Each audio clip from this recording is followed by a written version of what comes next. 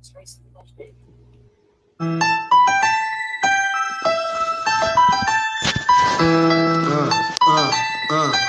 The Democrats don't speak for me. Speak for me. Speak for me.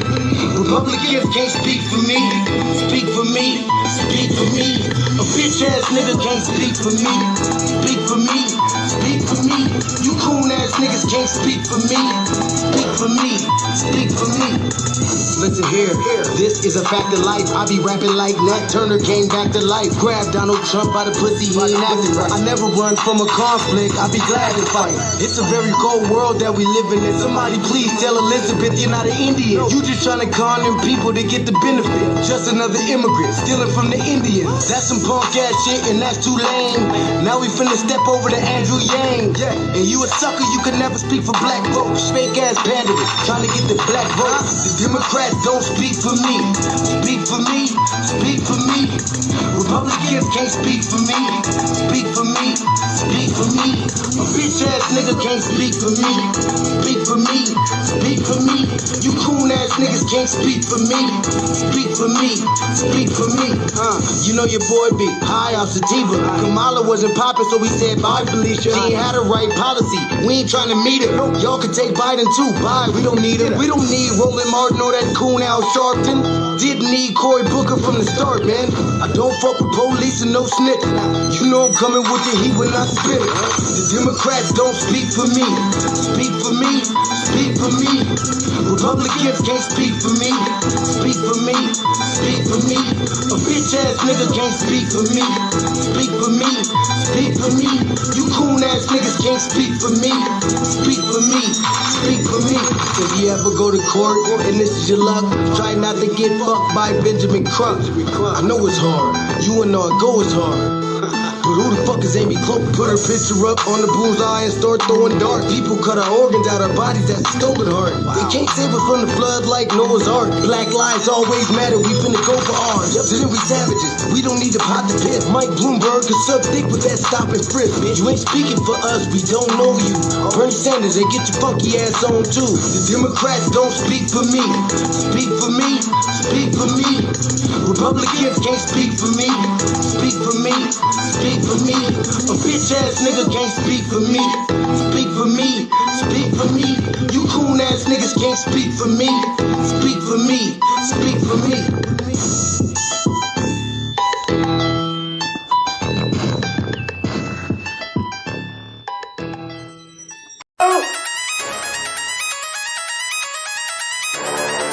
I'm talking about shout it going crazy. People going crazy in them motherfuckers.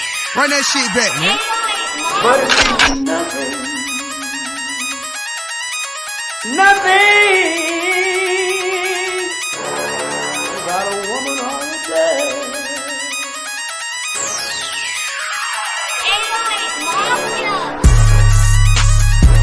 Man made the car.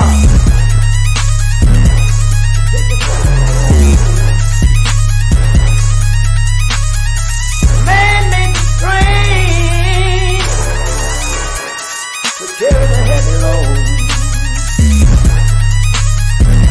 Man made the electrolyte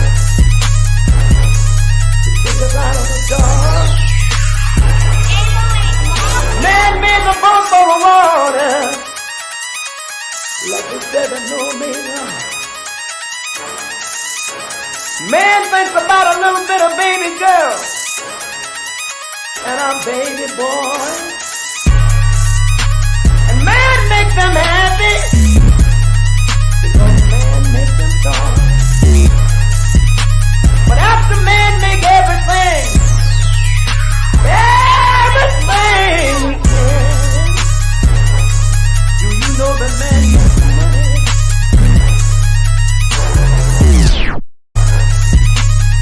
To buy from other men. This is a man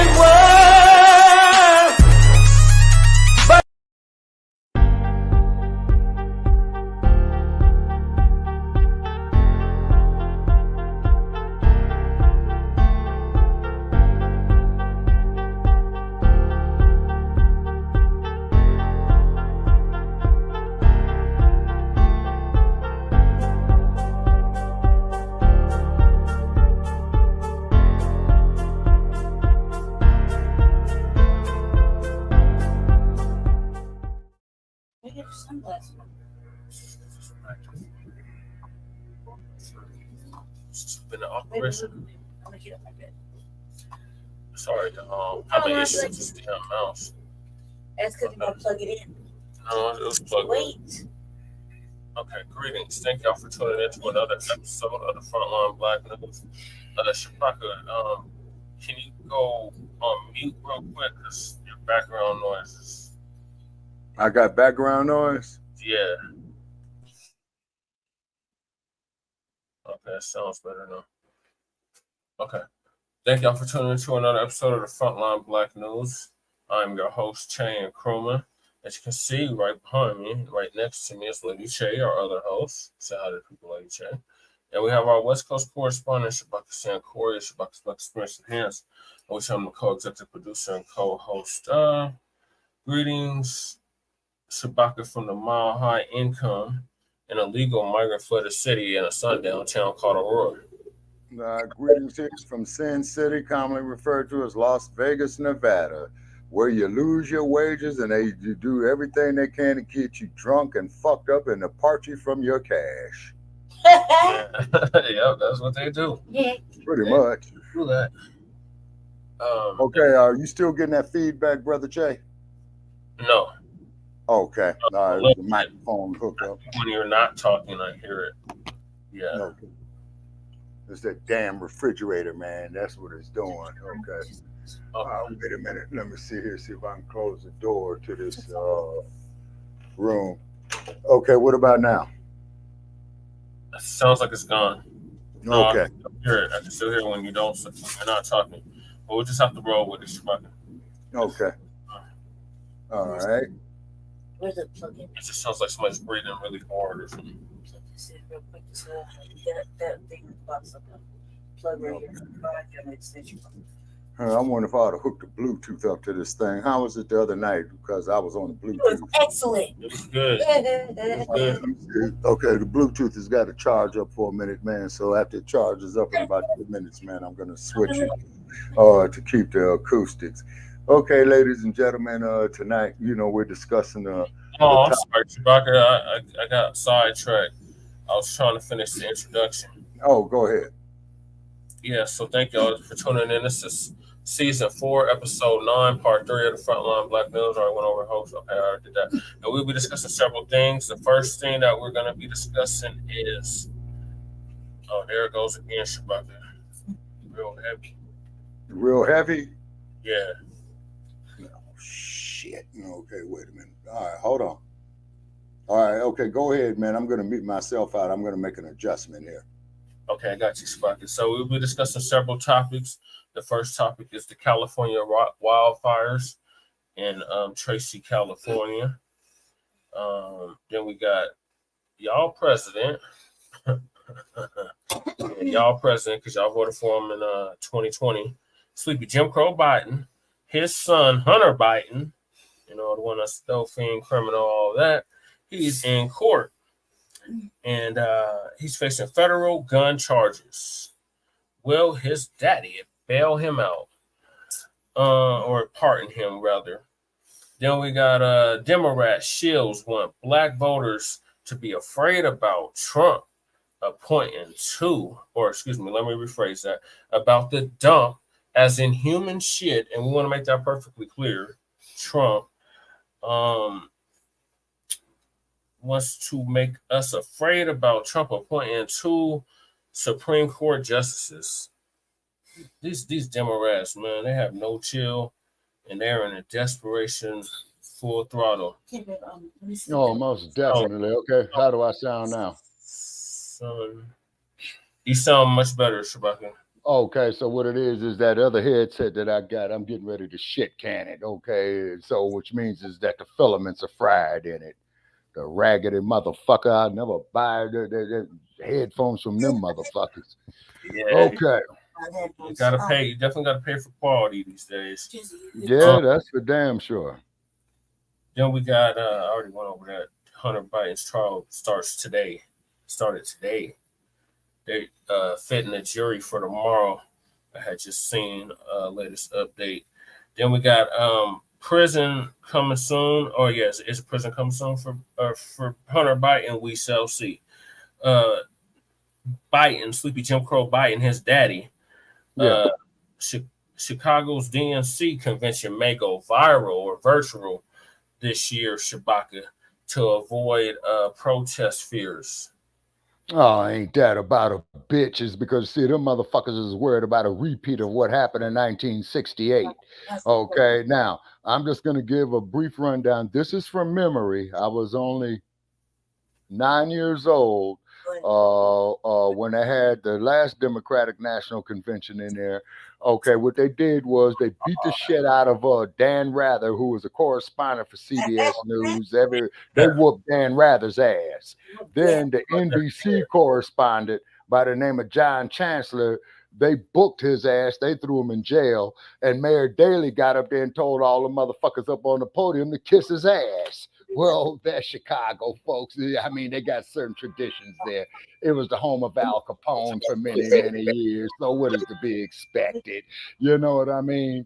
And then also to old Sarge. Yeah, Sarge. Yeah, so I was on another blog. Oh, country. Yeah. Oh, shit. We got the MD in here. Sorry, Chad. I just been ignoring y'all. Been trying to get it together. I'm on Lady Chase computer and the mouse. Oh, we got MD20 in. Greetings to MD20. So we got Peace Shaw from MD. So have a good night. Okay. Okay, and then also too, we got RBG. Peace, guys and goddesses. Hey, peace to you, RBG. Thank you for joining us, man. Salute, salute. You know what I'm saying? RBG all the way. Okay, now on this rigged ass, crooked ass, sorry, raggedy ass. He's a great Shabaka. And then Brother Shabbat said I read about Donald Duck this morning. And he has a serious issue. Oh yeah, and I had went on another blog talk show with our one and only favorite guy. Yeah, they whooped Dan Rather's ass, man. You could Google that shit. They whooped Dan Rather's ass. Yeah, they did, MD.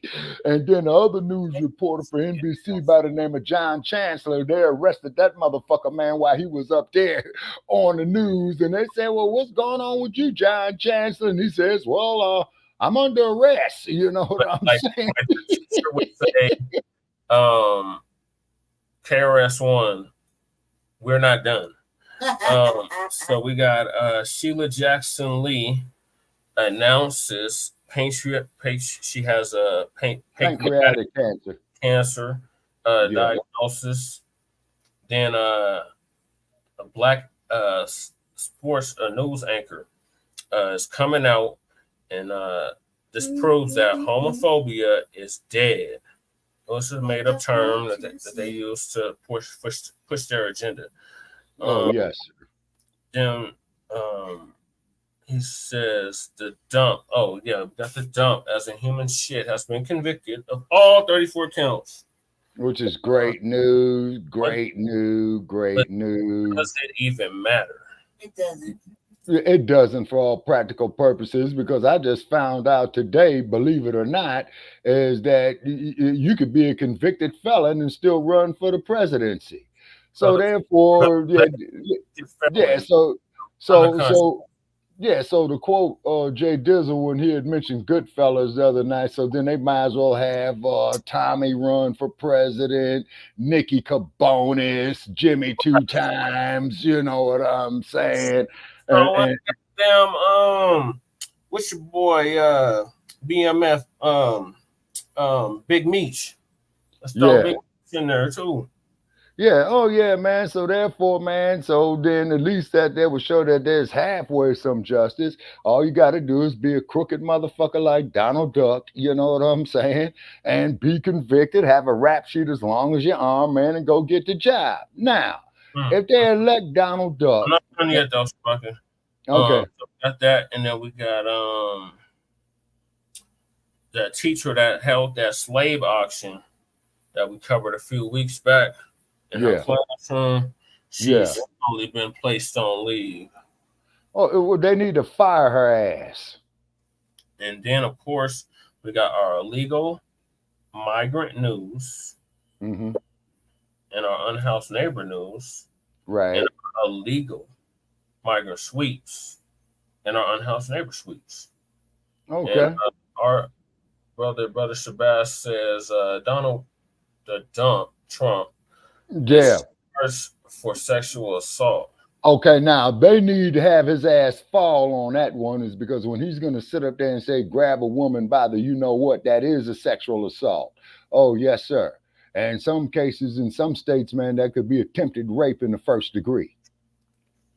So, like I said, when the dump, as in human shit, and I want to make this perfectly clear, by the way, ladies and gentlemen, book his ass, have him run his administration from Alcatraz Island.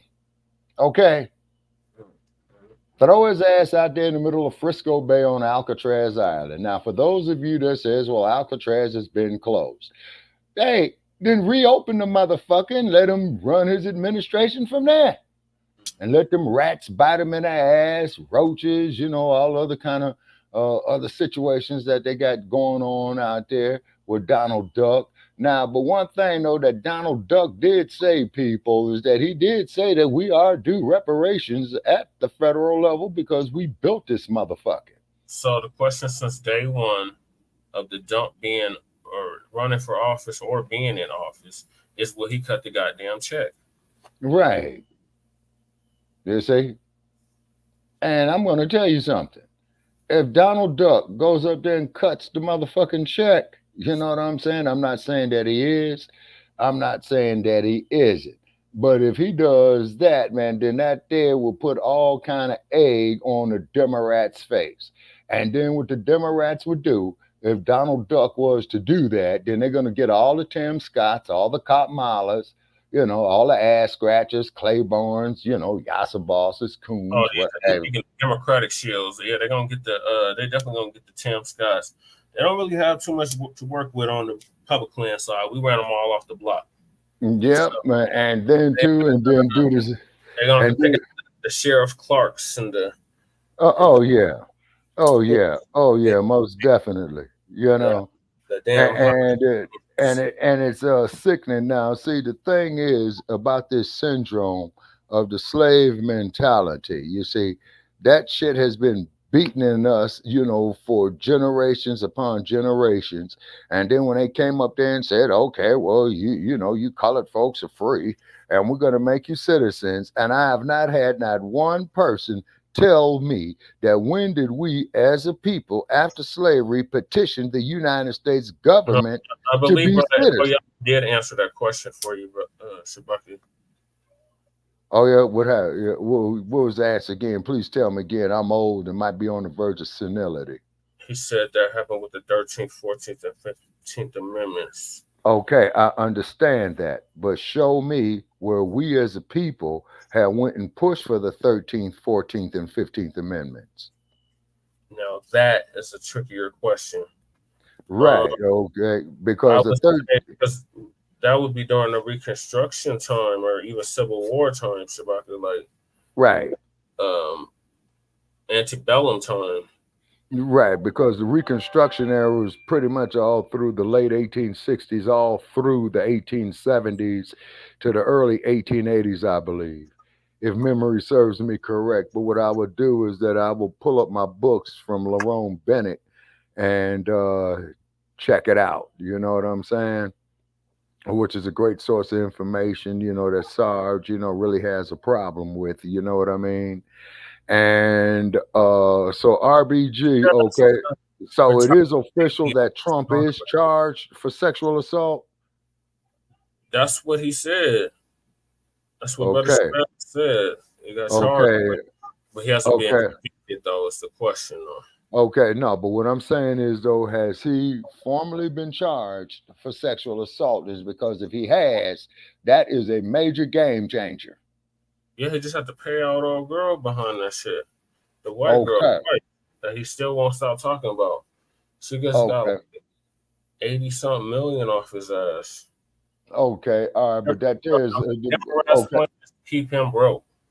Okay, but that's just it, though, brother. We're gonna but that there's a civil case, but I'm talking about in a criminal case, has he been charged for sexual assault? Oh, that part I don't know. Okay. All right. Okay. some newspaper about Donald Trump. Okay, but at least as long as they got that on his rap sheet, man, you know what I'm saying? You know, as long as they got that shit on his rap sheet, you know what I mean? And then also, too, ladies and gentlemen, tomorrow night, okay, I read some newspaper about Donald Trump. Okay, RBG. Okay. And then also, too, ladies and gentlemen, spread the link far and wide for Shabaka's Black Experience Enhanced tomorrow night.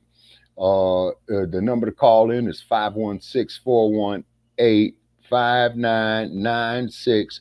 We're coming on 6 p.m. in the Pacific, 7 p.m. Mountain Time, 8 p.m. in the Central Time Zone, and 9 p.m. in the East. And Donald Duck, you welcome to call in too. Hell, you'll help our ratings get boosted. You know what I'm saying? Now, in regard to Hunter Biden, Brother Chair, I'm just gonna say this, that I'm gonna, let you go on and Shabaka, we gotta get to the fires. I'm trying to pull the queue up. Oh, okay. Well, update on what's happening with that. Okay. Oh, most definitely, yeah. So what's happening? There's fires going on. Yes, sir. Okay, you got fires going on near Tracy, California, where a major one is. Okay. So then they say that California, is expecting a rough fire season this year, because generally what's been happening in the last 5 years, they would have one fire, then another fire start, then another fire would start, because as you know, when those ambers, when the wind blows, they'll take sparks, to dry fields, that could kick the fire up. And California is most definitely dry this time of the year, because out here in this desert, man, right now it's 92 degrees. You're saying they're expecting it was 85 today and we was complaining. So yeah. And this is at nighttime. Tomorrow, I believe, though, Shabaka, if the clouds didn't come in, it would have hit 90 today. Oh yeah. So California is gonna burn again. I'm sorry to say. I'm of the opinion, I haven't done any research on it, but I think what they do, man, is that they plan these damn fires. You see what I'm saying? To burn down real estate. Some of them are planned. Yeah. Other ones are really caused by like electrical storms, by lightning. Right. Okay. And that there would be the person who would be responsible for that would be the Pacific Gas and Electric Company. For the lightning? No, sir. For the fire starting is because that Paradise Fire, man, found out that one of their capacitor banks, had started the Paradise Fire. Okay, RBG says, when I was reading about Donald Trump in a newspaper, I tried to figure out what he did. It says 34 counts of felony. RBG, that is what he just got hit with recently, about 3 days ago in New York City, for corrupt shit, all kind of shit, suppressing evidence, shit on classified documents, stuff like that, but the main thing that they really need to hit the Trump with is perjury, okay? Because if they hit him with perjury, then that kills all his credibility when he goes out here and makes his campaign speeches. You see? Yeah, and then of course, MAGA, as we define it here on Frontline Black News, my ass got arrested. Is my ass got arrested? Yes, and not make America great again, but my ass got arrested. Never great. Yeah, when was this motherfucker ever great, Well, they try to say, well, Africa is full of a bunch of shithole countries, you know what I'm saying? But it wasn't for those shithole countries. Than any goddamn thing. You start talking about a shithole country.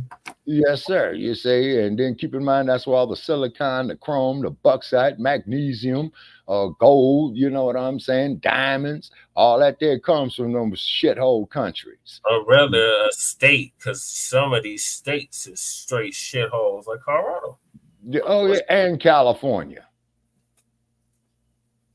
California is a straight shithole state.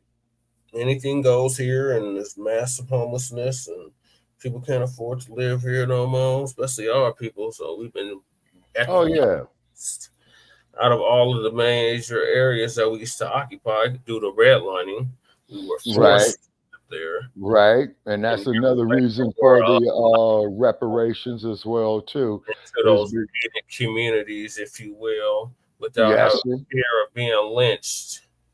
Oh yes, sir. And then not to mention the That fact, happened to you, like in a sundown town, like I'm currently in, Lady J.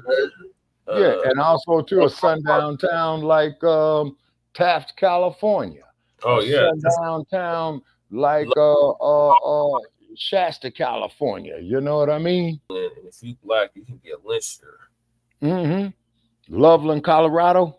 Yep. Yeah, I've heard of it. Yeah, and then not to mention that sundown town they got up there called Placerville, California.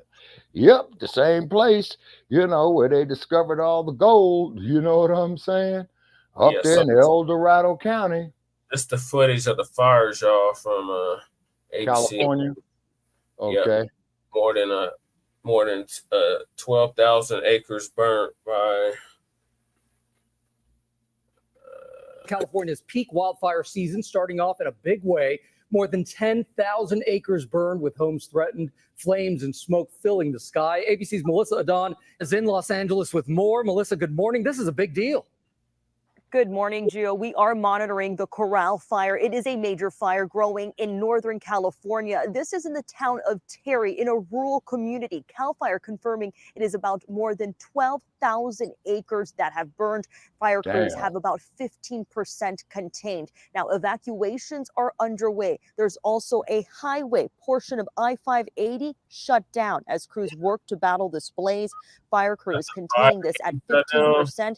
2 firefighters were injured and are being treated at a hospital dealing with mild to moderate burns. Now, this is a fast-moving, wind-driven grass fire in a mainly rural area. The CAL FIRE Battalion Chief in San Joaquin County sharing how high grass is fueling this fire, and they are battling gusty conditions, with gusts clocking in at about 40 miles per hour. This as fire crews are just hoping for a break in the winds. Of course, this area here, mostly rural, east of San Francisco in San Joaquin County. But look, Whit, this is a reminder that despite this wet season that we've been having out here out west and in California, it is clear that the threat of wildfires is among us. And it is such an important time and a reminder to have that go bag ready to go. Be prepared in case of an emergency. And this, of course, as we're expecting even warmer temperatures in the coming days.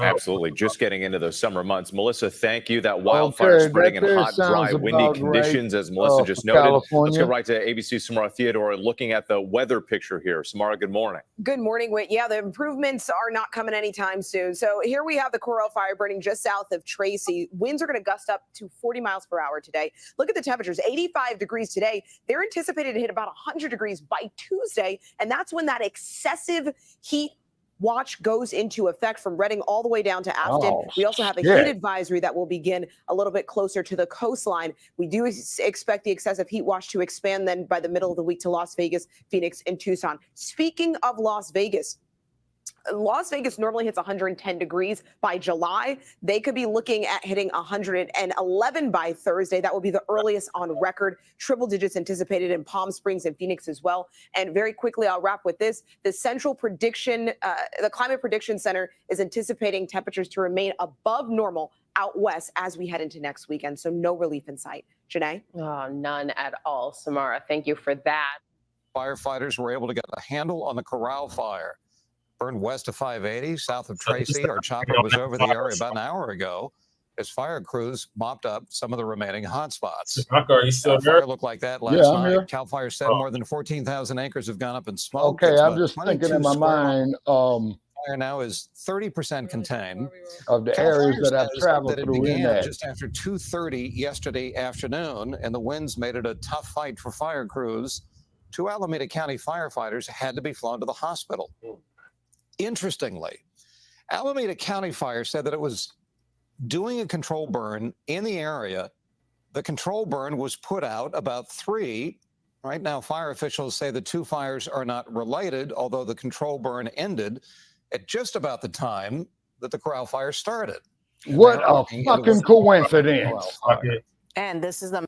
Wait, Shabaka might have called that one. No, what a fucking coincidence.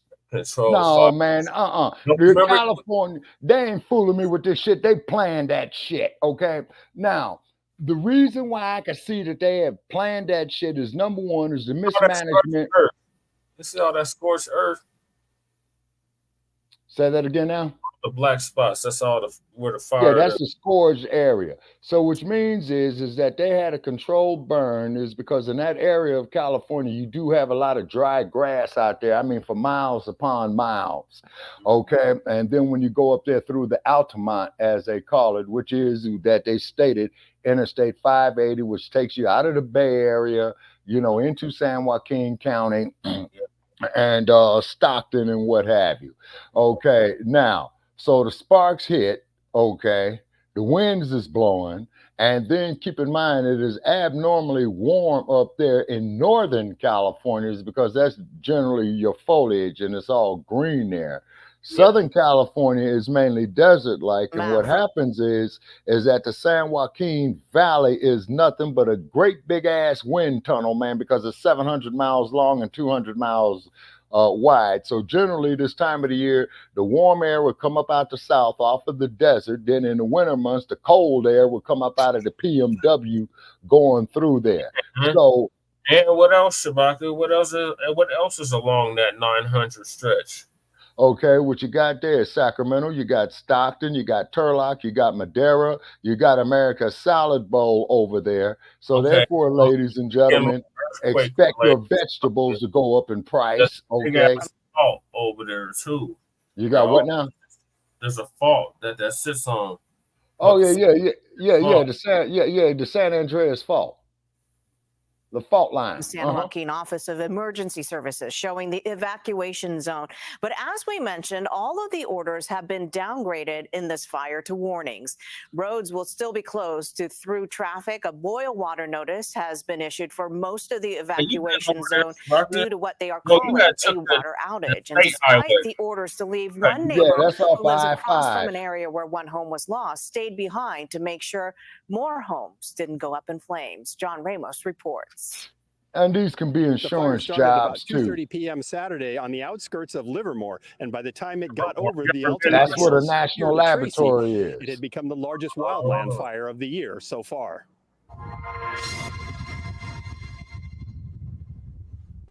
The grass fire started near the Lawrence Livermore Laboratories, and by the time it was contained, had burned more than 12,000 acres. Altamont Pass is known as a windy place anyways, but what we were experiencing I've last been night through was the much Altamont worse than Pass. the norm out here. We were looking at I know you have been there, the 60s, making it difficult to even stand there, let alone engage in trying to fight fire. Firefighters were met with those conditions where the fire was just outrunning them. In fact, two firefighters suffered burn injuries when the erratic winds changed direction, pushing the flames back at them. Watching the grass burn like that was impressive. It made sounds that you typically only hear in brush and timber. It was very rapidly moving and evolving fire. Adolfo Inguanzo owns property in the Tracy suburbs that he allowed firefighters to use as a base camp. It's about 5 miles from Highway 580, which they were hoping would act as a natural fire break. And we start checking that it is across the 580. And yeah, we just pray for the best at that point, right? So we do get some sort of worry, but most of it is just praying that nothing would jump on this side. It worked. The flames stopped at the freeway, preventing a run into Tracy. But on the fire's side of the road, they weren't so lucky. This neighborhood off Vernalis Road became the focus of the firefight as they struggled to protect the homes. The residents had all evacuated, except for Kern Gill. I'm sorry? Didn't you say you have some people out there? Yes, sir. I do got some loved ones up there, and I've been trying to call them all day, man, and I haven't heard from them, man. So I'm getting a little concerned about them, but I'm going to try again late tonight and first thing tomorrow. Does any of that look familiar? Hell yeah, it all looks familiar, man. I passed right by off that same 580 highway. All that shit looks familiar. No, I'm saying like where your people live. Yes, sir, it is because, you know, they're like about 15 miles away from Tracy. He and his neighbors stayed behind, and he took this video as flames roared down off the hills and up behind the houses. Everything was getting lit on fire. It was intense. It was 200-foot flames, smoke everywhere. It was bad. The fire burned right up to the backyards of most homes before dying off, but one home on Bernard Road was not so lucky. It was the only major structure lost in the blaze, along with a number of vehicles parked on the property. But the heat coming off the burning house caused more problems for Gil. Then all of a sudden we were getting ambers landing on our property, so I was just hosing that stuff down because the last thing we need is to get everyone's house on fire. When the power cut out, killing his water well, they were forced to pull water from a swimming pool. We were just paling water on the fire. We took just anything we had that could pail water, buckets, cans, whatever we could find. I feel like if I wasn't here, it would have just everything would have burned down. By noon, the flames were gone and 580 was reopened. The fire ended as abruptly as it started, but as firefighters patrolled the area looking for hotspots, they saw this as a wake-up call. We've had smaller fires up and down the state, a couple hundred acres here and there, but this is the first major incident where we're burning, you know, over 1,000 acres. And a couple of years back, Yeah. the largest in California history. Yeah, that was the Paradise Fire. Yeah. How big it get? Like 100 plus 8,000 acres. Yeah, it's because when I traveled through California coming out to PMW, man, everything was all burned up, man, from the state line of the Siskiyou County, man, all the way down there, damn near to Sacramento. And all the ice had melted off of Mount Shasta at the time, which is a glacier. Yeah.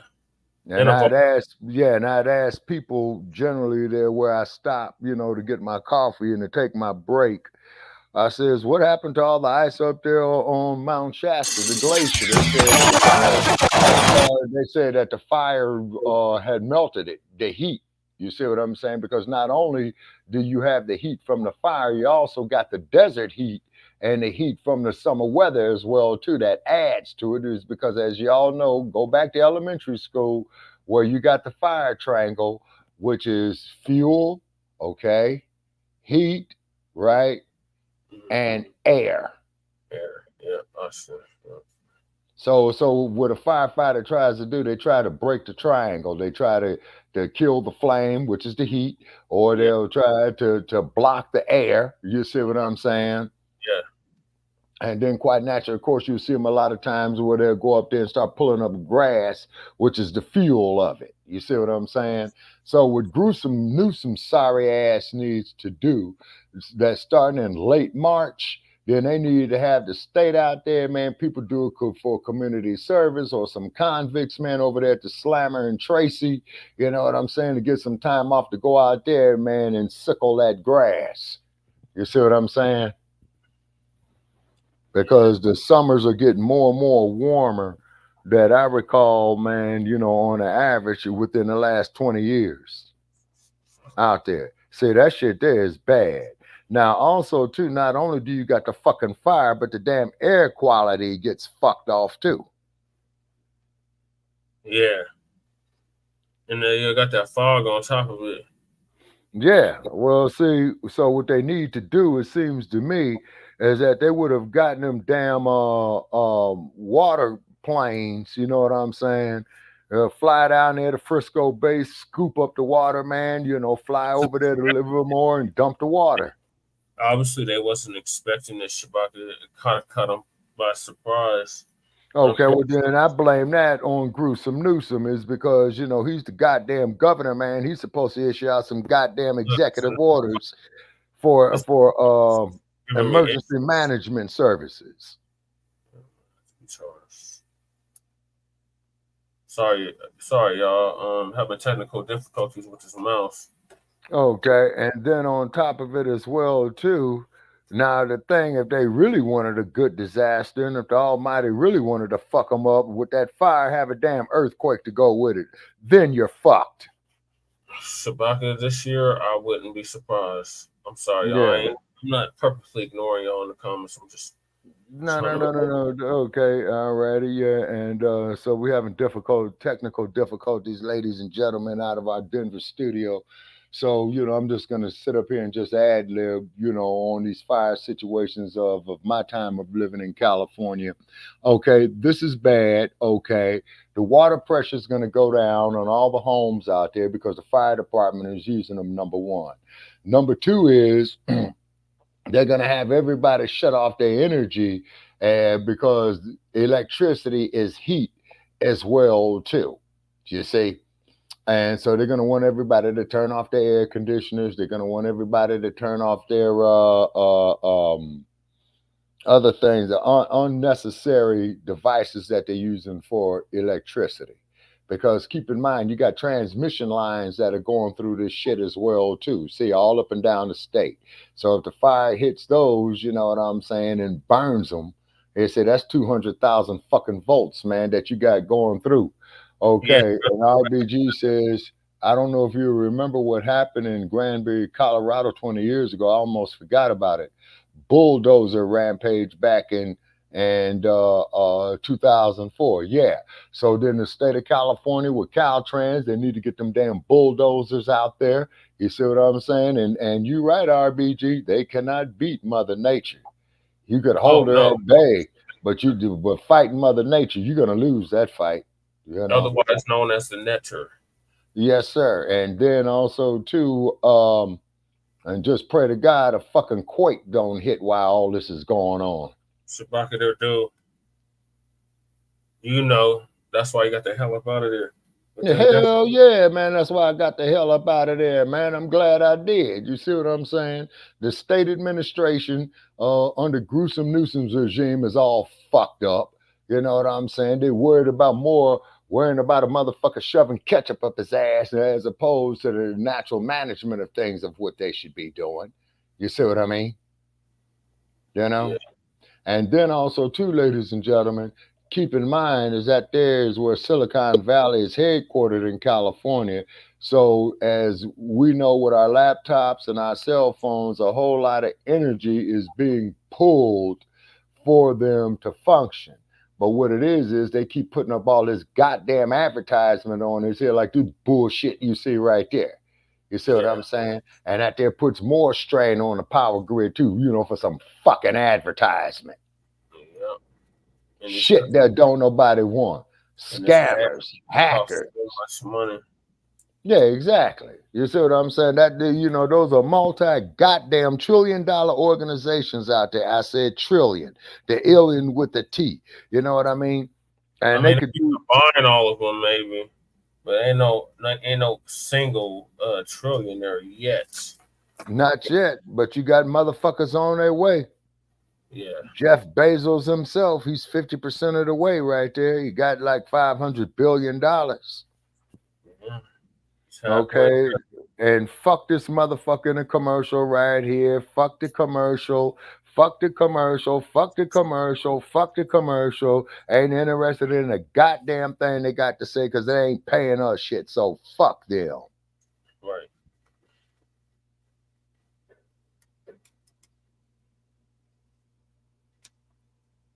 Okay. I charged it. Still giving me problems. Okay.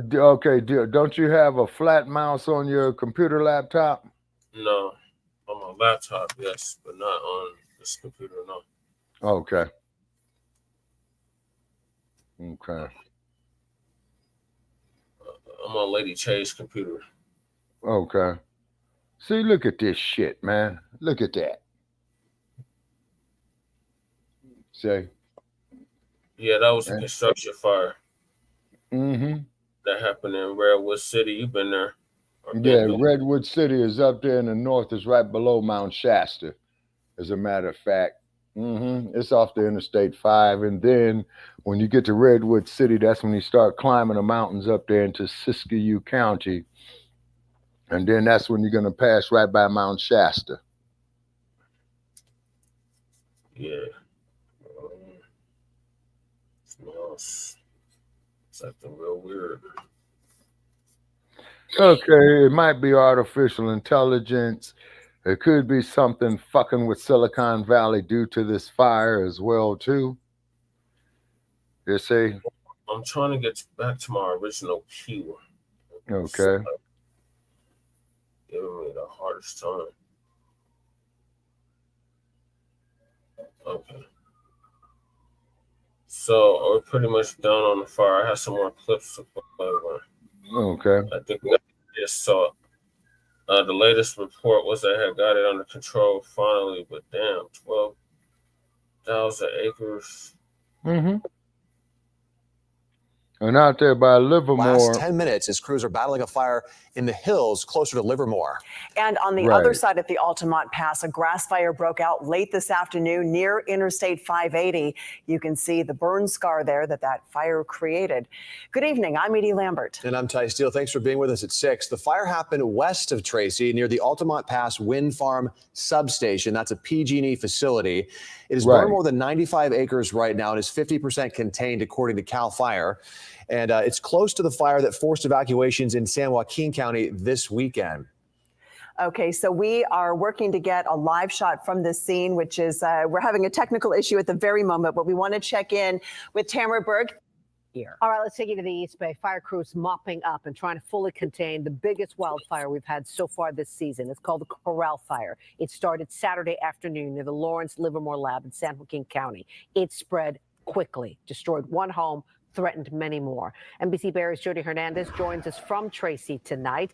What is the status right now with where firefighters have on this, and how preoccupied are they about the impending heat that we're going to see in the next couple of hours? They've definitely gotten the upper hand on this fire. They're 75% contained right now, so things are looking good. Now, this fire was fueled by 60-mile-an-hour wind gusts, so it was intense and it was fast moving. It destroyed one house. You can see all that's left of that house behind us. Now, the son of the couple who lived here says this goes to show you everything you have today could all be gone tomorrow during fire season. Yeah, pretty much. It's devastating. It's, you know, the reality is setting in and, you know, going through the grief and loss process. Travis Curtis describes the loss his family is feeling after his parents' home of more than 30 years was destroyed Saturday night in the Corral Fire. Had a knock at the door from the sheriff's department that told them they needed to get out. They grabbed their dogs, their turtle, and some clothes and left. They, you know, forgot meds and other stuff. They looked like Roman candles. Like the wind was hitting them and you could just see the embers flying up on top of my roof. As his neighbor's house burned, Daniel Perez refused to evacuate and instead used a bucket to pour pool water onto his fence to keep it from spreading to his house. I grabbed the little pail that I had and I literally was just filling it up and throwing it on each post, the post that was on most fire at that time. And I just kept going.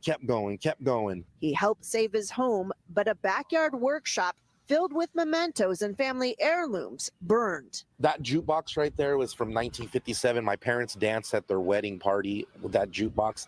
They gave it to me. My father trusted me with it. I told him I was going to take good care of it, and I let him down. It's burnt. Tonight, firefighters are trying to put out the hot spots. They say what happened here could be a sign of what's to come this fire season. We don't know what's going to happen this year, considering we just had more than 14,000 acre fire on June 1st with evacuations. Everyone should take that as a sign that they need to be prepared for what could be coming. Perez says the fire got so bad he feared not just for his home, but for his life. I just thought, you know, I was a goner. That's like real. It was like I just thought I was a goner. It was a lot of emotion.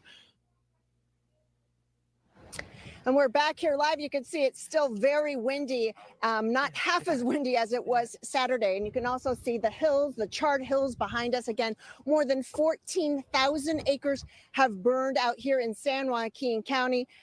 The good news, it's now 75% contained, and the threat appears to be over.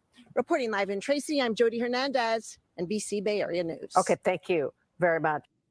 Well, I have to give it to him. Okay, was California on that one, man. You know, for them containing it and getting 75% of it out in the shorter time that they did. Okay, that is great news. Okay, and I'm still trying to call my loved ones out there, and I'm not going to stop until I hear from them and whatnot. And then also too, we putting it out there, people. Okay, we don't mind other people coming up here, you know, mentioning of what they're doing and stuff like that, but please minimize the advertisement. Now, if you sharing our material and our content, just let us know, and we ain't got no problem with you, and we'll work with you. Okay, but because we've been going on here 4 or 5 years right now, and we're tired of people up here stepping on us with their goddamn advertisement, and I'm just being real about it.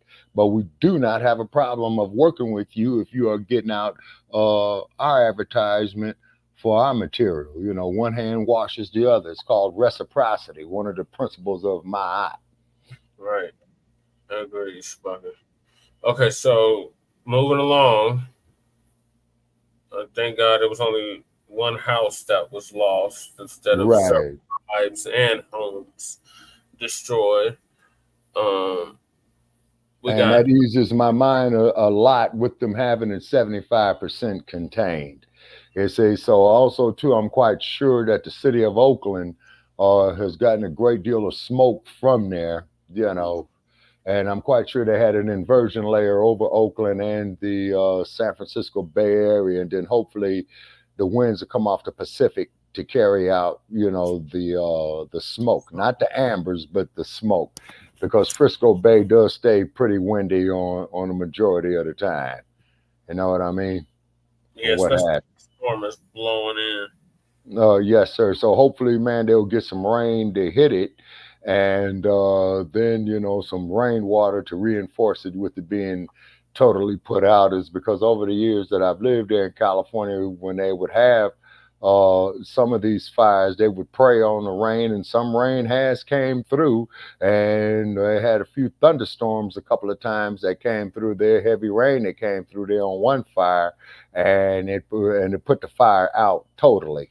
They say, you know, after the California Forestry Department and the Cal Fire Department went up there and did their inspections, and they said, well, thank God for the rain, because that made their job a little easier, and them dudes do put in some work. And when you see them when they come up out of those hills, like when you stop in a gas station and see them, or at a McDonald's or something you might stop at, these dudes put it in, and these dudes are exhausted. So I ain't got nothing but love for a paramedic and a fireman. You know, fuck the goddamn police department. Right. I think one of the ones that saved my building from going up, and just like that, house went up. Mm-hmm. Mm-hmm. They said it was an electrical error, Shabaka. It was a what? Electrical error that caused the fire. Oh boy, then go jack up that contractor. They got records who laid those electrical wires. Oh, that place passes inspection. It passed inspection. Yeah, I don't know how. I've been saying that. Well, then the first motherfucker that they need to go see is the inspector. You know what I'm saying? The inspectors, it was going to cost them almost $1 million, which meant they're going to have to condemn the building and move us somewhere else, which they should have fucking did from the very beginning. That was a disaster from beginning to end. It was an experiment gone bad. An experiment that I concocted, though. This was one of my ideas when I ran for city council at large in 2019, where I got 15,000 votes down there with no money. So we got and he his son, the Dauphin, the criminal, the child porn addict, he has been put hauled into court for that 3 federal gun charges. Okay. Will his daddy pardon him? Basically, is the question. That's a given, man. That's a given. Come on, man. If that was your son and you had the power to pardon him, now you might be upset with the crimes that he committed or the lifestyle he's living, fucking with them drugs, but you're not gonna let him take a fall. Let's say, particularly if you got the power to pardon him, which I believe in this case he does. Yeah, and I wouldn't be mad at Biden for pardoning his child. You know what I'm saying? I wouldn't be mad at him in the least. You know? Yeah, I wouldn't be surprised if he did it. So Brother Tony is gonna give us an update on the federal gun charges that sleepy Jim Crow Biden's son, Hunter Biden. Yeah. And he is on trial. His trial started today. Okay. Into some, video clips afterwards, some news clips for us to dissect and go through. And so, as you can see, the title of this article here is "From Collapsed Plea Deal to Trial: How Hunter Biden has become how Hunter Biden has come to face jurors on federal gun charges." Let's get into it. And as usual, everything that you see on your screen today, the links to all the articles and videos will be in the description box below, so you can read these articles in their entirety for yourself, as well as watch the videos for yourself, the news clips minus my commentary. Let's get into it. Hunter Biden is headed to trial on federal gun charges. The younger Biden is now also confronting the threat of felony convictions and time behind bars. Now, how much time is Hunter Biden facing? He's looking at roughly around 25 years in prison. That motherfucker ain't gonna do 25 days of all 3 felony counts. And we're going to get into what those felony counts are in a moment. But here's another interesting piece of information. Mr. Biden has pled not guilty to the charges, right? But as he is well as he should have. With the strike of the judge's gavel in Delaware, Hunter Biden, the son of Joe Biden, became the first child of a sitting president to be a criminal defendant. He is the first child of a president to become a criminal defendant. And that shouldn't be too surprising, because anybody who's looked into Hunter Biden's past at all could see that he was at least a raving delinquent, to say the very least. Something funny. Just say the motherfuckers on dope, man. Right? Come on, shit. I never paid Hunter Biden too much mind. I never paid him that much mind, honestly, in the past. But as I was getting ready for today's stream and just really looking for photos for the thumbnail, I was amazed to see how many obscene and absurd photos there are of Hunter Biden online. Just partying very hard, to say the very least, partying extremely hard. And I'll just leave it at that. Let's carry on. The case opening Monday, which was today, it's about a gun Hunter Biden had for about 11 days, a 38 caliber Colt Cobra Special. Prosecutors say he bought it illegally in October of 2018 because he falsely swore on a federal form that he was not a drug user. So now with that, what I want to do is I want to pull up the actual charges. What I want to do is pull up the actual charges. So let me bring that up on the screen right now so we can go through what the actual charges are concerning him lying on these forms, saying that he wasn't a drug user when there's a lot of evidence that proves otherwise upon buying these guns, right? So the first count is false statement in purchase of a firearm. Max penalty, 10 years imprisonment, $250,000 fine, 3 years supervised release. That's what he could get, minimum 3 years supervised release. The second count is a false statement to a licensed firearm dealer. The max penalty is 5 years imprisonment, a $250,000 fine, 3 years supervised release. And the third count is possession of a firearm by an unlawful user of a controlled substance. Max penalty, 10 years imprisonment, $250,000 fine, and 3 years supervised release. So that's what he's looking at right now. Those are the charges, and that's the time broken down in detail. Now, the article continues to read, prosecutors say I read that part already. He never fired the gun, according to his lawyers, and it ended up dumped in a trash can. Now, that's interesting. How did it end up dumped in a trash can? Did Hunter Biden throw the gun in the trash can? No. I'm curious to know how many of you know who actually threw the gun in a trash can if it wasn't Hunter Biden. If it wasn't Hunter Biden, who threw the gun in the trash can? I'm curious to see if anybody in the live chat knows the answer to that question. I'm willing to bet that quite a few of you might not. Quite a few of you might not. So let's find out who exactly threw that in the trash can. And when we get here, it states jurors are expected to hear testimony from Hunter Biden's ex-wife and other former romantic partners, including Beau's widow, Haley Biden, with whom Hunter Biden had a relationship after his brother's death. Let's stop right there. Let's stop right there. He was super with his brothers. You gotta be a sick individual, to say the very least, for you to engage in a romantic relationship Oh my God. with your dead brother's wife. And to be completely fair, the wife, who was the widower, is 10 times worse than Hunter Biden. Okay? Let's not put that, because oftentimes in these situations, we go straight for the guy, and the guy deserves his blame. When you take in Hunter Biden's delinquent behavior, the generous, take it in totality, and then you put it up against the fact that his brother, who passed away from brain cancer, he then got into a romantic relationship with his brother's now widowed wife after your brother died from brain cancer.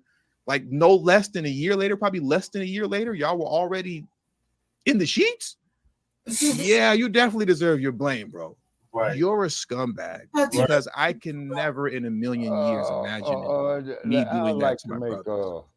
You know, my brother passes away. I have two older brothers. One is still married, the other one divorced, but they pass away, and I get into a relationship with their now widowed wives. I can't. That would never even come to mind for me. Right. But nonetheless, Haley, I believe her name is Haley Biden, is 10 times worse. Is 10 times worse. We can't just go straight to the guy all the time. No. The women have to hold their blame. The women have to hold their blame. Look, man. And it Haley takes 6 Biden, guys I believe to that's her carry name. a Yeah, man Haley to his Biden. grave, She's and only 10 one times woman worse to than put him Hunter there. Biden was in this particular situation. Because how are you gonna go with the brother now that your husband is dead? That means you always wanted to get with the brother. And Not you were necessarily. probably, in my opinion, I assume, allegedly, maybe, it's just my opinion, you were probably already doing something with Hunter Biden Not before your necessarily. husband even passed, Beau Biden. Most likely. You're Not probably doing something with him necessarily. while your husband was dying of brain cancer before he passed away. It's sick, man. It's sick. That's to me, that's the only answer. That's the only reality that could exist. If when Beau passes away from brain cancer, a couple months later, you're in a relationship with Hunter Biden. Hey, man. Anyways, I'll let it go. I don't want to belabor that point, but that's just sick and twisted all the way around. But I'm sure now, as you can guess, open for opinion. Haley Biden, the widow of Beau Biden, is the one who found the gun and threw it in the trash. Haley Biden found the gun in Hunter Biden's truck and threw it in the trash. It was found by a man collecting recyclables who gave it to the police. And if I'm not mistaken, from what I heard and from some information that I came across while researching and, just going through these articles, if I'm not mistaken, she threw it in a trash can behind a grocery store. So she recklessly got rid of the gun. Mm-hmm. Recklessly. Allegedly. I assume, in my opinion, from what I've heard. I don't know this to be a fact now. This is just what I heard. What I came across, through reading a handful of articles, is that she threw the gun away in a garbage can in the back of a grocery store. Just tossed it And that's how it was found in the trash by a man who was looking for recyclables.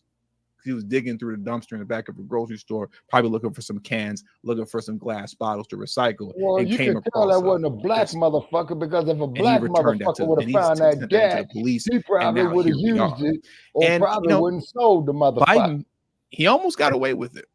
He almost got away with it. But here's what happened. It once looked like Hunter Biden was going to avoid prosecution in the gun case altogether. The deal was announced last June. Nearly 3 years earlier, Hunter Biden had confirmed the federal investigation into his tax affairs in December of 2020, shortly after his father was elected. The younger Biden would have pleaded guilty to a misdemeanor tax offense. Prosecutors would have recommended 2 years of probation.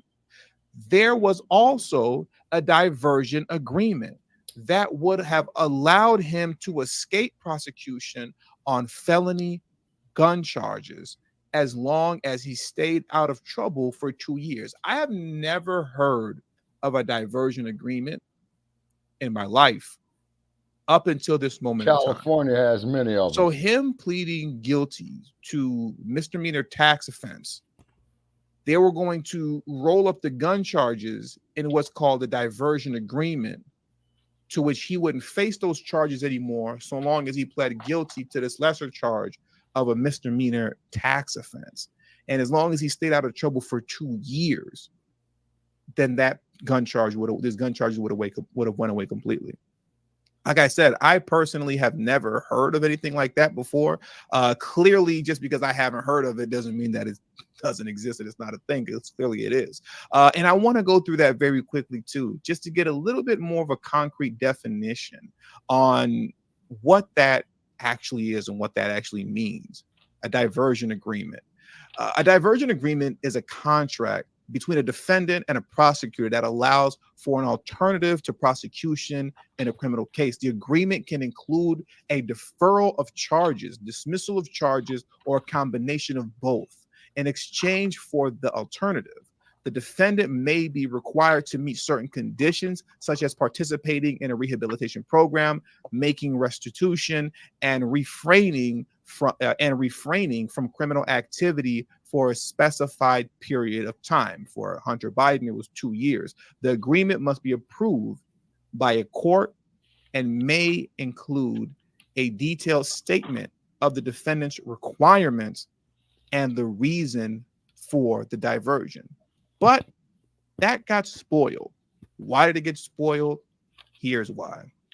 But the plea hearing quickly unraveled. U.S. District Judge Marilyn Norica, I believe her last name is Norica, U.S. District Judge Marilyn Norica, who was nominated to the bench by Trump, quizzed both sides with concerns about the deal. To her, it seemed unusual and required her to be involved in the case in a way most federal judges are not. I think that personally she did the right thing, and that's why we need a balance of power, right? The lawyers huddled trying to salvage the deal. At one point, they could be heard yelling at each other. So if it wasn't for this Trump-nominated Judge Marilyn Norica, Biden would have just got away with this. Biden would have gotten away with it if it wasn't for this Trump-appointed or nominated judge. He would have gotten away with it. But fortunately, there is, to some degree, a slight balance of power in the country in which he wasn't able to get away with it. He wasn't able to get away with it, and now he has to stand trial. So good for that judge for stepping in and saying, no. You're going to court over this. And a few weeks later, Attorney General Merrick Garland named David Wise, I believe it's Wise or Weiss, David Wise, I think, the Trump-nominated U.S. attorney in Delaware, who was leading the investigation as a special counsel. Hunter Biden was indicted a month after that on 3 gun counts. Now, here's what's interesting and what I'm curious to know. This is going to take place in Delaware. Delaware is essentially home court advantage for Joe Biden, right? So with that being said, there's a lot of questions around whether or not Hunter Biden's going to receive a fair trial, but a fair trial in the reverse. Meaning, will the people of Delaware be able to honestly judge this trial and say to themselves, yeah, he's either guilty or not guilty? The reality is this, and I want to pull this clip up very quickly. In any other circumstance, this trial would be a slam dunk. It would be a slam dunk, and it should be a slam dunk, because there's so much working against Biden. There's so much evidence that goes against him in this case. I want to pull that first video up for you now. Witness against Hunter Biden is Hunter Biden. I mean, he wrote a book explaining in detail how he was a drug addict, the exact time that he bought a gun, and then allegedly lied about it. So he incriminated himself, and it was incredibly foolish to cash in by peddling a book about your addiction when you know you're under criminal investigation for an addiction-related crime. So that's number one, right? He literally wrote a book, a memoir, biography, as you call it. Yes. And I quote, in the book it states, he said, I was smoking crack every 15 minutes. Every 15 minutes. Those are Hunter Biden's words in his book, not mine. He admitted to that. He was smoking crack every 15 minutes. He literally told on himself in the book that he wrote. But outside of the book that he wrote, there's 1,000,001 photos of him online. There's 1,000,001, women that are ready to take the stand. And I'll let my man on the screen get to that part. I'll let him explain it. But there's other evidence, Lawrence, a cocaine residue on the gun holder, 3 women who were romantically involved with him, their prosecution witnesses. Those women are going to snitch. The women that he was partying with, doing crack with, nah, they not loyal. Those women are not loyal. No. They're going to take that stand and be like, yeah, he did everything. He did it all. They're looking for a payout. They're looking for a book deal. They're looking to get on a Daily Wire or something like that afterwards. I don't know. They're looking to have an interview with Tucker Carlson after the fact. I'm sure Tucker Carlson probably pays a decent amount of money for a good interview. You know what I mean? They're looking to get paid. They're looking for some shine. They're definitely gonna snitch on Biden. They're definitely gonna snitch. Gun holder, 3 women who were romantically involved with him, their prosecution witnesses. Finally, and most importantly, there are photographs he took of himself. Timestamp doing drugs 4 days before he bought the gun. I mean, you got to be incredibly arrogant or stupid or both to do that. I gotta take that as a soundbite. You got to be incredibly arrogant or stupid or both before he bought the gun. I mean, you got to be incredibly arrogant or stupid or both to do that.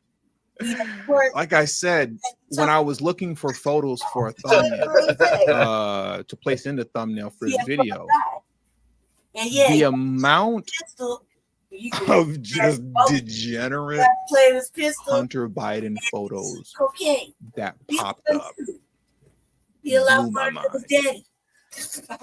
Concerning the gun,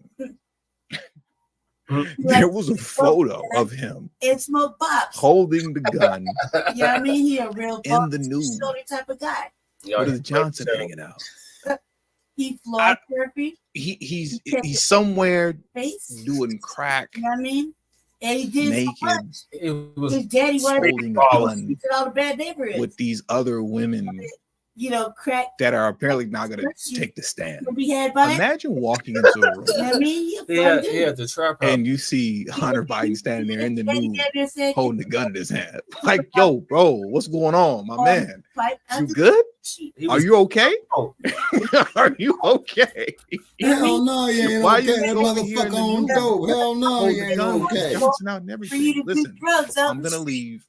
Get yourself together. And just call me when you're feeling a little bit better. Okay? That's crazy. But my point is that these photos are out there. All the evidence is out there. It's more than a slam dunk case. It's more than a slam dunk case. Right? But the reality is this. It's happening in Delaware. They still ain't found that. Delaware is the state that Joe Biden was the senator of from what 1973 up until he became vice president with Barack Obama. You know, that was when he finally stepped away from being a senator for a little bit. They make it porn in the motherfucking. The Bidens what was that? more or less run Delaware. And the Lincoln. They run it. No, and this is outside of the fact that from top to bottom, head to toe, oh my God, the General Assembly of Delaware, that's in the House, the Senate and House of Representatives in Delaware, they have a supermajority, which is Democrat. Oh, right? Yeah, but what about that shit that they found So in the White House? having some sort of a fair trial in reverse, meaning can these people fairly judge Hunter Biden? That's a very genuine question that one has to ask. And they've been asking that not just on Fox News, but even on places like MSNBC, you know, which is, you know, a 100% DNC network. I want to get into this first clip first, another Fox News clip where they were kind of going over that, you know, concerning is it possible at all for there to be any type of a fair trial? Let's get into that very quickly. You supply your own crack. Reading a lot about, and you're the expert at this, but I've been reading a lot about how David Weiss has presented this. It's a very simple case. He lied on the gun form, but I read that apparently his high-dollar attorney, Abby Lowell, who has represented many people in Washington, D.C., it sounds like what he's going to do is he's going to present to the jury two different gun forms. One of them was the original, and one was from years later, and somebody had written something on it. And it sounds like it may have been somebody from the gun store. So he's going to suggest that somebody tampered with that, and in fact, just to create a reasonable doubt. And so then you got to wonder whether or not that's good. Maybe this isn't such an easy case after all. You got a room. Well, look, And I just want to stop right there to highlight the fact that essentially that's really all that's needed. Because when you're going to convict somebody guilty, it has to be beyond a reasonable doubt. It has to, you know, beyond that, right? So as long as they're able to create that, you know, and apparently this lawyer is multiple times very, very, very good at their job, to say the very, very, very least. And then this is being held in Biden territory, in Biden land, whatever you'd like to call it, Delaware. I don't know, man. I don't know. I don't know if there's going to be justice as far as Hunter Biden is concerned. He just might get off regardless of all the evidence that's working against him. It's such an easy case after all. Well, look, if Abby Lowell, who's one of the most expensive and the most high-powered attorneys in Washington, if he can't make it complicated, nobody can. And that's what he'll do. He'll be trying to throw in reasonable doubt.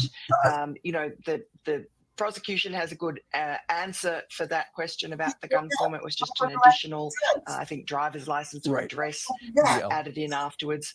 You know, but Abby Lowell is renowned as a jury whisperer, so he's going to make this difficult. And even though the odds for surviving a federal trial for a defendant are pretty low, I think that unlike the opposite really of Donald Trump, the odds are stacked for Hunter Biden in this case. They're 100% stacked for Hunter Biden in this case. And once again, even MSNBC is going to acknowledge that right now. Watch this. MSN. Defense attorney and another former federal prosecutor, Duncan Levin. I've been reading this along as we've been seeing notes get put in. I want to read a couple of potential jurors being asked a slew of questions about his unique position as the son of a president, right? Including, quote, do you disagree that the law should apply equally to all, including the son of a president? We talked about how difficult it would be initially to set a jury for Trump. Are there challenges given the high profile of the family and the defendant and the location? One juror actually said, it's Delaware. It's Delaware. Everybody knows about Joe Biden and his family. I mean, this is Biden territory, as much in a way as the New York fix was is Trump already territory. in. Biden is going to False. pardon A this long time dope Trump fiend had his motherfucker, businesses man. split You know what screen I'm between saying? these two trials Pardon is just Hunter, he undeniable. definitely needs to pardon, The split screen between the two trials is They're not the most- undeniable. If New York Oh yeah. was and is anti-Trump. Whatever. New York was and is anti-Trump, and New York is And if a he pardons state, this dope fiend especially New York motherfucker, City, state, then you and might city, as well pardon every black top to motherfucker in the bottom, goddamn country supermajority sitting in the slammer behind the same them type thing of as in charges. Delaware. Rehab. Delaware, from Very top to bottom, is a super majority Democrat state. It's a super majority Democrat blue state. And as everyone keeps alluding to, even here on MSNBC, the DNC network, the head DNC network, as far as I'm concerned, even they're alluding to it as well. This is Delaware. Biden runs Delaware. The Biden family runs the state. From the tree. There's essentially no way for there to be any type of a fair trial that won't go in the favor of Biden. That doesn't mean that it's impossible for him to be found guilty.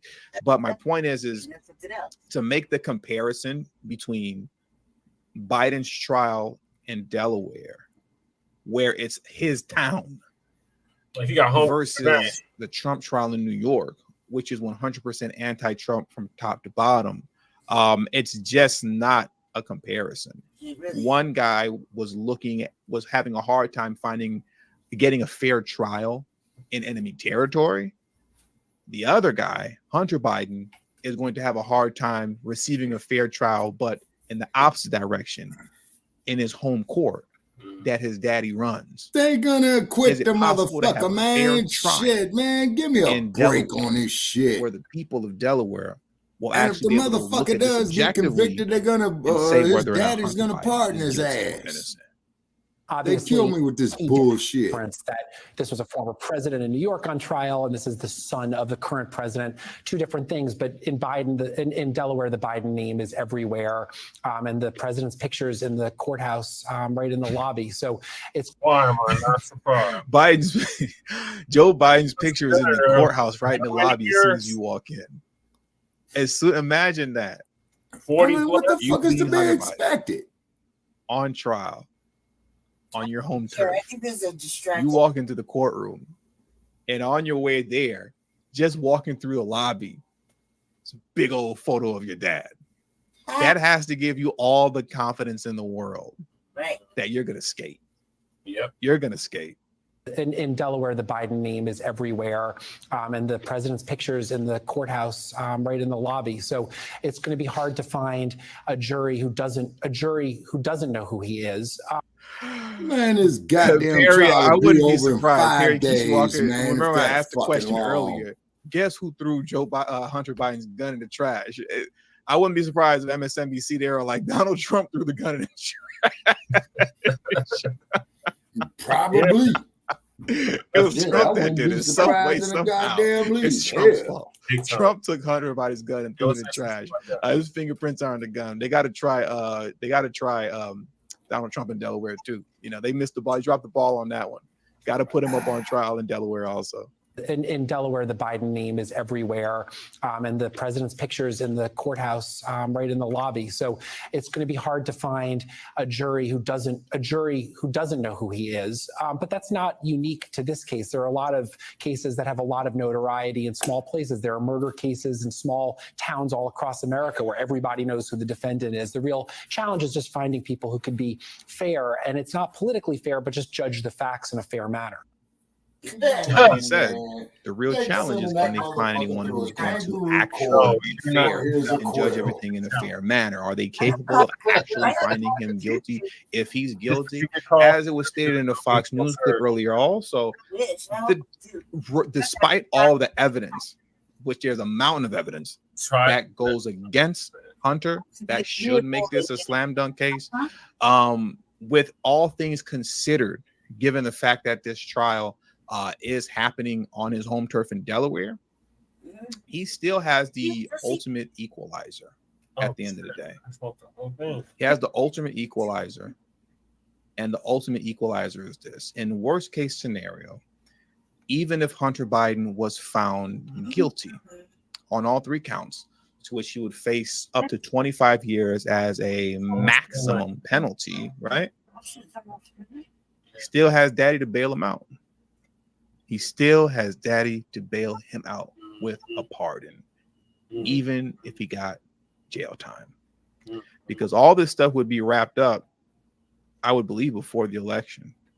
Even if it's after the election, you still have until January. He's still the president until, what is it, January 19th, something like that, January 20th. So there's plenty of time for the pardon. Now, as we're going to go through this article here, the day after MLK, Joe Biden has been questioned about this numerous times over. They've said no numerous times over. They're not going to pardon Hunter Biden. They won't do it. But I think it's safe to say that he's going to pardon his son. The White House's answer is a hard no. President Joe Biden will not pardon his son, Hunter Biden. Joe Biden doesn't need to decide just yet, though. The most opportune moment to choose whether to use sweeping presidential pardon powers to make Hunter Biden's federal criminal prosecution disappear may come after the November 2024 election. Obviously, he wouldn't make that decision prior to the election. As long as if this happens, if everything is sentenced and the election hasn't happened yet, the answer is going to be no. But if he wins, he's pardoning his son. And if he loses, he's still going to pardon his son. Why? Well, the article explains that. Pretty much common sense. Win or lose, Biden won't be on the ballot ever again, or on any ballot for that matter, ever again. And if he did decide to pardon Hunter, he wouldn't need to worry about a voter backlash. Because he's out the game after this. No matter how this thing plays out for Biden, whether he wins or whether he loses, Hunter Biden is going to get pardoned. He is going to get pardoned. He's not spending any significant amount of time in jail, even if he was found guilty. And I mean, come on, man. There's the reality of it. I'm pardoning my son too. You know what I mean? Let's not play games, right? Unless it was like something wild, like my son was like an axe murderer or something crazy like that. You know what I'm saying? Like, you know, he was doing something crazy like that. That's different. But, you know, I'm not going to lie. Charges like this, yeah, if I'm the president, I'm letting my son out. Free my son. He's getting out today. He's getting out today. And I'm pretty sure all of you understand that as well. So once again, no matter how this thing slices, as they were saying in the Fox News clip, it all goes in Hunter Biden's favor in the end. It all goes in Hunter Biden's favor in the end. That's just true. Okay, Who is that going to read that? That's all I can say. I accept.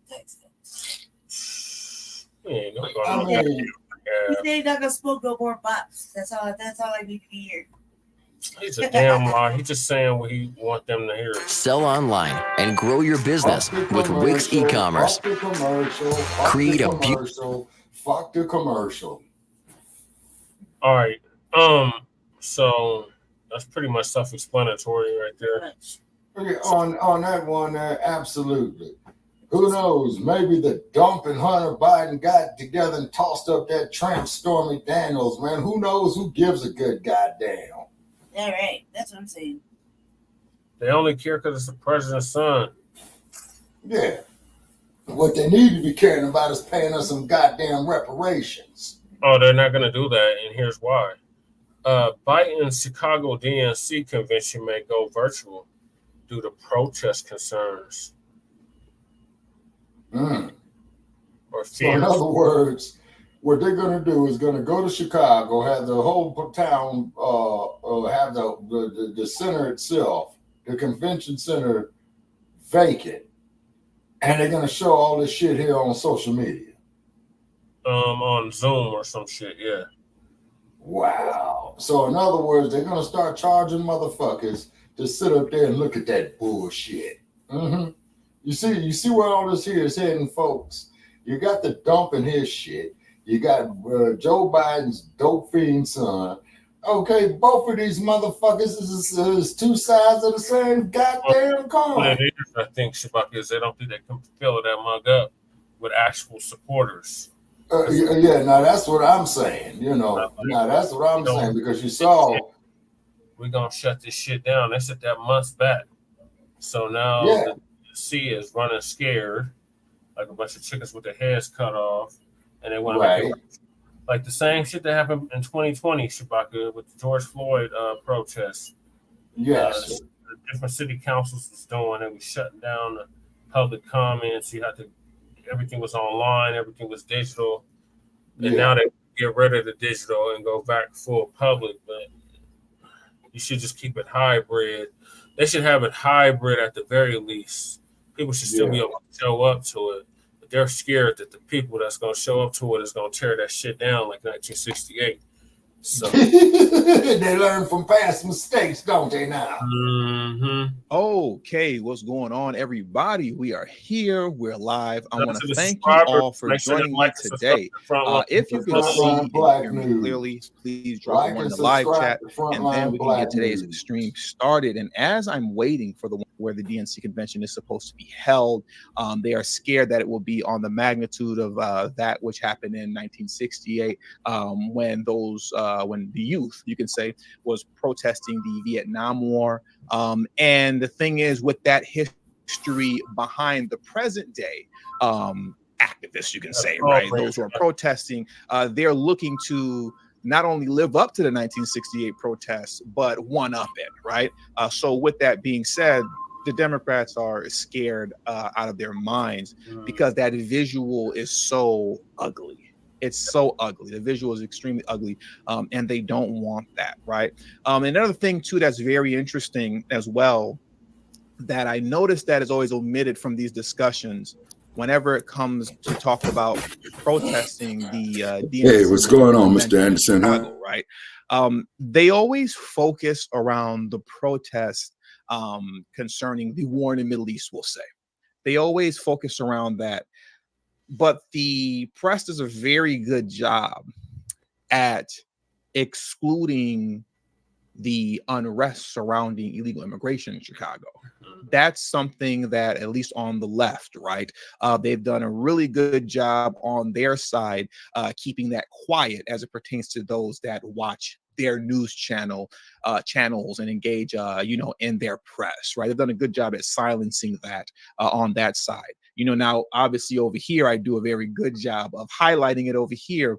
But it only makes sense, right? On top of the protest for what's going on in the Middle East, you also have protests going on with the citizen population of Chicago who are against the illegal immigration that's happening within the city. So with those two things combined, once again, at the end of the day, it's just an ugly look for Biden and the DNC overall, as far as this convention is concerned. And they do not want those images going out there to the population at large in the country. So let's get into this article right here, where they discuss how the Dems are looking to make this convention a virtual convention. That's what they're looking to possibly do. They have to find a way to really justify it, but that's what they want. And before we get into it, my man Saul, thank you very much. He said, what if Biden is 100% in charge of his campaign strategy?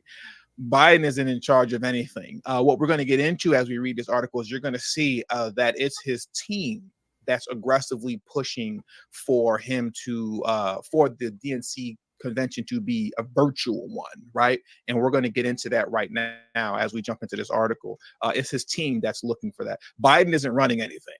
That's I think we all understand that to be true. Biden is not running the country. Biden is not, technically he's the president of the United States, but he's not the guy that's in control.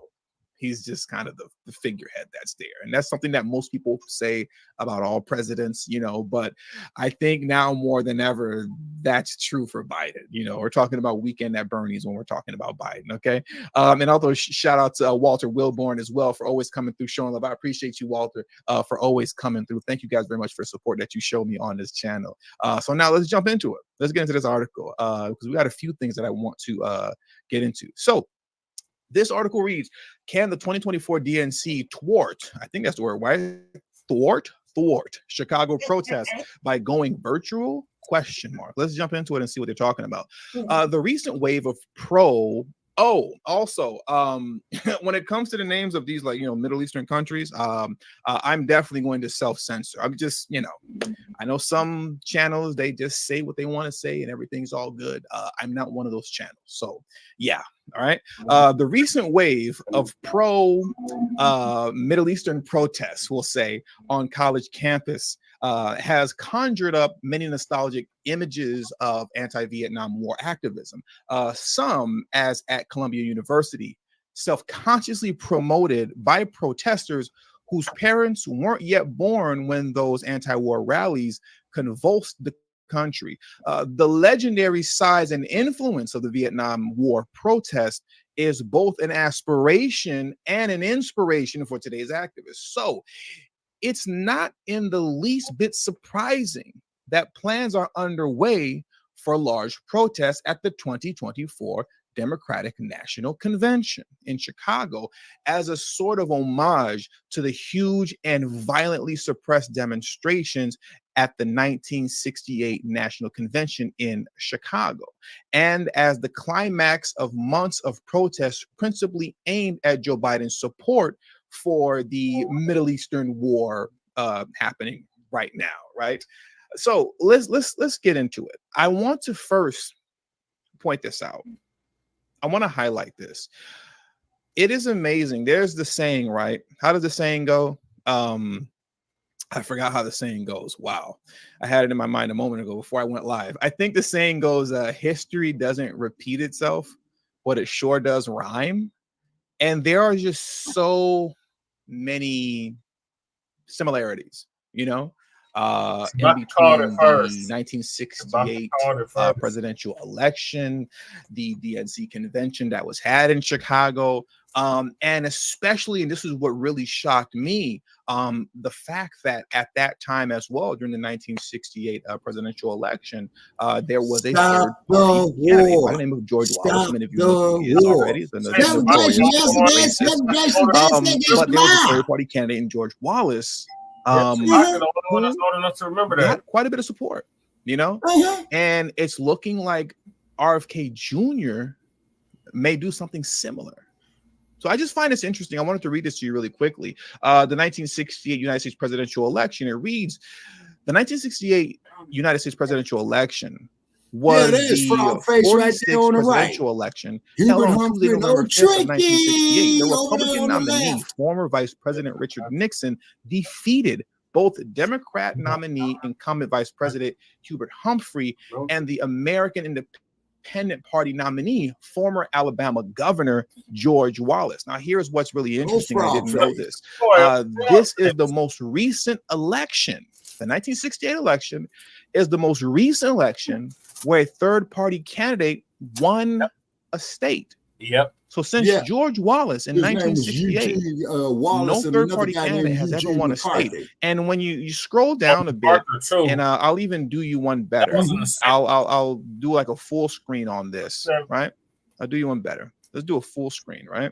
When you do a full screen, or when I do a full screen, and you look at this, George Wallace actually won 5 states. Yep. He won 5 states, as you can see here. Richard Nixon won 32, carried 32 states. Hubert Humphrey carried 13 states plus Washington, D.C. But George Wallace, representing the American Independent Party, won 5 states with 9 million popular votes, reaching 13.5% of the vote. We haven't seen anything like that since George Wallace did that, right? So it would have been. We're looking at a Shabaka, lot of similarities between then and now concerning both elections, and it's very interesting. He would have to been see 78. What quite he would have been possibly 79. RFK Jr. can do, and if he can replicate what George Wallace did in 1968. Now, on the more brighter side of things, in 1968 as well, there were a lot of assassinations going on. Fortunately, that's not the case this time Robert around. Kennedy Right? got killed on TV Martin in Luther Los King was Angeles. assassinated in 1968. Well, I don't believe. I know he was. And RFK. I know he was, motherfucker, was because I was in there. 1968 as well, and he was running for president in this election, to which he had a really good shot at winning. He's in LA, until he was taken out of here. And now, fast forward to today, we see really? his son will be running, Okay. and it's safe to say he's not going to win, but it'll be interesting to see how well he does, and if he's able to replicate what George Wallace did in 1968. But let's get back into the original article that we were discussing. I want to jump back into that right now, and it reads as such. And here's where we're going to get into Biden's team looking as a point of strategy to make this convention a virtual convention, right? One stratagem, convention planner, stratagem. That's such a dumb word. One stratagem, convention planners. You say one strategy convention planner. It's a misprint, smart, brother. You know? It's a one misprint. strategy convention planner reportedly may use is to reduce. I sound crazy right now. One stratagem conventional planners reportedly may use is to reduce the number of targets for demonstrators by holding certain key events virtually, as Democrats did in 2020, Political reports. Let's scroll down just a little bit.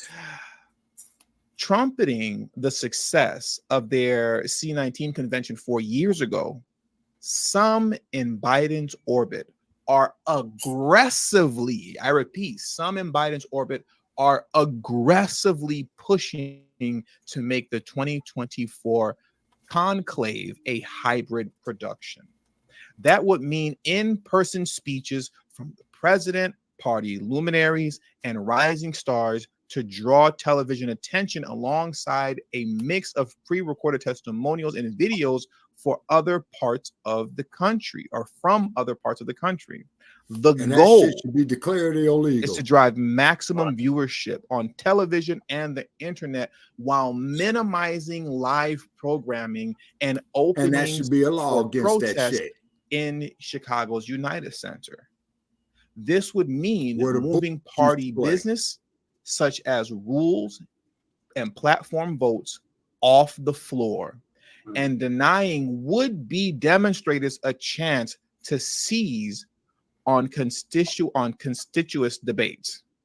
So I find it very interesting that the party that is allegedly so much for democracy, the party that's allegedly running on this idea that democracy is on the ballot, is also the number one party that is anti-protest. Now, they weren't anti-protesting, during the whole George Floyd situation, right? When you had all that going on, across the country, they were very much for it, very much in defense of it. And anyone on the right, any Republican who spoke ill of the protest during that time, was labeled all type of, racist and things of that nature. Now we fast forward to today, things have come around, full circle, or at least, 180 to some degree, right? And now we're seeing the shoe is on the other foot. And we're seeing it's the Democrats who are the one that are anti-democracy. They're anti actually hearing out what the people have to say. And it's also something that's very fitting that is happening in Chicago, Because as we've discussed numerous times on this channel before, Chicago is the place where, you know, Brandon Johnson has done his darndest to silence the citizen population of Chicago as it pertains to them having their voice concerning the migrant crisis and how things should be read in the city. It was Brandon Johnson and his team of allies within the city council that silenced the voice of the people who wanted to cast a vote on whether or not Chicago should remain a sanctuary city. Brandon Johnson and his allies in city council shut that down. They don't believe that you can have a voice, or that you should have a voice. It was also Brandon Johnson and his allies that made it harder for Chicago citizens to be able to enter into a city council meeting than it is for legal immigrants to cross the border into the United States. That's what's happening in Chicago right now, or that's what did happen. So once again, it's very fitting that things are coming around full circle with this happening in Chicago concerning the DNC now looking to make this convention at least a partial virtual convention, if not half of it a virtual convention, just to do everything in their power to stop whatever protests they can stop from happening around and within the United Center, so that they can save face and pretend to look good in front of the masses outside of the city. I find that very interesting. Freedom of speech, how hypocritical and on the the Democrats are. Of, but let's carry on and get right back to into assemble, all of that. It's so many rights that they claim that they're upholding and want to preserve, but they're exactly. And then these goddamn Democrats, as we've said all along, you see, they're eroding this shit. Y'all is talking about Trump. Look what these motherfuckers is doing right here. We're supposed to be back in chains under the dump, but apparently we still on the chains with Biden. Yeah, exactly. So in other words, man, what they did was, Brother Chaz, we've stated all along, the Democrats and the reptilians are two sides of the same fucking coin, and these sons of bitches are in cahoots with each other. Yeah, they just want it's like the Trick Baby scene. You remember that movie Trick Baby? We showed the clip. With the toilet paper in the envelope supposed to be the $1 million. Yeah, that one. Yeah. But remember that dinner scene that they did? Okay, vaguely, because I saw that movie 50 years ago. Oh gosh, you're old enough to remember this. So they're at the table. It's like Thanksgiving or something. They're at the table, and they got the master on the plantations, and their wives, and whoever they're talking, and they're having a discussion about politics. And they're talking about what the liberals do and what the conservatives do. And they got house niggas in there that's serving them. Right. Does that ring a bell? Okay, I do. I remember the scene vaguely. And you're going to make me have to pull this up. Yeah, pull it up. Like I tuned it all. Because there was a dude named Mel Stewart in there. He was a con man who got killed at the end. Then you had the whiteboard that they called Two Fingers, I think. Yeah, but there was a scene at the beginning of the movie, Shabaki. Yeah, and he was the trick baby because his mama was a black prostitute, that was selling herself to white men, and that's how the whiteboard came up on the scene. That's why it was called Trick Baby, to the best of my knowledge. Plus, it was a book written by a dude by the name of Iceberg Slim. Yes. That wrote the book. Yeah, that's what Pop said he was going to swear on if he ever got sworn into office. I don't blame him. I don't blame him. Said if I ever get into public office the way this shit's going on, man, the only thing I'm going to swear my hand on, man, when I take that oath is a stack of money. No, you got to swear on something. I'm going to swear on the United Compensatory Code concept for victims of racism and white supremacy. I'm going to swear on the tenets of black nationalism. Oh, okay. Then guess what's going to happen? You all are not getting sworn in. You're not getting sworn in. Because of the agenda that we're on. You know what I'm saying? $1.25 back in the 60s. Yeah, let's see. For $1.25 back in the 1960s, you can get your soda pop, bag potato chips, and a candy bar. Yeah, you could get a lot of shit back then. That's when the Yeah, dollar was potato worth chips was 15 cents, the candy bar was 10 cents, and the soda pop was 50 cents. Okay, let me No, refresh 25 cents. memory. Let me refresh. Okay, I vaguely remember this scene, yeah. That's one of my favorites. This is from a movie called Trick Baby, 1970. 74, yeah. A little bit, baby, so I can see. A bit.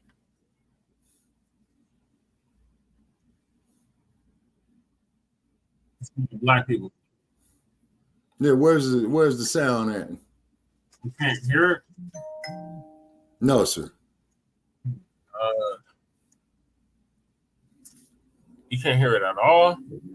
That's a negative. Damn it. Saying the browser lost connection to the audio. Okay, let me stop sharing. Sorry, y'all. I just seen that error message. And I'm getting a bunch of shit on this phone. Okay, let me start it over again, Shabaka. Okay. All right, I'm getting some imagery here from Mr. Anderson. Who have lifted them Can up. you hear it? Paul, you Now I conservatives can hear make a it. mistake. You can't afford to strangle hope in people. Without hope, people become dangerous. No, Howard. You liberals have let them invade our society. You give them jobs, political jobs. Paul, you missed the point. It's only the smart ones we move up. That makes it even worse. No, we have to move them up. If we leave a smart one in the ghetto, he might develop into a leader against us. But if we raise him up into white society, we neutralize him. He feels compelled to try to act like us. He loses his identity and his racial anger, if he has any. He becomes alien to his brothers. They realize he's And he just described Barack Obama. He becomes... Yeah, he described a whole lot of sellouts. Yeah, Hadnock, Han Coon, Uncle Tom Bradley, London Bridge. So the one that's speaking, he's speaking from the conservative perspective. Right. And the Democrats are the other dude that's speaking, he's speaking from the Democrat perspective. And it's like, well, you have to move them up. Otherwise, they'll rise up against you. Exactly. to hate him.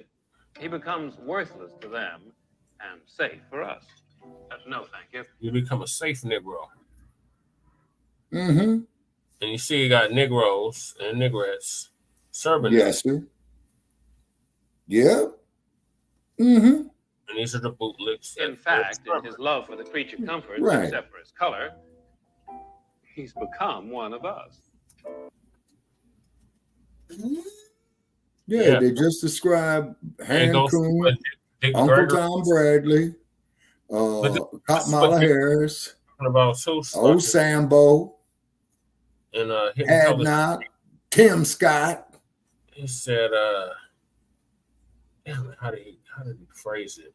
He said something to this extent of what he said, that whiteness was more than just a color, it was a status. Mm-hmm. You had to have big bucks to have that status. Mm-hmm. He's saying that these mothers sold us out and they have gotten rid of their racial anger or majority spirit, basically. It's been taken out of them. They become one of them. They think just like them. They act just like them. The only difference is they're black.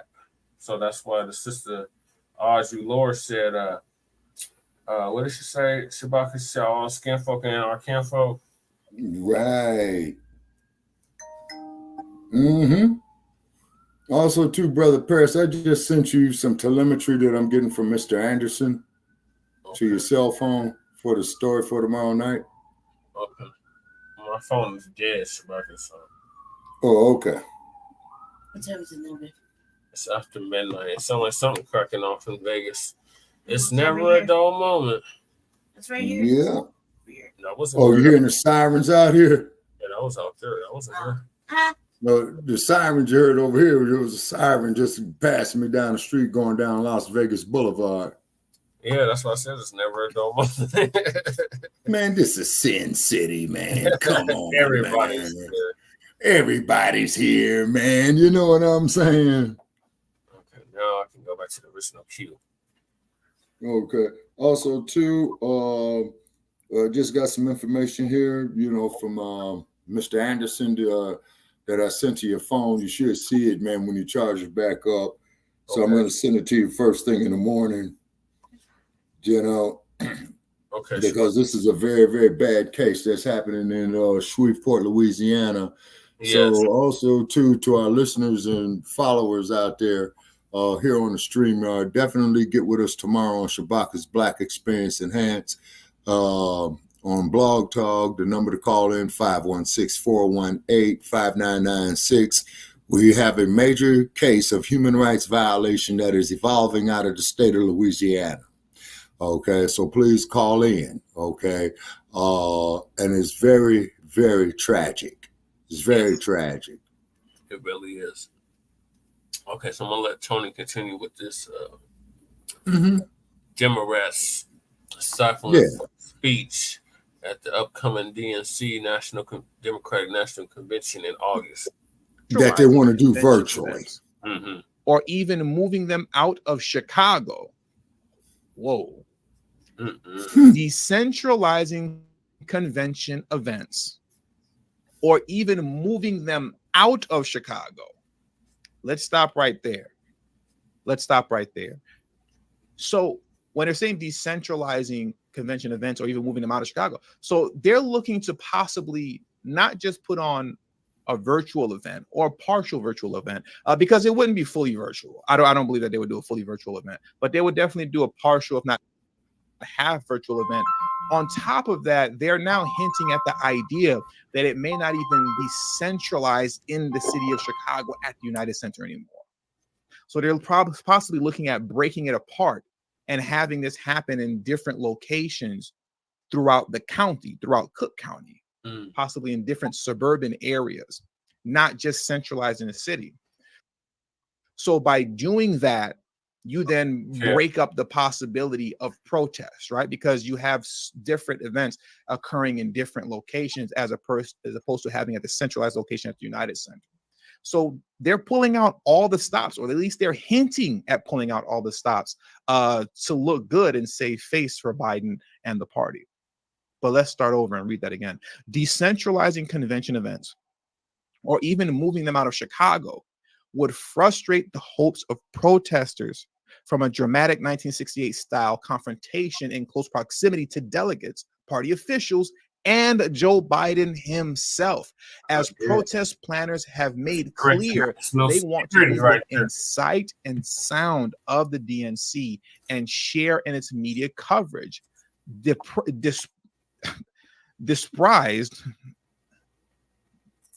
Dispersed and recorded convention events will make that more difficult. I repeat, dispersed and recorded convention events will make that more difficult. If convention planners do move in this direction, it will undoubtedly spur complaints that Team Biden and other Democratic wire pullers are suppressing dissent in order to paper over very real internal party differences over the U.S. support of is he real in the Middle East, right? And you all know what I mean when I say is he real. And I told you I was going to self-censor. I'm not saying that country's name on this channel. I try not to for the most part, right? But here's something else I don't have highlighted that I thought was funny. I thought this was hilarious because it's very untrue. Indeed, those complainers might include the progressive mayor of the host city, Brandon Johnson. That's not happening. If one person will be silent on all this, it'll most definitely be Brandon Johnson. Brandon Johnson most definitely will not be speaking out against Biden and the DNC because Brandon Johnson is a good boy who knows his place. So that's one thing that won't happen. But I want to get back into that last sentence, right? That reads, suppressing dissent in order to paper over very real internal party differences over U.S. support for Israel's war in Gaza. So what I want to do now is hop over to this article here that I thought was very interesting because I wasn't aware of this concerning Rashida Tlaib, who's a progressive Democrat, right? And also as well, everything that's on your screen right now that I'm reading, the links are in the description box below, so you can read these articles for yourself in its entirety. And I strongly suggest that you do that. This article here is titled "Anti Is He Real? Protesters Want to Elect Trump, who promised to crush protesters. Why Rashida Tlaib is joining the One State Horseshoe Alliance." So Rashida Tlaib is actually somewhat supporting Trump, though not, directly, right? She's not supporting Trump directly. She's not saying vote for Trump directly. But essentially what she's looking to do is for the progressives, to those who fashion themselves progressives, weaponize the vote and make Biden pay at the voting booth. Essentially, she's telling them to vote for Trump without saying vote for Trump. But let's just get into this article and you'll see for yourself. Also, hit the like button if you haven't already. That's really important. There are 460 of you in the stream right now. Please hit that like button. And for that one ghost watcher, or I should say 10 or 20, I see you. I see you ghost watching. We see you. You got the recommend for my video on your homepage, but you're not subscribed. Why are you playing around, man? Just hit the subscribe button. You watch me all the time. Just subscribe all the time. You watch Frontline. Now let's get into this article. All the time. Let's jump into this. This weekend, Representative Rashida Tlaib, a Democrat from Detroit, appeared at the People's Conference of Palestine, where she called for the voters to punish Joe Biden at the ballot box. I repeat, she called for Joe Biden to punish, she called for voters, I should say, to punish Joe Biden at the ballot box. It is disgraceful. It is disgraceful, and I quote, this is a direct quote from her. "It is disgraceful that the Biden administration and my colleagues in Congress continue to smear anti-tiny hat demonstrators for protesting to save lives, no matter faith or ethnicity," she exclaimed. "It is cowardly, but we're not going to forget in November, are we?" So I find that really interesting that she's actually campaigning indirectly on behalf of Trump. Once again, this is a progressive Democrat who's so upset with Biden's support of "is he real?" wink, wink, of "is he real?" That she will go as far as to say, vote Trump 2024, indirectly, that is. And it's interesting as you continue to read on the confusion that they're having with this frame of mind in this article. They're confused with why she's doing this, given Donald Trump's stance on the whole war in the Middle East. The article continues to read, "Also this weekend, the Washington Post reported on plans that Donald Trump is sharing with donors to crush protesters by deporting non-citizen participants." And I quote, one thing I do is any student that protests, I throw them out of the country." That's what Trump said. He said, "One thing I do is any student that protests, I throw them out of the country." He promised, there are a lot of foreign students. As soon as they hear that, they're going to behave. So Trump's talking about getting them back into line. If you protest and you get caught protesting, I'm going to throw you out of here. In short, Tlaib is so angry at Biden for denouncing anti-small hat rhetoric at the pro-Palestinian protest that she wants to elect the man who is promoting to deport them from the country. I mean, once again, if you continue to read this article, they're so confused as to why she would be doing this, because essentially you're supporting the man who is saying that he'll deport all of you if you're non-citizens, right? So why would you get behind this man? But in essence, what she's doing is simply weaponizing the vote. She's asking the youth, she's asking for other progressives to weaponize the vote and don't allow Biden to take that vote for granted.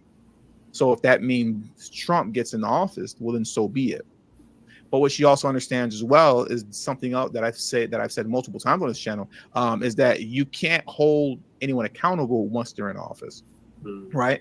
So concerning her sentiments on the war in the Middle East, clearly she's pro Palestine, right? And she's not on the side of is he real, right? Biden is on the side of is he real, and she's not with it. And because Biden and his administration and his other colleagues in the DNC, because they won't bend the knee to what the progressives are demanding, and they're saying, all right, well, then I guess you just won't win. I guess you just won't win. I guess you just won't get in, And, I'm not mad at her for doing that. That's what she's going to do. That's what she's going to do. I think more people should, operate like that as it pertains to weaponizing their votes to get what they want and or get what they need. More people should be doing that. But you don't really see that too often. More times than not, what ends up happening is that folks just end up bending the knee. And they vote for their party regardless. And I'm still not 100% sold on Rashida Tlaib staying strong, right? Weaponizing the vote in that way. I don't really buy it. Honestly, I don't really buy it. I'm pretty sure that when push comes to shove, the closer that we get to November, she will then flip and say vote Biden 2024. Now, I do have a little bit of extra time on my hand. Okay, that does it for this segment. But okay, so I'm gonna end it there. All right, yes, sir. All right, Shabaka, what are your thoughts on the DNC being moved potentially to virtual this year? Okay, I'm not surprised. Okay, it is a clandestine trick.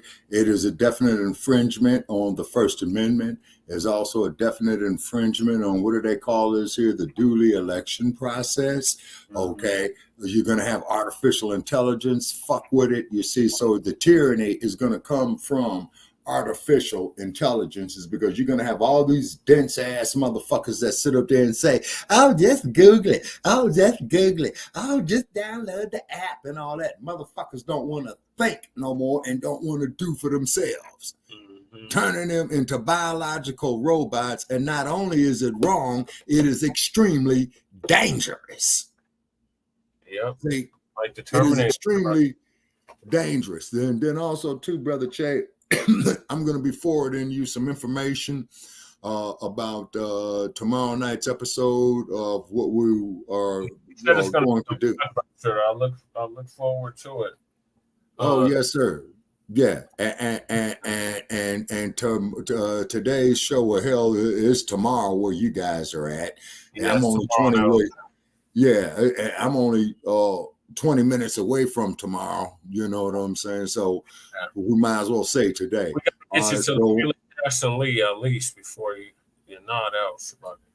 Say what now? We got to get you to Sheila Jackson Lee before you nod out. Oh yeah, most definitely. Okay. And then also too, ladies and gentlemen, for all our listeners out there, please share this episode. Please share the link for Shabaka's Black Experience Enhanced tomorrow night, and definitely call up everybody have them call up everybody that they know to call in, is because we got an extremely major story tomorrow, which is of great importance, that has only been partially covered by mainstream media. It does deal with corruption, it does deal with human rights violations, and it also does deal with health code violations. It is extremely essential that we get as many callers as we can to call in tomorrow night on Shabaka's Black Experience. Call up everybody you know. Share this episode that we're doing here on Frontline Black News.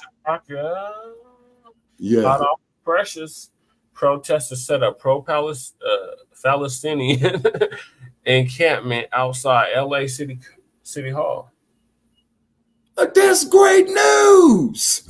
Great news, great news, great news, great news. Now, let me tell you what's getting ready to happen with that, people. Okay, LA City Hall. Okay, the main entrance faces to the west. Okay, the entrance to LA City Hall that faces to the south, guess what's right across the street from it? You know it. Towers. No, sir. The newly built headquarters of the Los Angeles Police Department. Close enough. Yeah. Okay, so therefore they're gonna have the whiteheads out there, nightsticks, tasers, you know what I mean? So that's gonna escalate, not a doubt in my mind. It's gonna escalate, you know what I mean? And so we'll definitely be checking out, mainstream media with its bullshit, Cartoon News Network, Gut Lab, you know what I'm saying, and nothing but shit news, NBC, CBS News coming, bringing more shit, you know what I'm saying, ABC News, all bullshit, you know what I'm saying? Yeah, so therefore, today's contemporary virtual digital journalism, ladies and gentlemen, is nothing but a bunch of shit that is bumping your goddamn head and that's pissing on you and telling you it's rain. Oh, just Google it. Just go to Google. He talking about the old dead black and white media. Yeah, yes, sir. You see, and they wonder why we created the hashtag resurrection of the mental dead. You see what I'm saying? Because you got a whole bunch of brain dead motherfuckers out here. You see what I'm saying? Putting all this trust in some goddamn pre-programmed computer and shit. A lot of them are your age and older. That's the worst part about it. Oh yeah, that's the extremely sad part about it. The extremely sad part about it is that motherfuckers in my age group know better, but they too fucked up, man. You know what I'm saying? So they believe in anything. I hate to say. I really do hate to say. So we got a major story coming up, out of the great state of Louisiana. So we're asking all of our people to call in tomorrow and spread the phone number 516-418-5996. Call up everybody that you know, ladies and gentlemen, because this story that we are about to getting ready to break is going to be just like the story of Geraldo Rivera and Mort Saul did when they showed the Magruder film to the people where President Kennedy was shot from the front and not from behind. You see what I mean? That was Geraldo that showed that. That was when I was a kid. Yeah. Oh, yeah. I was a teenager. Okay. So, and I remember Rivera saying, call up everybody, because we're about to expose the biggest bunch of bullshit that they ever put down on us. And this story that we got coming on tonight out of Shreveport, Louisiana, is going to be at that magnitude. Based off the information that I've come across just recently. Also, too, Brother Paris, I'll be relating the information to you as well, too. Yes, sir. Okay. I got to move to the next topic. But I look forward to that. We got good. We got Uncle Phil. The Democrats are, like I said, in desperation mode. And now the shells are out, like the Jeff Farsh, the Joyless Reeds, Tiffany Cross-Eyes, the Angela Rise on the side. And they want London Bridge, Karen Bass. Mm-hmm. I'm talking about more like the talking heads. They want black voters afraid about Trump's appointing 2 more Supreme Court judges to the Supreme Court. Sir. When it comes to the Supreme Court, regardless of who appoints them motherfuckers, man, they all are dangerous. Right. They're all dangerous. The Democrats are starting to bring out a new tactic they're trying to use to try to scare you. The Democrats and how they do things. Elizabeth Epps, I taught you about that. But let's continue. Try to get you as Black Americans to the polls is through a few things. The main one they try to use is fear, along with fear mongering, right? Just fear. The second thing they try to do is shame you. They try to make you feel guilty. And then on top of that, then they insult you, right? They treat you no different than any other racist that you have dealt with in your life. It is pure anti-Black racism. and they use black people to do it, because these black people is no different than like Stephen from Django Unchained on the plantation. They're exactly like him. They have a position on the plantation, and it's a good position on the plantation.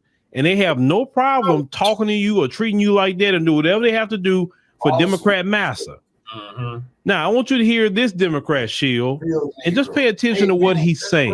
Top-level Democratic messengers are leaning in on the fact that if Trump wins, he'll get to replace 2 of the older conservative Supreme Court justices with younger ones, which will basically make a conservative Supreme Court for the rest of our lives and make the chances of us laminating progressive ideologies that we've been working for down to 0. They talk about who will be responsible for this. They're very clear to name people who traditionally vote for Democrats, but are reconsidering because of Biden's handling of Gaza. Okay, now notice real quick, because I got to interject. He's talking about black people, but not saying black people, because they're getting heat about throwing everything on us. Okay, I just want to just make sure you hear that. I don't think I know how to say this in a more articulate way, so I'll just say it how I normally would. Watch your mouth. We live in a representative democracy, and an administration's role in a representative democracy is to govern in ways that make their constituents feel like they are worth voting for. That is your role in a functioning democracy. Once take accountability about your inability to convince your constituents who are paying attention that you are worth voting for. On the other hand, if you're looking at all that is at stake with us having a majority conservative Supreme Court for the rest of our lives and allowing Trump, at that point, Trump will have appointed five out of 9 of our Supreme Court justices, and you're not voting for the one candidate that can stop that from happening, stand on that. Don't look for a scapegoat. It's okay. But what we're not going to do is act like there's no way we could stop this from happening. If you've made that decision, President Biden has called for a ceasefire. He's started the process of pausing shipments of ammunition, but that's not enough, or you don't believe that he's actually going to do it, or you want to punish him for a past, that's okay. You've weighed your values and you've made your decisions. This is how democracy works, but only if we're honest about it. There is a way that we can avoid having a conservative Supreme Court for the rest of our lives. You're not choosing that option.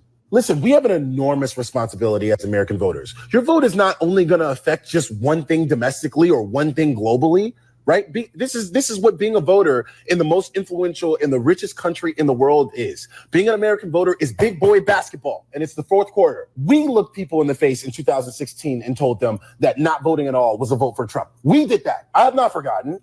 And we weren't lying then, and we're not lying now. Everybody is going to have to answer for their decision that they're going to make in November. So as you heard, the latest tactic is, well, if Trump get in there, he's going to appoint 2 Supreme Court justices, because what the chatter is that Clarence Thomas and Samuel Alito, they're saying that they want to wait it out to the next election. So let's say if Trump get elected, then Trump will replace him, because they want to retire underneath a Republican president, right? So they can be replaced. So now, since the Democrats know that, oh my God, we got to get progressive judges in there.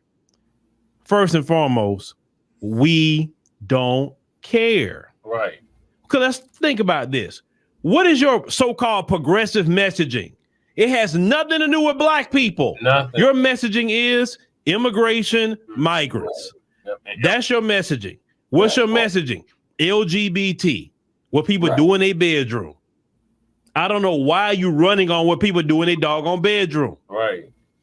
What's another thing you run on? Abortion. Make sure to keep those abortion mills in the black community, guys. But you don't put that in your community. You don't put that in the Asian community. You don't put that in Hispanic community. Where's Planned Parenthood on the border to tell those people, hey, you know, you're poor, you don't have no money. Look, you coming way up here. You're going through the jungle and everything else throughout the world. So clearly you can't afford no kids. So, you know, hey, go to Planned Parenthood. We got a center right here on at the border. You don't tell them people about their kids, but you're throwing that on our children, black children. But see, so this other tactic they're using too, they're using this good cop, bad cop tactic, right? Exactly. So this is what they're telling y'all, because they know y'all frustrated as black Americans with Biden. No, he haven't done nothing for black Americans. He has done for everybody else except black America. So the Shills will say, look, I know he hasn't really done and lived up to the promises. I'm frustrated with him too. Oh, trust me, I am frustrated. I don't know what to do sometimes with this election, but we just can't let Trump get in there, because if Trump get in there, he's going to put 2 more Supreme Court justices. They're going to be younger, and then we're going to have a conservative Supreme Court for the next 50 years. So because of that, I just, even though I know Biden haven't done anything, and I know, I'm with you. I hear you. That favorite thing they say.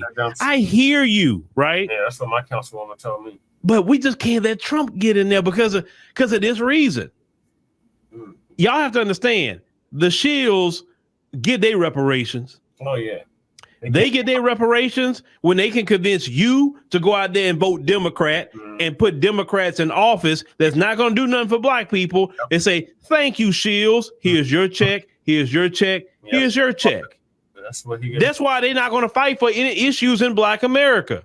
All these Democrat shield groups like NCOBRA, NARC, National Action Network, Urban League, all these people, NAACP, if they can convince you to go out there and vote Democrat, everybody getting checks cut. Yeah. Ladies and gentlemen. But the rank and file black American is not going to get no reparations because even your shields don't even fight for it. Yeah. I was kind of laughing the other day.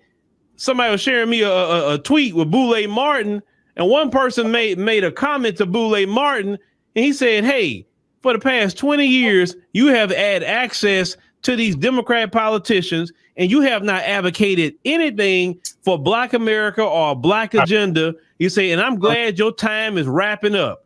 And the only thing Boulay Martin said to him in return is, you're just stupid. He didn't say the brother was lying. Everybody see what Boulay Martin is. He's the same way. And I'm glad my brothers see, because understand, Boulay Martin, he's going along the side of the older crowd. And he's not going to have an audience before it's over with. The only way he would have an audience, he would have to completely switch his whole paradigm up. And he can't do that trying to be in the face of the Democrats. Because you have to understand, the Democrats are anti-black racist. Look at Kathy Hochul up there. She's a straight Democrat. Democrat New York, but yet goes to an event and say, black kids don't even know what computer means. That's your Democrats. And you talking about Trump, you talking about the Republicans. This is what your Democrats are saying about black Americans. So what are y'all talking about? Now, we know the Democrats are doing everything they can to jail Trump. We know this. Let's say the Democrats put his behind in jail. They will say, oh yeah, we excited. He's in jail. We won. This is the level they have to sink to win an election.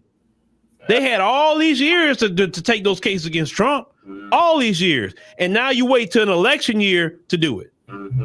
Anybody in their right mind can see that. Right. But even you put Trump in jail, because I don't know what they're going to do.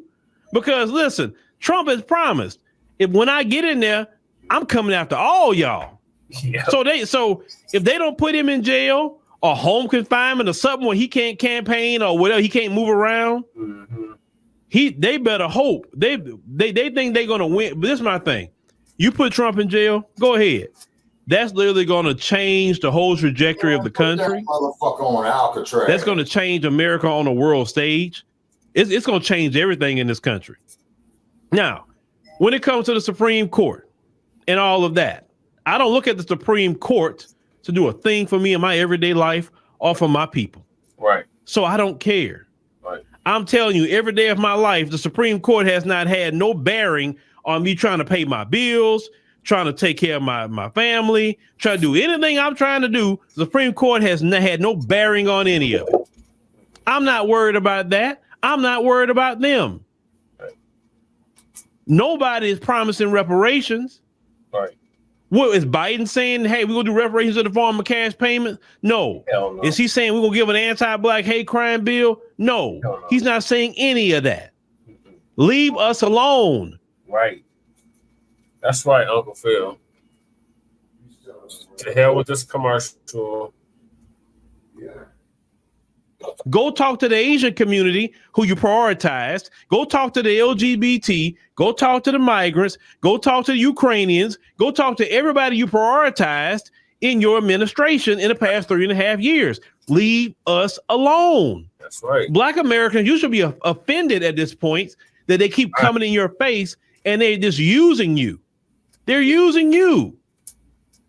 What? So you'll go out there and vote so he can go prioritize all these other groups again? He don't even go to these other groups and say, hey, man, look, Asians, I gave you a hate crime bill. So, hey, come on now. I need you out here talking about Biden Harris. And he would have every right to say that.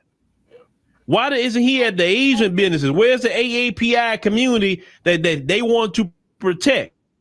Where are they at for Biden now? All the migrants, all that money you gave them, all the taking money from Black America and giving it to them, putting them in, taking schools in Chicago that was closed down and the Black community couldn't even use, and putting migrants over there. Where is that? Where's the people with that? All the people that support that, migrants. Where's all those voters? Yeah. Where are they at? Why aren't you telling them something? Mm-hmm. Good point. I'm just saying, where are they at? The LGBT. Why aren't you leaning on their community and pressing them about the Supreme Court justices and we can't have Trump in there? Go talk to them. It's June, right? It's their month. Go talk to them. Mm-hmm. Holler at them. But no, you keep telling us. No, I'm not going to straight up. This guy says, well, we said in 2016, basically the couch is a vote for Trump. Okay, well, if the couch is a vote for Trump, cool, I'll vote for Trump then. So you're saying if I sit on the couch, I vote for Trump. If I actually go to the poll and actually vote for Trump, I voted for Trump. So no matter what, I vote for Trump. Okay, then I vote for Trump. No problem with me. And what are you going to do about it? What y'all don't understand is there's a lot of Black Americans that's talking about, well, you say the couch, or you say the couch is Trump, they're going to vote for Trump regardless, according to y'all. Will they sit on the couch or will they actually go into the poll, they voting for Trump? So Trump will get a lot of votes then, isn't he?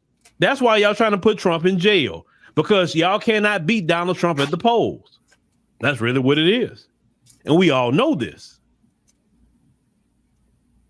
But I'm telling you, you put him in jail or even you put him on home confinement, it's not going to end up the way y'all think it is. This man raised $54 million in 24 hours after him being convicted. If y'all go ahead on y'all Democrats, you go put him in jail, and that judge Mershon, he donated to Biden. So he should not actually have been on that case because he is partisan. Right? He shouldn't have did that. He should have had another judge that had nothing to do with anything. Right? This whole thing is not going to be good. You kept saying the daughter. It's really not. But hey, I'm here for it. I told y'all. I'm always going to sit back. I'm going to watch. And hey, whatever how it turns out, whoever how it turns out, it is what it is. It's just amazing to me how so many Black folks get so invested into what Democrats say, into what Joy Reid says. It amazes me.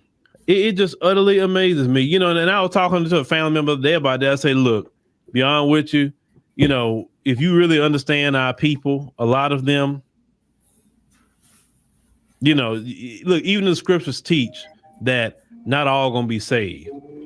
I have made peace a long while ago that there's a great portion of our people that's not worth our time.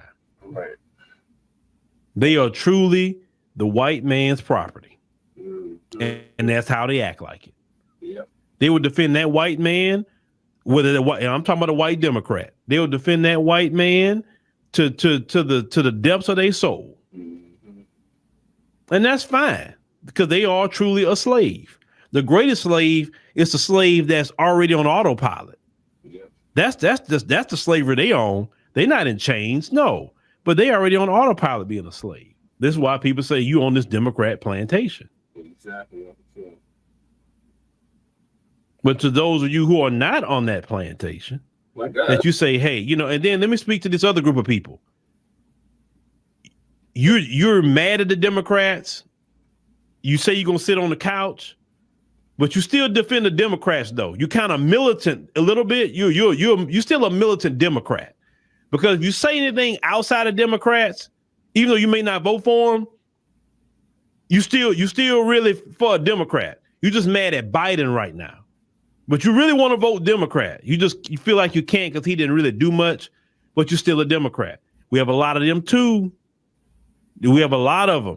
They say they sit on the couch, but they still emotional about Trump. You know what I'm saying? So we have a lot of militant Democrats, and them same militant Democrats will be calling out the other Democrats shills and talking about all these shills and this and the third.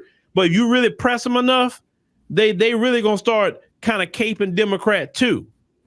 See, one thing I know is about the Trump thing tests people. If you want to see if someone's a militant Democrat, just talk Trump a little bit with them. I ain't trying no Trump. Like, you're like, bro, what's wrong with you? Calm down. Who cares about Trump? Who cares about Biden? Be honest with you. Trump or Biden not gonna pay your light bill. Trump or Biden not gonna put food on your table. Trump or Biden is not gonna do crap for you. Not a thing in your everyday life. They're not. So bring down the energy, brother, sister. Bring it down. No matter who's the president, you got to live regardless. Yeah, but Trump get up there. Project 2025. If you go to Donald Trump's website, Project 2025 was not created by the Trump administration. If you know what you're talking about, but you let Joy Reid actually put out some misinformation talking about he going to enact Project 2025. That didn't even come from his campaign. That's the Heritage Foundation and all these other right-wing conservative groups put that together. Yeah, but if he get in, he gonna file like a playbook. Did he say that on his website? At this point, you're putting out misinformation, Joy Reid and the rest of them. I don't care what them folks do in Project 2025. I'm gonna tell you that. I don't care, because I'm a black man in America. Every day is Project 2025 for me, for the black people. Why are we afraid of what they talking about they gonna do? What more they gonna do to black folks anyway they haven't done? Exactly. That's the thing. What more they're going to do that has not been done? Right. I mean, come on. I'm not worried about them. Who cares? My people survived slavery. Some of you run around here talking about my ancestors were slaves and we went through this. Okay, if our ancestors were slaves and we went through this and that and the third, and we strong and all that, what you scared of a Project 2025 for? What are you scared of? I'm not scared of it. So what if they do it?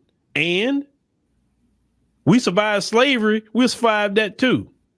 We are the only people in this land that survived literally everything these people threw at us. Literally. Right. That's worse than a Project 2025. Yeah. We literally survived them trying to extinct black Americans, and we're still here. And you sitting up here crying about a Project 2025? Margaret Sanger was trying to extinct black America, and yet our numbers have still grown. But you scared of a Project 2025? See, the problem with a lot of you is you don't have God in your heart. You put your Democrat massa in your heart. That's your Lord and Savior, not the Lord of heaven and earth. That's your problem. That's why you're scared. Maybe if you had the Lord in you, you wouldn't be scared about everything. And if you understand you God's children and understand what your people go through and have went through and the strength that we have and how we have overcame everything these people threw at us, you wouldn't care what a Trump do or anything. You wouldn't care about that crap or what he think he gonna do. And let's be real. What did Trump do while he was in office to hurt us specifically? What did he do? What did he do? It's no law in the book that he did to hurt us. But the man y'all defending so much, you wicked Democrat shills, that man set up there, advocated for the 1994 crime bill, put in mass incarcerated black Americans who still in prison to this day. But where's the crime bill for all the methanies and methyus running around in his community? Where that crime bill at? Huh? Where is it at? Oh, he don't want to do a crime bill now just for black people? That man was a racist back then. He's a racist now. Right. Just because he may not call you a name, you just like, oh, well, he's better than Trump. Sling has your favorite news for just $40 a month. Just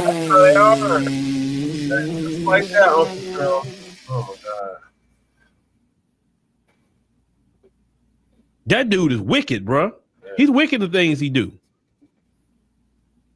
But as in slavery, we had collaborators with the master. Yep. Just like today, we got black collaborators too. Mm-hmm. And it is what it is. That's why they say all skin folk, not kinfolk. Yep. Even the scriptures teach who is my mother, who are my brothers. Those who are my mother and brothers do the will of the Lord. Not the skin. Forget the skin. Them Democrat shills are doing the will of their father, the devil. That's who they doing it for. Because clearly they're not doing it for the will of us as black people. They're serving their own interests. They're serving money. You can't serve two masters. Remember that. And they masters getting a check for delivering you up to the Democrat Party. Yep. So all they have is fear. All they have is shame. Anything that the devil operates in, basically, that's all they have. Remember, God doesn't operate in fear. That's not how he operates. God doesn't operate in shame and guilt and trickery and deceit. That's not how God operates. That's not his character. Most people, anyone that got half a brain know that. That's how Satan operates. And yet this is what some of these people in our community want to bring to us, and what these Democrats want to bring to us. Now, I know what they're going to say in the chat. So you're saying Trump is of God? No, he's not either. No, because if Trump was of God, he wouldn't have been out there with no porn star. He's been at his house with his doggone wife, like he was supposed to be. Star. So all this mess that Trump got caught up in with that woman, realistically, that's Trump's fault. She was a 4-star too. I'll tell you, any married man, go your behind home. Go home with your wife. Stay at home with your wife. You got a problem with her, y'all fix it. All over Playboy. But don't be doing nothing like that, because it always gonna come back to bite you in the butt. It's the truth. Don't cheat on your wife. Don't cheat on your husband. Go your behind home, because it's never go end up well for you in the end. And now, right now, think about it. If Trump wouldn't have not cheated on his wife, this wouldn't be a conversation. It wouldn't be. So that's also a life lesson for everybody to see. You in your marriage, go home. Go home, stay with your wife, stay over there. You made vows, you made a commitment, stay over there. If it's not working out, okay, y'all figure that thing out. And if it's not working out, then y'all do things amicably. But go your behind home. That will keep you out of a world of trouble. But yeah, these Democrats, they're going to get more and more ridiculous, ladies and gentlemen. Oh boy, this summer months, they're going to be so ridiculous. Expect some wild video to come out. Every time we remember, get your booty to the polls, no voting, no bucking, and all that other stuff. You remember that last time, right? So expect something to come out. I'm waiting for it because these people are desperate right now. They're desperate, but that's a good position for them to be in, because they know Black Americans aren't for them. Yep. So they're going to have to figure that thing out. And the only thing they can do at this point is reparations in the form of cash payments. If they're not going to do that, leave us alone. I've always been a strong, independent woman. You have an extremely rare form of. Okay, so quick thoughts on that, Shabaka. Okay, he is absolutely correct. And this is pretty much, he is echoing what we've been stating on our platform for the last 8 years. You see what I'm saying? It is about us preserving ourselves, and particularly, man, of the story that we're going to be doing later on today, and roughly in about 18 hours, okay, which is a major story of Shreveport, Louisiana, is because I've just gotten more information on it, Brother Che, that I will be sharing with you, first thing tomorrow. Okay. These Democrats, I'm sorry. Yeah, give your thoughts on this, and then probably the last topic you'll be on is Sheila Jackson Lee, the pancreatic cancer diagnosis. Diagnosis. Okay. All right. So therefore, ladies and gentlemen, definitely tune into Shabaka's Black Experience Enhanced later on today, June the 4th, 6 p.m. in the Pacific, 7 p.m. Mountain Time, 8 p.m. in the Central Time Zone, and 9 p.m. in the Eastern Time Zone. The number to call in is 516-418-5996. Call up everybody you know to have them call in on to this particular episode that we're doing tomorrow night is because, ladies and gentlemen, we have came across a clandestine operation of genocide of Black people. Oh, yeah, no, without a doubt. Yeah, and this story is unfolding, and we are getting information, and this is no nonsense. Fuck Trump, fuck Biden. You need to be on this podcast, Shabaka's Black Experience Enhanced, today, this evening, 6 p.m. in the Pacific, 9 p.m. in the East, and prepare yourself. It's something that has been uncovered that is diabolical against us, that is affecting our elderly and our children. And the number to call in is 516-418-5996. Spread it far and wide. We want that board to be filled up tomorrow with a minimum of 35 callers.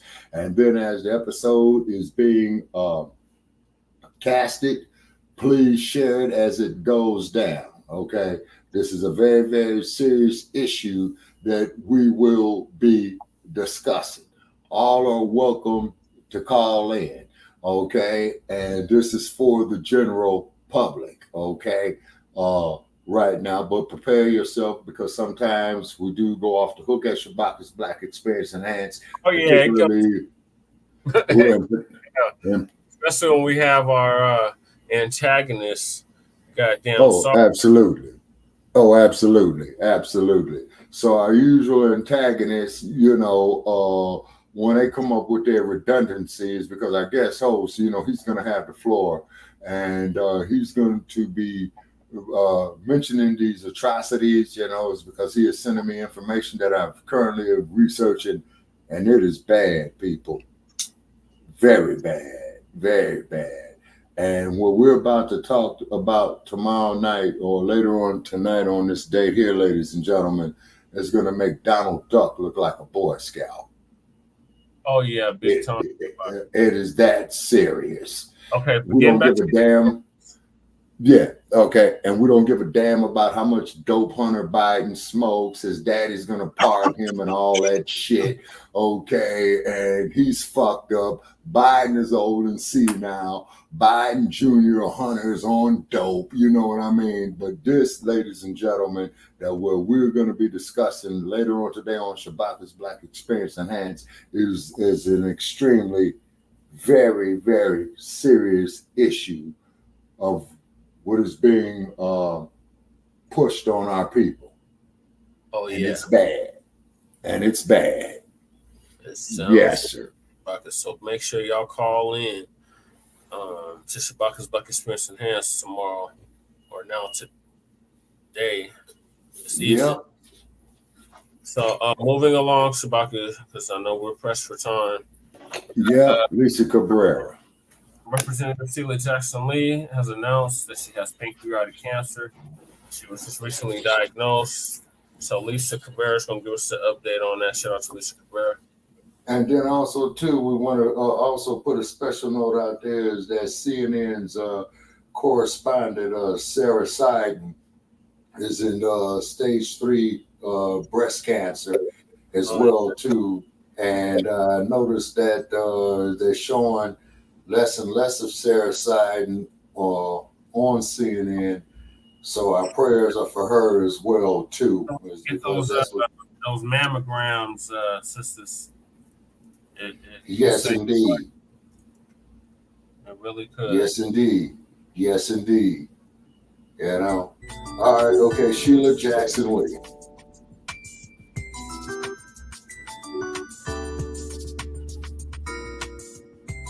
Yeah, twins in the building, twin. Hey, twin, what's going on with you? Yeah, shout out to Lisa. Ladies and gentlemen, Sheila Jackson Lee just announced that she has cancer of the pancreas. Now, my father died from that, and I know how rapidly a person declined, and it is very clear. You can see it. You can see it. She does not look well at all when you look at this latest picture of her, and you can tell she's losing her hair and everything. But, ladies and gentlemen, I am not a fan of Sheila Jackson Lee, but even I don't wish this on her. So she announced on Sunday that she's been diagnosed with pancreatic cancer and warned her constituents that she'll likely be occasionally absent from Congress while undergoing treatment. Yeah, she just won re-election not long ago. Then she needs to Really was retire. not that long ago. Yeah, she does. So she said her doctors confirmed my diagnosis of pancreatic cancer. I am currently undergoing treatment to battle this disease that impacts tens of thousands of Americans every year. This is what she said in a recent statement. I am confident that my doctors have developed the best possible plan to target my specific disease. The road ahead will not be easy, but I stand in faith that God will strengthen me. The 15-term Congresswoman who mounted an unsuccessful bid for Houston mayor last year faced a primary challenge from a one-time congressional intern earlier this year for the Deep Blue 18th Congressional District. She prevailed with 60% of the vote. Addressing her constituents, Jackson Lee wrote on Sunday, "As I pursue my treatments, it is likely that I will be occasionally absent from Congress, but rest assured, my office will continue to deliver the vital constituent services that you deserve and expect." So, see, this is what I don't understand, because we saw this with Elijah Cummings. We saw this with John Lewis. And I'm not talking about they had the same kind of cancer. They didn't. In some cases they did, and others they didn't. But these folks, it's almost like they don't want to step aside even when they are diagnosed with something deadly. They don't say to themselves, you know what, I need to step aside and take care of myself. Your ages. Come on. I guess the power is just too great to give up. I thought, you made your we saw this with Dianne Feinstein's old behind end up dying in office because she didn't know when to quit. And I think that's a terrible thing. Pancreatic cancer is no joke. That will take you out of here in a short period of time. We covered that. And for you to, I'll just take some time off and just know I won't be, but I'll still be in Congress. No, that's not really a good message. No, that's not. A good message would be you focusing more on your health, because this is the critical time to do it. The perfect message is that she's resigned. The Congresswoman noted that she is committed to working with congressional leadership and being present for votes on legislation that is critical to the prosperity and security of the American people. Yeah. Remember, she was the one in charge of H.R. 40. Yeah. That went into obscurity. We have not heard another thing about it. Which tells you how disingenuous the whole thing really was. Yeah, that's why it never went nowhere. So she goes on and say, by God's grace, I will be back in full strength soon. She same year I was born, Shabaka. Well, not really, Sheila Jackson Lee. That's a tough one to beat. That's why so many people that have it, they don't make it beyond a certain point. If you say that, though, Shabaka. If anything, if this country was about something, they would have been more into curing these deadly diseases instead of just treating you for it. That's all they want to do is give you treatment, but they don't really cure it Money is in the at all. Not in the cure. And that's the problem. Exactly. You know, I think at this point, as long as cancer has been around, you would think that would be the focus, to eradicate it. But no, they make so much money off of it. That's why they don't care about the people that die from it every single year, because they're making a ton of money on that too. treating you, but never curing you Two for of it. these topics on the screen we're gonna discuss But, tonight. you know, this is what happens when Gentiles run the show. Crying, no, that's Money over all else, including human life. This is what happens when they run the world. So, anyway, y'all, you know, as much as I dislike Sheila Jackson Lee, I even feel a little bit sorry for her in this instance, because no matter what, you know, I may not like her way of doing things. I may not like her position on quite a few things, but that doesn't mean I want her to end up with something deadly like this. She But already got hey, when the Most High pulls your card and it's time to give up that ghost, it's going to happen whether you like it or not. We have no say over it. And we're all going to have that time coming. Each and every one of us. But hey, you know, she wants to go for treatment and hang on to her condition or something. I guess that's the way it's going to be. Y'all, please tell me what you think about this video. Please. She didn't do nothing for Black people. And No, she's she an did. immigrant. She's non-FBA. She's from the islands. So, I mean, the delineation is really crucial. And she's part of the Congressional Black Caucus, the Do Nothing Caucus. So, right. She refused to remember. So Father Time is gonna have his way with her. Oh yes, sir. And I remember, man, because I think they came up with that Congressional Black Caucus. I think they came up with that bullshit about 1964. I think I may be wrong, but the only one, if memory serves me correct, the one who came up with the HR 44, the reparations, who was the Congress, John Conyers, the congressman out of Michigan, and Rashid Tlaib is the one that is currently in his seat. You see what I mean? Yep. The one that got elected that said that we're going to impeach the motherfucker, and which they did. You know what I'm saying? She runs John Conyers' seat. Okay, but however, though, only thing I can say is that I've had many family members pass away from this disease of cancer. My condolences to her family. Last year from cancer. Yes, sir. Condolences to her about what she's going through and what she's going to go through. And the same thing with Sarah Seidner of CNN, is because you know that Miss Seidner had revealed about a little bit less than a year that she was in stage 3 cancer, and you haven't seen her on CNN. So I hate to say, but I think that Sarah Seidner has gone off into stage 4. I hope she hasn't. Okay, but Sheila Jackson Lee, oh yeah, she's definitely in stage 4. Say, but so she needs her essential, y'all, sisters. Yeah, don't mess around, you know. Don't let them white folks come to you on them jiggly wigglies, you know, with that shit. Right. You know what I'm saying? And I'm sure that a lot of the sisters, you know, will know more about that than us. And who knows, maybe in the future What we I've need been to do. told from the women in my family, mainly my mom and my grandma, is this it's a painful process, but it has to be done in order to catch it early. Right. You want to catch the first stage at a worst second stage, but if you get into the third and fourth stages, it's all downhill. Yeah, it's all downhill.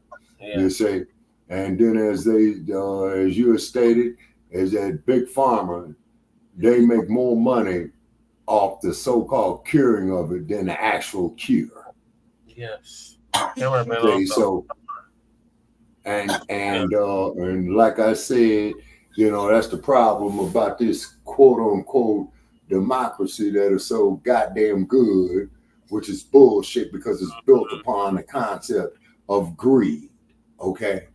And with me being an old bastard in my twilight years, okay, I'm not going to sit up there and tell you a bunch of bullshit. Oh, keep believing in something that constantly works against us every fucking election. At the 2-year level and at the 4-year level. Cheeto dude, the dump as in human shit, he's going to win the election. And then just set up there his Western office of the White House that Richard Nixon had in San Clemente and make Donald Trump's Alcatraz Island. Yep, I agree, Shabaka. So I'm moving to the next topic. Yes. The anchor coming out that proves that homophobia is not real or is dead. Homophobia, man, is a bunch of bullshit, man. With some family and motherfuckers fellow who soldiers, have I'm the heterophobia. professor, and this is the moment of truth. The professor. Gotta hear the I don't know if you've heard, but June is Pride Month. That's a Black truth. And since this is the beginning of Pride Month, I think we ought to go ahead and observe a couple of things to show just how far society has come since the entire month of June is set aside for this. I think that we ought to celebrate the fact that the great evil of homophobia is no more. You heard me right. Homophobia is gone, resigned to the ash heap of history. Now, of course, this is something that hasn't gotten anywhere near as much attention as it should. But as a result, I think that we ought to go ahead and shine a spotlight on it. Because recently you had a television anchor who decided that he was going to come out as gay on television. And when you actually hear the reasons that this man gave for doing so, well, it shows you that homophobia is indeed dead. And you probably are wondering, why did this man feel the need to do so on television? Why was it so important that he do this on broadcast TV? Well, I don't doubt that this man is sincerely gay. I also know that there was no burning need for him to actually announce it. Nobody, and I mean absolutely nobody, can claim that they're terrified that their parents might not like it or that their people at work are going to get them fired. Whatever social restrictions or social penalties might have gone along with coming out of the closet, that stuff ended back in the 1980s. Because that was the last time that anyone could honestly say that there was some sort of personal backlash to admitting that they were gay. Can you name any media personality, politician, or actor whose career was ruined in the last 35 years because people found out that they were LGBT? I sure can't. It seems like practically every week we got somebody who's saying, oh, by the way, me, I'm LGBT as well. You got some folks who are not really LGBT, but instead they claim to be some sort of alternate lifestyle simply because they think that it'll get people to talk about them. So this narrative that gay people have to live in the shadows for fear of being found out, it's not true at all. And it hasn't been true in several decades. That's a good thing. It should be celebrated. But instead, this little factoid is ignored. So why did this guy feel the need to do this? Because it's become a means of personal promotion in his case. This guy said that there was some magazine that I'd never even heard of who said that they wanted to have him on the cover of their magazine. And this is an LGBT publication. So the guy was thinking, oh, well, if I'm going to be on the cover of an LGBT magazine, I might as well go ahead and go on television and tell everybody about it. Now, he said that he had already told a number of family and friends that he was LGBT a number of times. So this wasn't the first time he had done this. But he said that the TV station that he worked for heard that he was going to be on the cover of this LGBT magazine and that they offered him the opportunity to use that station as a platform to publicize this. So as I said, this is not any sort of LGBT equality that this guy was standing up for because they had that decades ago. He himself admits this was about self-promotion and getting some publicity from the station. All he had to do was say he was LGBT, and that was going to make headlines and get lots of positive publicity. So where's the homophobia at? It's not there. He also said that on their morning show, he and his coworkers strive for authenticity. And I can't preach that without being my authentic self. Okay, so this was an issue of him being true to himself, a question of authenticity. All right, but authentic to what? Authentic how? He never specified what he meant by being authentic. And how does telling people his sexual orientation make him more authentic than he already was? Does it mean that he's been lying about the reporting he's been doing on air up until now? I'm just trying to figure out what the authentic piece means.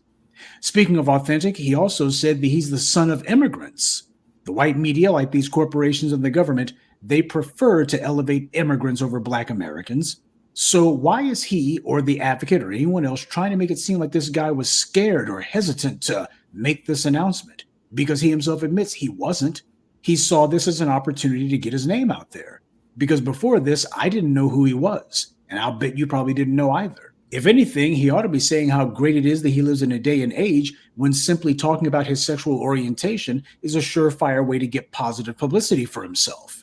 Kevin Spacey announced his LGBT status when he was in the midst of a horrifying scandal, and he did it because he thought that would be a good way to get good publicity to balance out all the negative press that he was getting.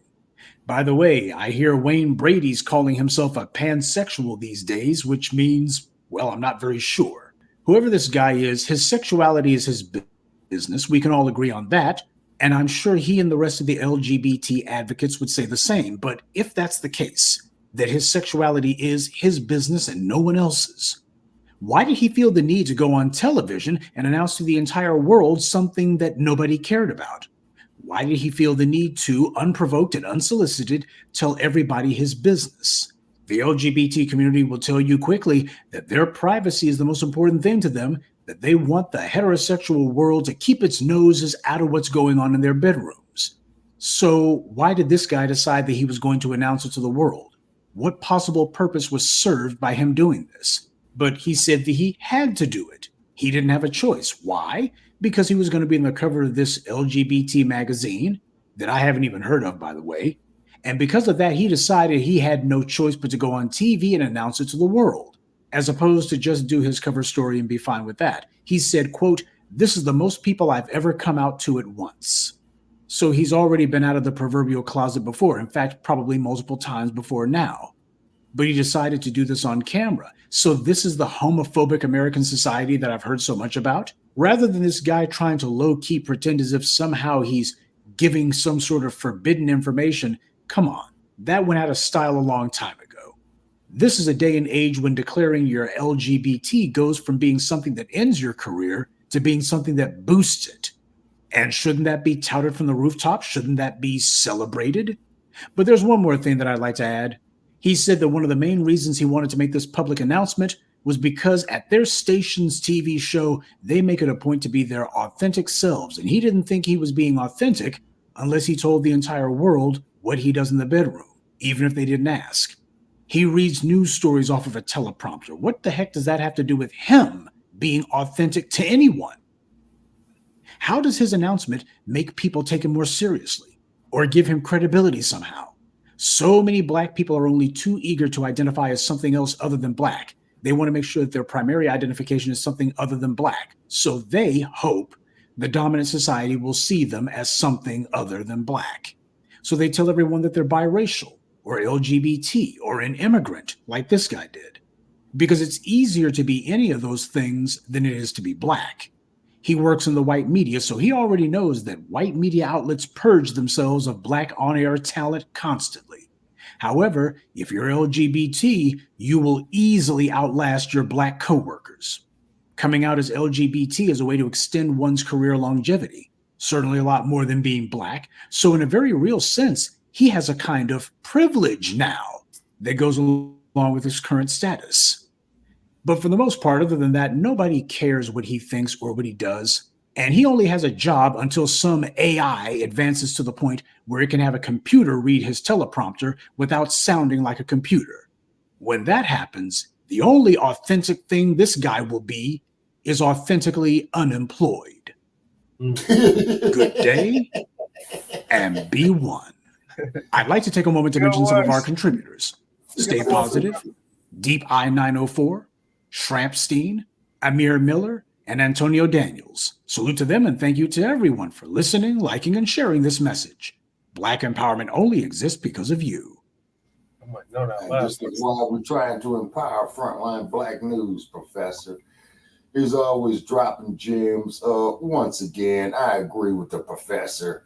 This is undisputable truth. Who cares if this dude wants to go suck another man's dick and get fucked in his ass? I got more important things to worry about. Right. Period. But they're always talking about we're homophobic. But in reality, we're the most tolerant people on this planet. Exactly. Next thing you know, Brother Che, probably when you get my age, man, it would be against the law for a man to like women. Well, that's what our good brother, my Sankofa brother Marie, who moved to Kenya about 4 years ago now, said before he left in 2019. Yeah, I He think left right 29. before this pandemic. Yeah. Yeah. And glad you brought up the scandemic because, you know, they got old raggedy ass they trying Fauci to back in out. the hot seat.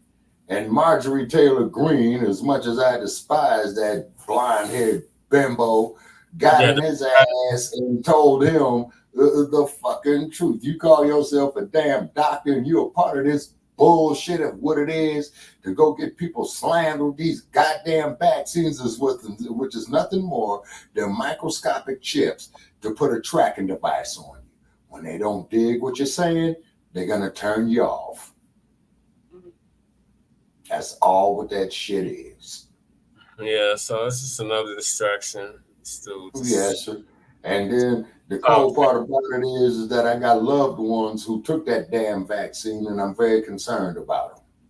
Oh yeah, big time. My grandfather got the vaccine for his work and ended up kicking the bucket a year or two later. So wow. And then, not to mention the fact is that they're going to start extorting people in the next presidential regime that's going to come about. That there's going to be part of what this 2025 experiment that's going to be. They're going to go out there and they're going to mandate that people take this shit. And the only thing that I can say is that that's why we got to get on the same square, Black family, and stay strong and refuse to take that shit. Well, they don't get a few of us. Those dumbass commercials about the new. Oh yes, sir. Yes, sir. And they had punk ass Kelsey up there advertising that shit. Right. I don't see those commercials anymore or near as much as I did. Because people is getting wise to this bullshit. That's why. And then also too is that I just came across some information and research as we do is that they got a new strand of bird flu that's going to be coming out. Oh my god! Yeah, just one pandemic after another. No, but these pandemics, brother, are planned. Oh you yeah. See, yeah, these are planned. These diseases are made in laboratories, or the natural disease of it is enhanced in a laboratory. That's my theory. The United States owns and has the patent on. Yes, sir. So look it up. But moving on, because we got our 10-4 Kufis on now. We got the dump is convicted, but does it matter? Does it matter, Shabaka, that the dump is convicted on 34 counts of felony counts of fraud? Yes, sir. Yes, sir. Okay, it's because I found out recently because if you're not already subscribed to this YouTube channel, go ahead and hit the subscribe to Frontline Black News. Okay, no disrespect to Professor Black Truth, but Professor, please share our content. You know, we're asking you. We don't mind sharing your content, Professor. He knows who we are. Yeah, you know, please mention us, Professor. You know what I'm saying?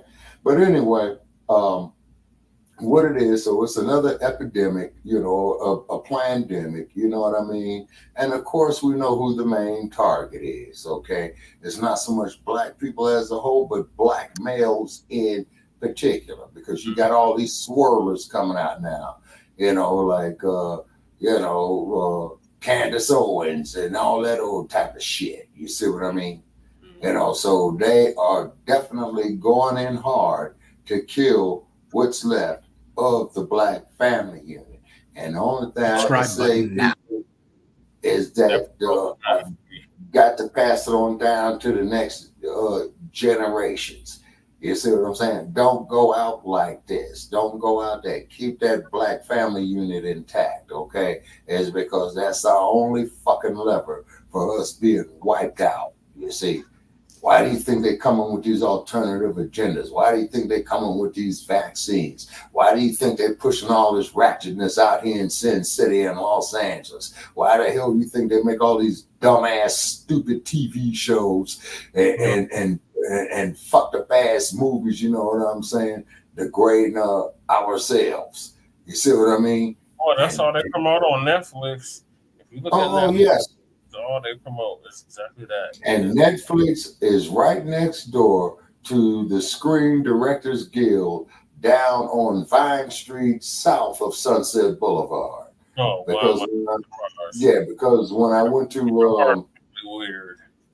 Oh yeah, because when I did my tour there, Brother Paris, as you know, a couple of years ago on HB in front of the Chinese Theater, I'd walk down Vine Street because that was the only fucking place I could park without worrying about some son of a bitch trying to break into it or steal the catalytic converter. I passed right by their front door, and I think, Brother Chair, I did send you a picture of it. Yeah, so I was watching it. Yes, sir. So fuck the Screen Actors Guild, fuck the Screenwriters Guild, fuck the Netflix, fuck the whole goddamn institution of Hollywood. And I want to make that perfectly clear, by the way. Yes, and we co-sign the message. So Professor Blacc Truth is going to give us his take on the dump being convicted. What does it matter? What doesn't matter? Right. Now, along with the bell icon so you can be notified whenever a new video is posted. And if you're already subscribed, check and make sure that YouTube hasn't unsubscribed you. And of course, be sure to give the video a like as well as share it on your social media. The white supremacist hate that. And do all that for fun. And now the Sunday address.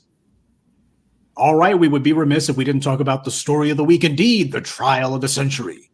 Donald Trump has been convicted on 34 counts of, well, basically paying a porn star out of his political campaign coffers and apparently trying to whitewash it over. But regardless of that, I didn't want to talk about it mainly because of the fact that it's not that important to Black empowerment, but because there have been a number of people out there outside of the Black media who have done some garbage takes on it. I figured that for posterity's sake, there might be some merit in me throwing my 2 cents into it. All right, let's go ahead and deal with the preliminary issues first. What do I think about this particular case? Not very much and not very often. Now, before I go any farther, I have to say off the bat, I'm not a Trump fan. I have no sympathy or support for the man. This guy spent his entire life being a good little bigot. And on top of that, what's he done for Black empowerment? Not much. Sure, he may provide something of a political counterweight to put pressure on the Democrats. But at the end of the day, if you have to drag this man kicking and screaming to do anything on your behalf, that becomes just as big a problem as the Democrats. That said, looking at this from the outside, we all know what this fiasco and the avalanche of litigation against him is really about. The establishment wants Trump gone for a myriad of reasons, and Democrats are looking and going, you know what? We got very lucky in 2020. We had a pandemic that weakened him politically because it undermined the economy, not to mention the collective weight of a lot of his stupid behavior. The Democrats didn't have anybody except for maybe Bernie Sanders who could have given Trump a run for his money, but they don't like a lot of the things that Bernie Sanders has been saying and positions he's been taking. So from the actual people who the Democrats would be willing to put on the ballot, they didn't really have anybody other than Biden who could compete against him. And if it wasn't for how the economy went sideways in 2020 due to the pandemic and all of the chaos that it wrought, Joe Biden would not have won that year either, just like he failed the other 2 times he tried to run for president. So that's what things are about from the Democrat side of the ledger. The Democrats are very much desirous to make sure that the orange man doesn't get back into the White House, because if he does, he's going to be politically vindictive as hell. But the Republicans also can't stand Donald Trump. They couldn't beat him either. See, they thought that they had gotten rid of this man in 2020. You had idiots like Joe Scarborough saying that Donald Trump wasn't necessarily gone, but Trumpism was. And I'm sitting here listening to this crap and going, you know what? This is why only baby boomers listen to the white broadcast media and actually put any stock in what they say. Because Scarborough, as with so much else, he was wrong on both counts. Neither Trump nor Trumpism was gone, and history has certainly borne that one out. So Joe Scarborough has shown everybody just how astute a political observer he is. But the problem was when Donald Trump got beat in 2020, he didn't slither away and crawl back under a rock. And that being the case, they decided, okay, then we're going to make his political demise permanent by any means possible. The plan is pretty transparent because they want it to be. The idea is to bury him under a mountain of litigation. Go ahead and drain his campaign treasury and hopefully wear him out by the election because he ain't no That's young what I man. said, Professor. And being under all of this pressure is not good for the health of a guy who already is obese and ain't in great shape to begin with. Now, what are the chances that this is going to result in him going to prison now that he's been convicted for this? If I was a betting man, I'd say that he's not. He's a first-time nonviolent offender. And just to show how much of a stretch this all has been, half a dozen legal experts who talked to Reuters said that it's very rare for defendants convicted of the kind of crime he was to get prison time in New York. In fact, it's rare for those kind of defendants to get prison time, period. Mainly because of the fact that this is not exactly a high crime. This is not the kind of thing that necessarily you throw the book at people for. What usually happens is they pay a fine. But in Donald Trump's case, who knows? The judge in this case might decide to swing for the fences and actually give Donald Trump some sort of incarceration time or another, mainly because the judge happens to have ties to the Democratic Party. There are a number of questions about the judge and other aspects of this case that could provide Trump the basis for a successful appeal. But that's going to be slow going. I'd say whether he can get this conviction overturned or not depends on how quickly he can get this case before his Supreme Court. I say his Supreme Court because he put half of them on the bench. But you can bet Democrats and the never-Trumper contingent of the GOP will do everything they can to drag that process out. This is about politically purging the landscape of somebody who had been problematic for both of the major parties for different reasons. And make no mistake, the Republican establishment is glad that this happened. Donald Trump's been a big problem for them too. They're not up in arms about this. Have you noticed that? Sure, Mike Johnson will croak out a few impetuous remarks. They'll make a couple of the right-sounding noises, but in reality, the GOP leadership is by and large glad that this happened. Why? For the same reason as the Democrats, because the Republicans were not able to beat Trump either, but they had another bone to pick with Trump that even the Democrats didn't have. You see, Donald Trump successfully turned the GOP's own base against them, something he couldn't do with the Democrats. The Republican leadership was humiliated by the fact that this guy was able to crap all over them. Hell, he was publicly taking a dump on lifers like John McCain and others, and the GOP's own voters sided with Trump against them. See, part of being a politician in the United States is that you're voting You're basically a king in charge of your own little domain. So when somebody shows up out of the blue and proves they can come into your house and turn your subjects against you, this after decades of you being solely in charge, powers that be don't like that. This is all about having guaranteed outcomes, and Trump became a wild card and they didn't like it. And he was able to do it so easily. I've been saying this for years now. The never-Trumper contingent of the GOP is far larger than people think. A lot of these Republican politicians who have been pretending to not be against Trump, or even the ones who were pretending to like him, they were doing it because they were terrified of the fact that this man could inject uncertainty into their political races. When these guys run for re-election, the last thing that they want is Donald Trump coming out of nowhere and saying, this guy, he's not with me, somebody should primary him. Sure, even if they can beat him, that's fine, but nobody wants to actually have to chew their fingernails and bite their fingernails off, wondering if they're going to get beat. Everybody just wants to coast to re-election. That's what being in office is about, the power of incumbency. It's not supposed to be a long, hard slog to get reelected. It's supposed to be a fait accompli. You're supposed to show up, file your re-election paperwork, and then you just wait until voting day when people vote for you. It's like, all right, back to office again. That's what it's supposed to be. And Trump made it where they couldn't depend on that anymore. And they didn't like that. It was not business as usual. I'm not talking about business as usual that benefits Black people. I'm talking about this is strictly from the outside. This ain't got nothing to do with us. See, they tried to dogpile him with establishment tools like Ted Cruz and Jeb Bush, but they got crushed. Then they tried to reverse engineer their own phony version of Trump Light, like Ron DeSantis. But GOP voters weren't fooled by him either, and they sent him packing, not that he ever truly had a chance to begin with. And I told you about DeSantis from day one, he didn't have a chance. It was obvious that this guy was going to fail. So nothing that the GOP establishment or their rich donors threw at Trump worked. And once he became the standard bearer for the party, now they were in a real fix. They couldn't openly be out there trying to take him down. So the question for the GOP leadership was, how do they restore the old status quo, but without turning their own voters against them? Because if you go against Donald Trump, enough of those rubes out there over the Republican base are going to turn on you. So how do you thread that particular needle? How do you dance on that particular pinhead? The answer? You don't. Instead, you let the Democrats do it for you. So that's the reason why you haven't seen the GOP running around with their hair on fire after this verdict. See, a lot of them, they were expecting this. They were counting on it. They're perfectly content to let Trump swing in the wind and let the Democrats beat him like a drum repeatedly. Look at how muted and tame the GOP's response to this has been. You would have thought these guys would be out here threatening Armageddon, but they're not. Because to a big extent, Donald Trump has also been a thorn in their sides too, and they much prefer the way things were before he came along. This is about restoring the old status quo. And once more, for the people who don't listen, I'm no Trump supporter. I'm just telling you the political realities. As Dr. John Henrik Clarke said, World Wars I and II were nothing more than an argument between a couple of thugs about which one of them was going to rule over us. And the same thing goes for the Cold War. This is how white supremacy argues amongst itself. And the same principle applies here. This is a political argument between white centers of power, vying to see which one of them is going to have the upper hand. And yes, the competition does become cannibalistic and quite brutal, but that's what happens when you're fighting for power at the highest levels. Donald Trump was obnoxious and annoying, but he was to an extent tolerable until he began making enemies out of lifelong politically entitled people. So that's just a roundabout way of saying, no, the enemy of my enemy is not my friend. Under white supremacy, it don't work that way.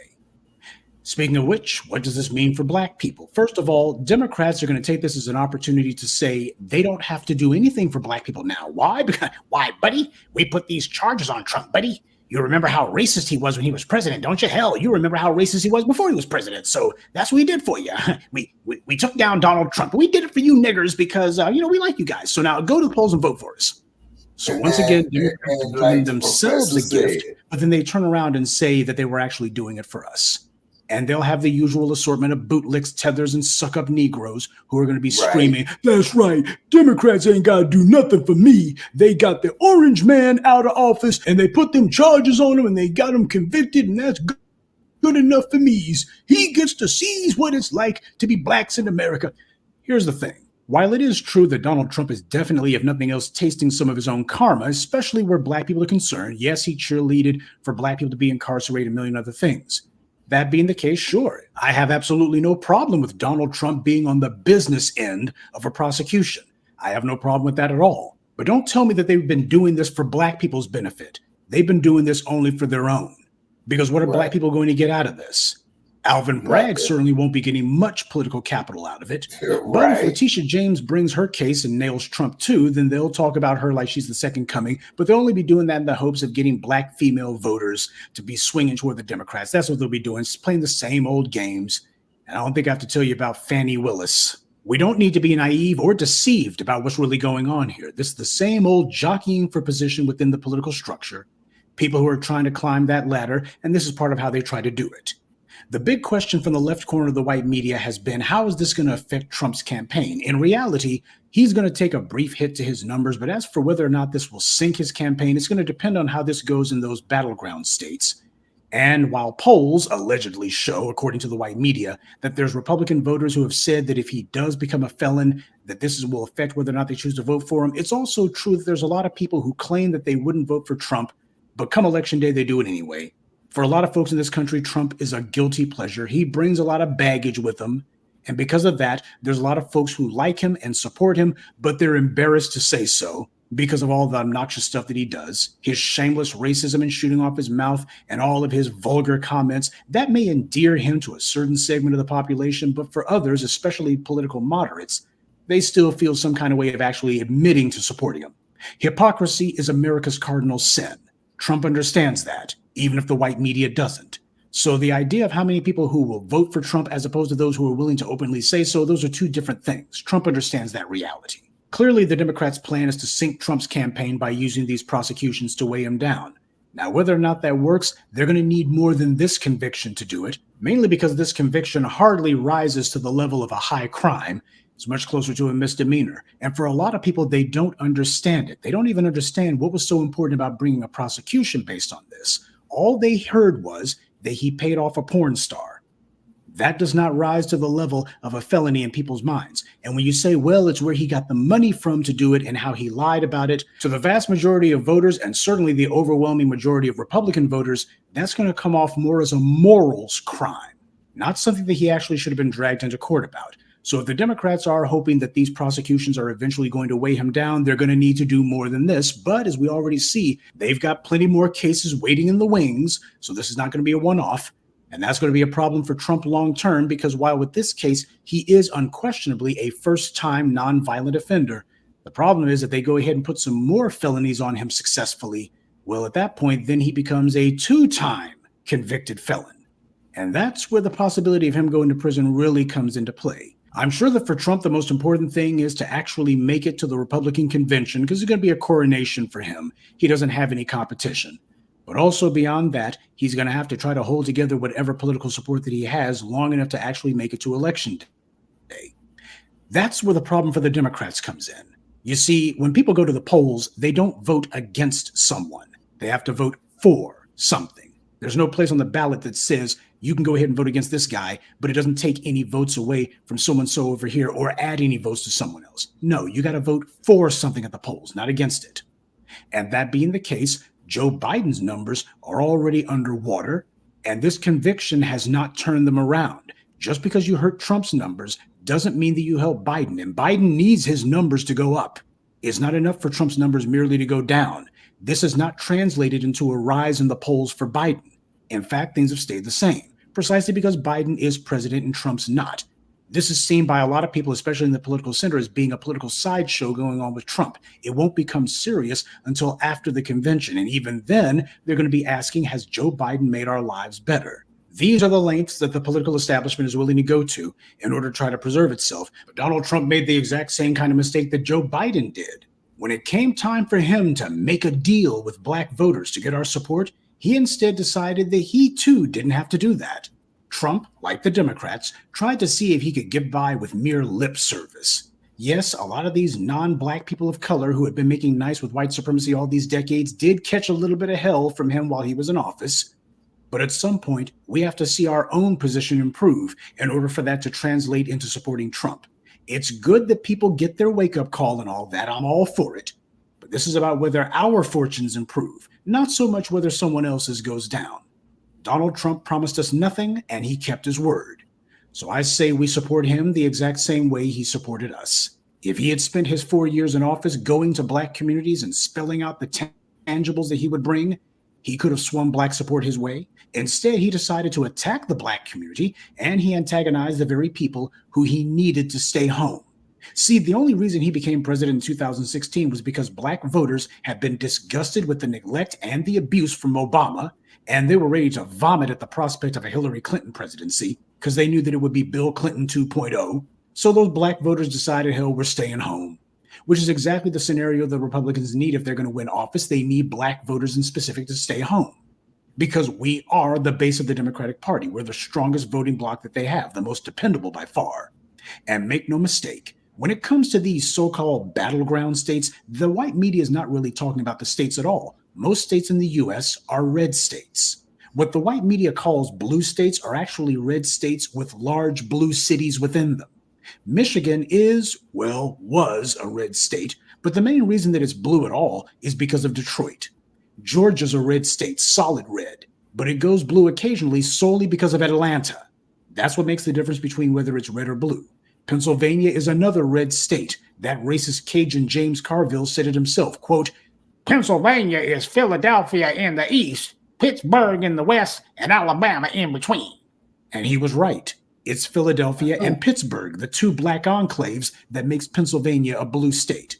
And Florida, by the way, also occasionally can swing in a blue direction, but it's because of Miami-Dade. And that's the only reason why Democrats are even able to exist in that state. Trump made a political calculation that he could shore up his Black support during his presidency, but do it without actually offering us anything. And what he found out was there's some Negroes who are willing to go to the White House and take a photo with them. But when it comes to the actual grassroots support, he has to show up with tangibles. And instead, he showed up empty-handed. And now he's seen what kind of support empty hands gets you. So will this conviction drag down Trump's poll numbers? Actually, I don't think so. Even to the voters in the swing states, this all comes off more as he got convicted for paying off a porn star. And given what people already know about Trump, there's no surprise there. Now, apparently, there's supposed to be more litigation against Trump as we get closer to the election. I think that's a horrible strategy for the Democrats.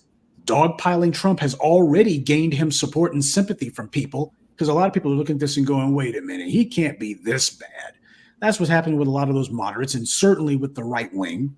And to put Trump on trial right before the election, especially if you do it even after the convention, after he gets the nomination, that's going to be largely interpreted by the public as the Democrats attempting to put Trump in prison because they don't think they can beat him at the polls. I think it's obvious what the Democrats are hoping for is that with all this pressure being put on Trump, hopefully he'll have a public meltdown as if he hasn't done that before, or that he's going to crack. But the truth is, Donald Trump does a much better job of composing himself than people have given him credit for. He actually has more discipline than people would like to believe.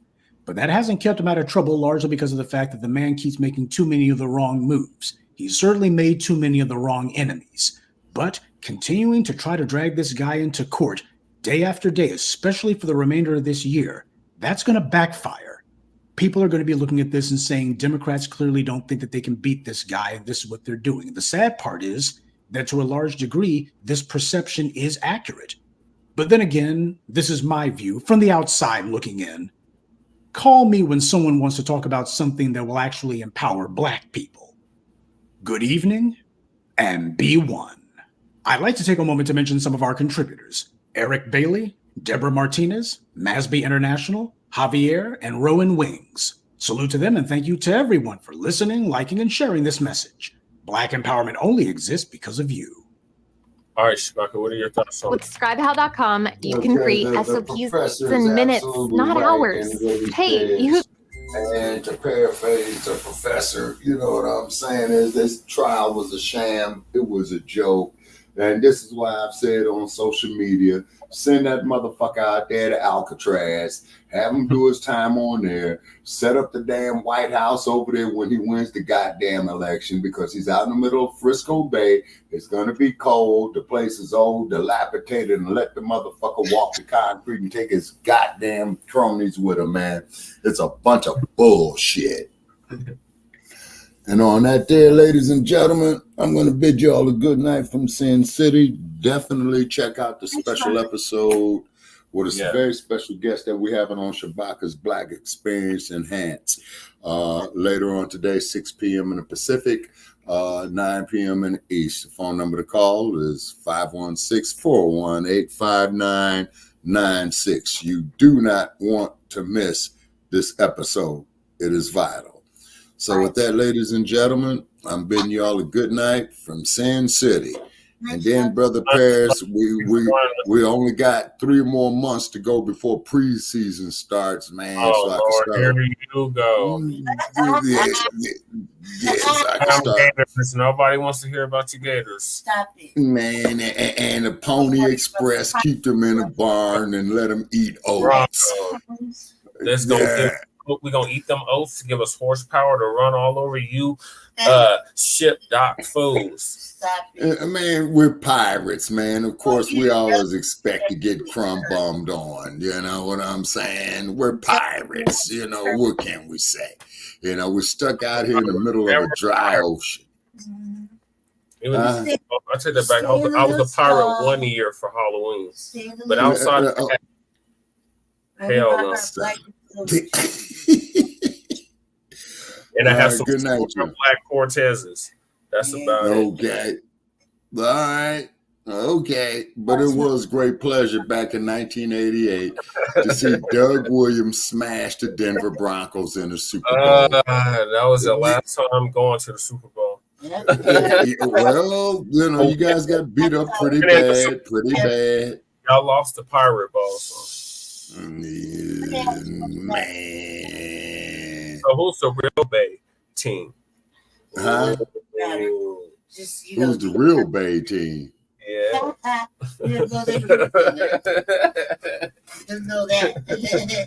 The real Bay team. Is it the Tampa Bay Buccaneers or is it? Man, don't mention them scrubs to us, man. Las Vegas. What do y'all call now? The Sparklers? No, sir. We are called the Raiders. Okay. RAIDERS.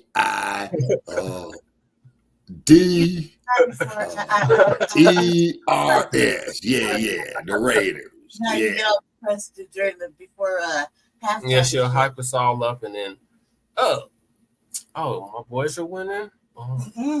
Man, leave the ponies in the barn, man. You know, we're gonna get that oats, and like I said, we're gonna run all over you, ship Doc fools. Man, well, we're everywhere, man. You know, Oakland, LA, back to Oakland, Sin City. You know what I'm saying? In that case, you know, everywhere. Yeah. I mean, nobody wants you. Well, who wants pirates? Are y'all the orphans of the league? Oh yeah, y'all. Yeah, maybe, but if they do things right, we're gonna be the We've been in the 2025. same city at least as long as I've been living. Yeah, well, you know, we've been to Oakland, we've been to LA, back to Oakland. Now we out here in Sin City. You know what I mean? Build a nice stadium for us and everything. And then, by the way, ladies and gentlemen, That y'all couldn't even play the Super Bowl in. yeah, well, that was sad. That was sad. No, But however, I'm putting a special request to the city of Las Vegas. There's a certain building that I see down on the strip by the name of Trump. They need to start bouncing a wrecking ball off the motherfucker. All right. Okay. Y'all have a nice night. I'm out. All right. Good night. So make sure y'all check us out tomorrow. So the next topic is a topic that we covered previously, and it's about this teacher who had a slave auction in the classroom, and they've been placed on leave. They should have been fired and disbarred or lost their teacher certificate, all of that. Lisa's gonna give us the update.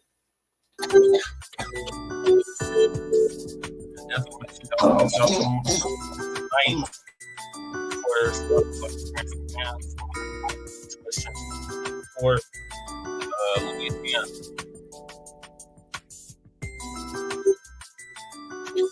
I gotta put the copyright back up.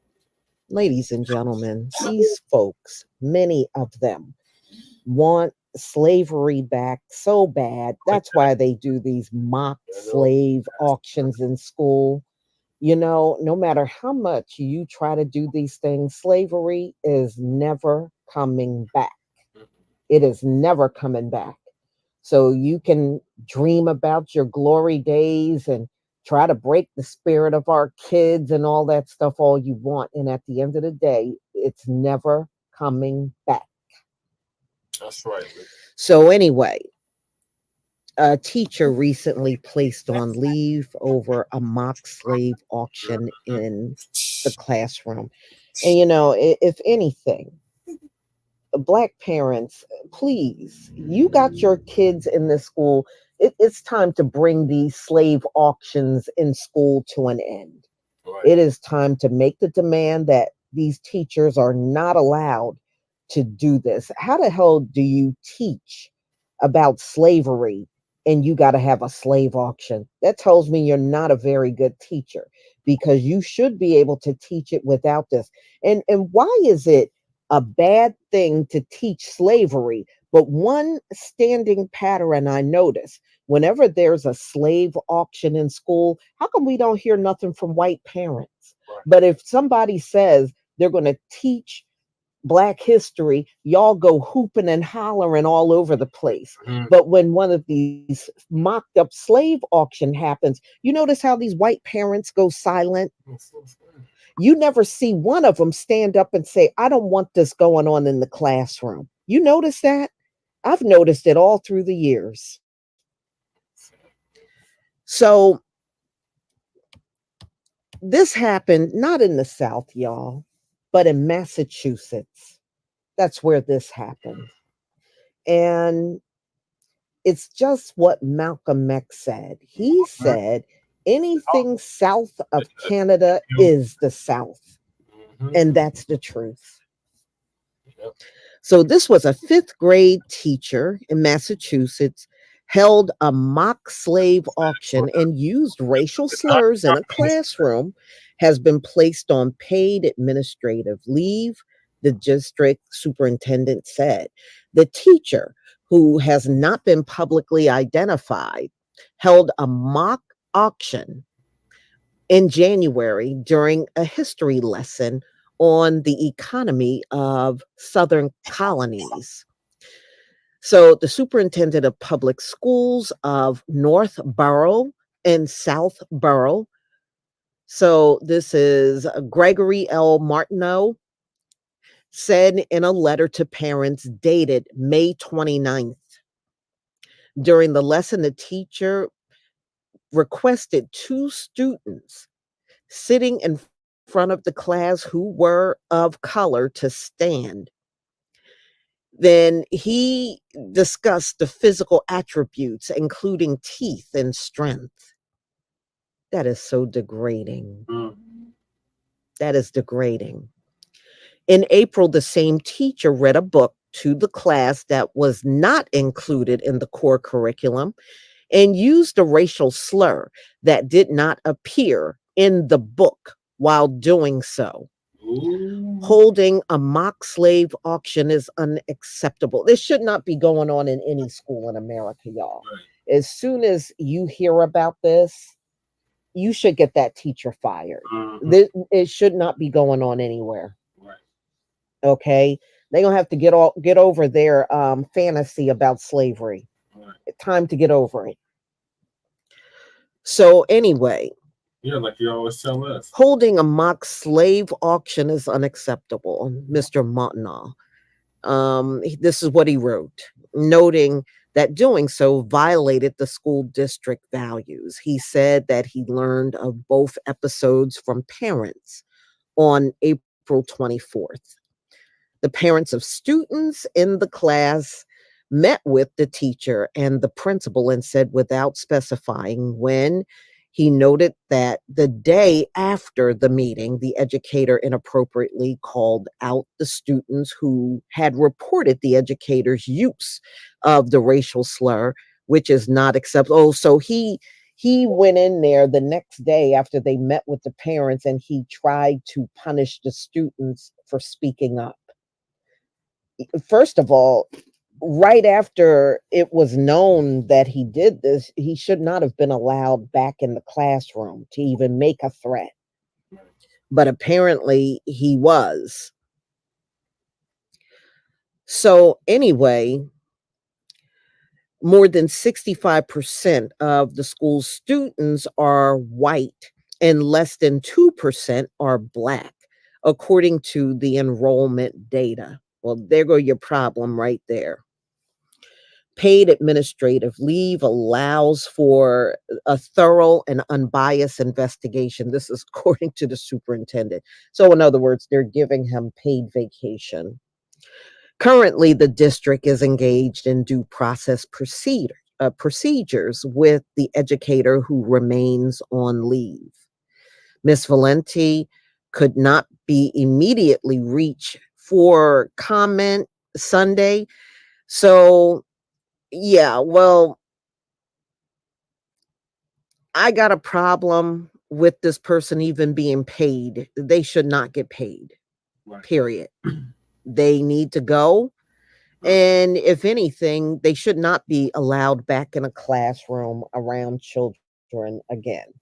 You know, they hire a lot of these people that are psychological misfit, and they take them and throw them in front of our children. And they know these people ain't right.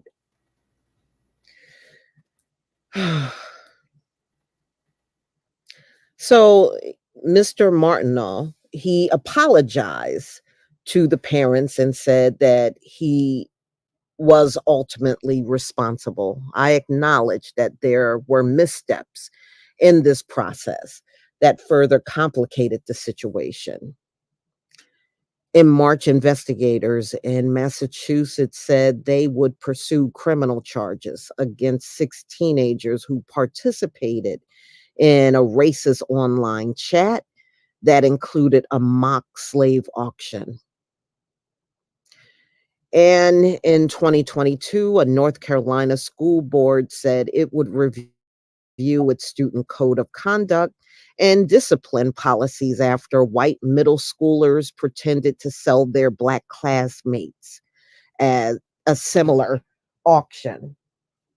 So, y'all, I mean, the way I see it, this should not be happening. at all, you know? And the fact that it's still going on when auctions, it should not be happening. If anything, I hope that parents work towards putting an end to this, because it's got to come from the parents. Your kids are still in these schools and it should not be allowed. But they pull this stunt every single year. Every year, even when I was in school, they were pulling this slave auction stuff, and it's time for it to stop.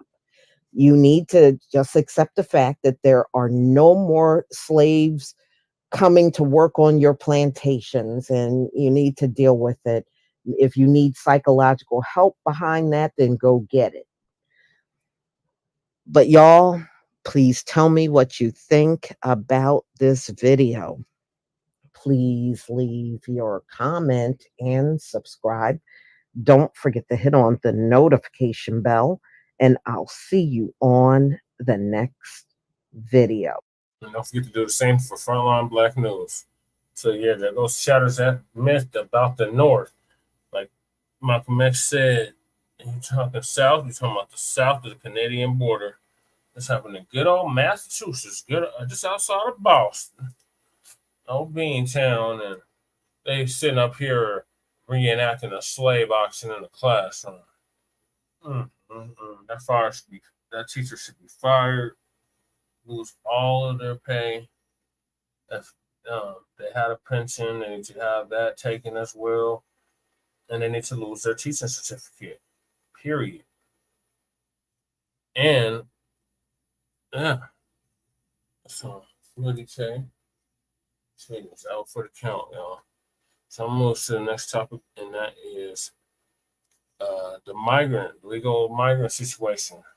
So as y'all know, Chicago, shout out to Chicago, Black Chicagoans, FBA, Chicagoans for giving Brandon Johnson, the current mayor, and city council all kinds of hell behind this migrant invasion that they're calling a crisis, but it's more like an invasion. And these mugs are running amok in all the so-called sanctuary cities where they're being dropped off by good old bud, Governor Greg Abbott of Texas. And they've been committing all kinds of crimes. And now some of them are finally starting to get arrested. So Lisa's going to give us the update on that. Chicago migrant arrested for 10th. It took 10 times for him to commit. Recordings just got better. Hey, it's Dana from StreamYard. I'm so excited to announce that it took 10 months. His 10th time in 10 months. So every month he was committing a crime, and it took him 10 months to finally catch his ass.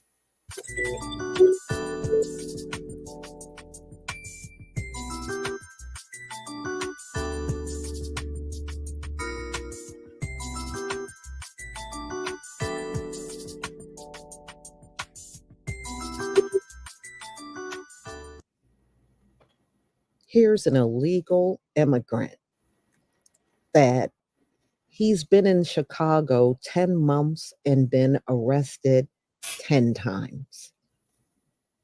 So this is somebody obviously in no fear of the criminal justice system here in America. They already know they're untouchable. That's why they keep committing these crimes. So an illegal immigrant in Chicago on May 15th, it marked his 10th police apprehension in 10 months. Carlo Mavarez Valora had been living in the Standard Club migration shelter, and they said for the last year. Yet following his altercation with a police officer midday May, he will now be staying at the Cook County Jail. Oh, really? It took y'all 10 months, 10 arrests to determine maybe he needs to go to jail. How come y'all don't do that with anybody else? Right. That part, listen. Okay, so Viloria was first arrested on July 12th of 2023 when he was caught stealing close to $200 worth of baseball league merchandise at Walmart. When he failed to appear in court the following month, a judge issued a warrant for his arrest. He was brought in the next day for shoplifting, $158 worth of t-shirts at Macy's. He received 7 days of incarceration for the initial crime, but prosecutors dropped the charges only a few months later.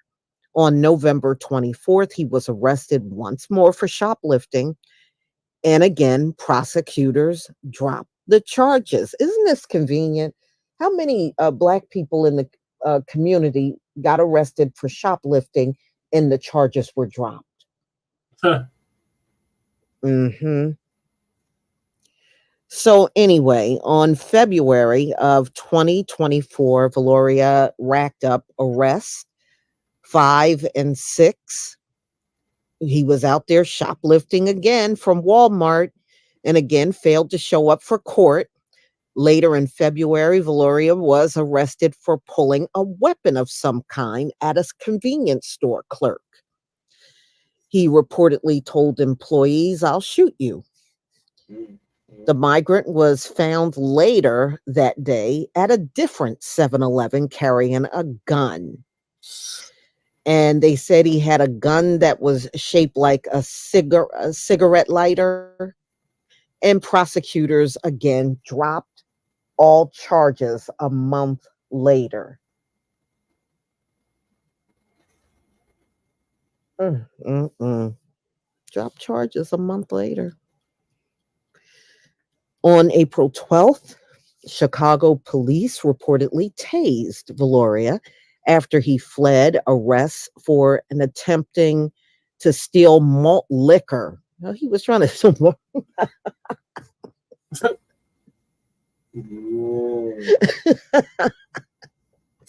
Okay, no, homeboy didn't try to steal some malt liquor. And 1 week later, he was arrested for illegally entering a local Walgreens. This dude, look, y'all, he don't know how to do nothing but stay in trouble.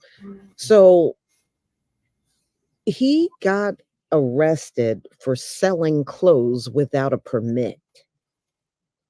And he was picked up for that.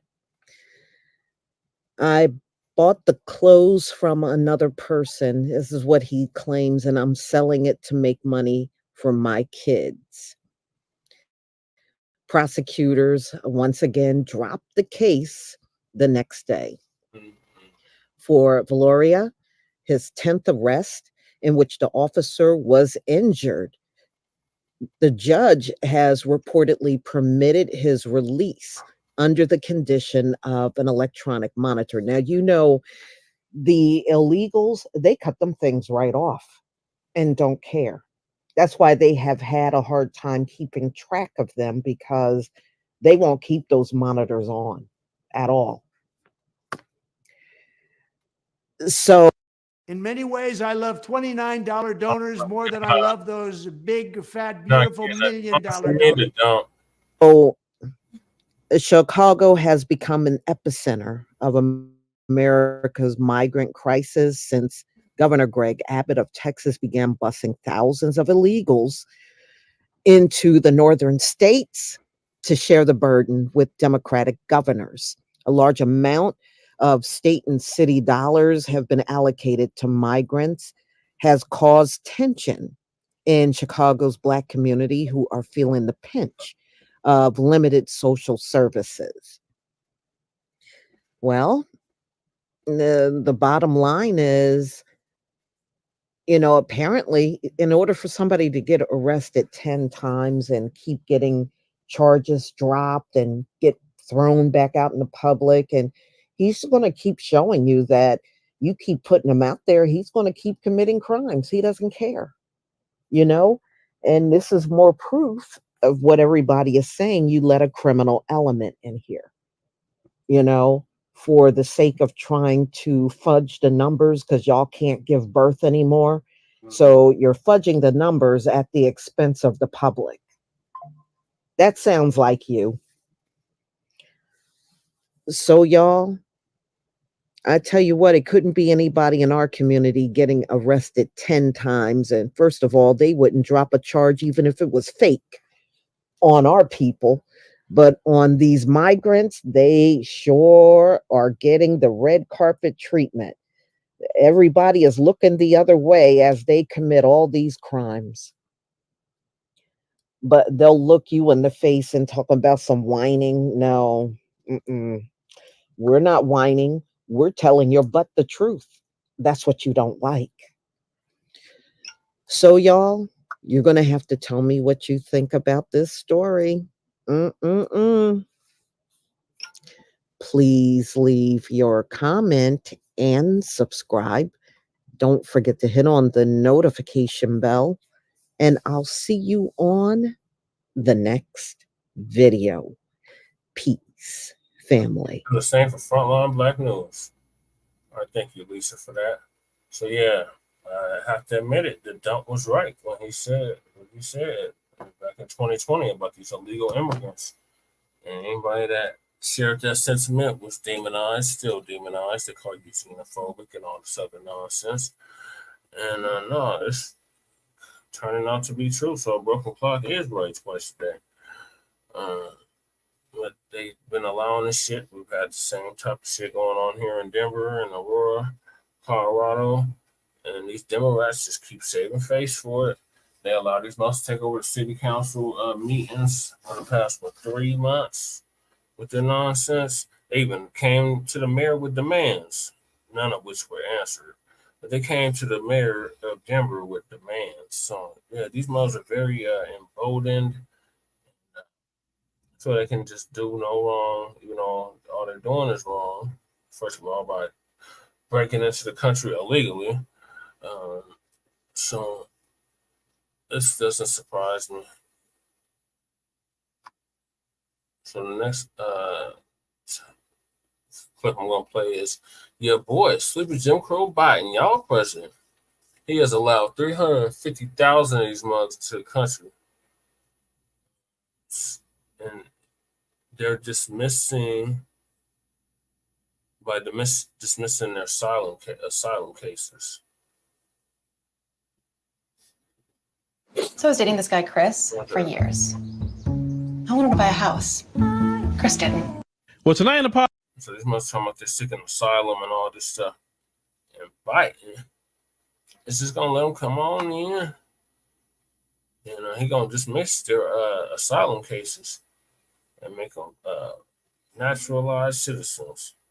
So Uncle Phil's going to give us an update on this.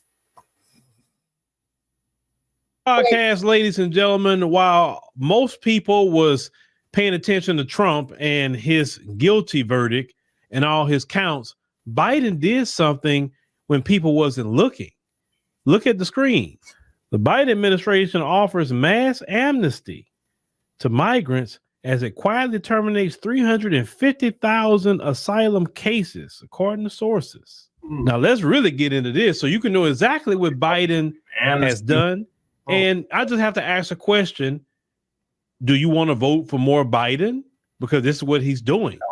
So over 350,000 migrants who have entered the U.S. illegally, not legally, folks, illegally, have had their immigration court cases dismissed, allowing them to go free without a verdict on the merits of their entry. According to a bombshell report, it said top immigration, customs, and enforcement. It said advisor Kerry Doyle circulated a memo in 2022 instructing prosecutors to dismiss cases for migrants, it said, who are not found to be national security threats.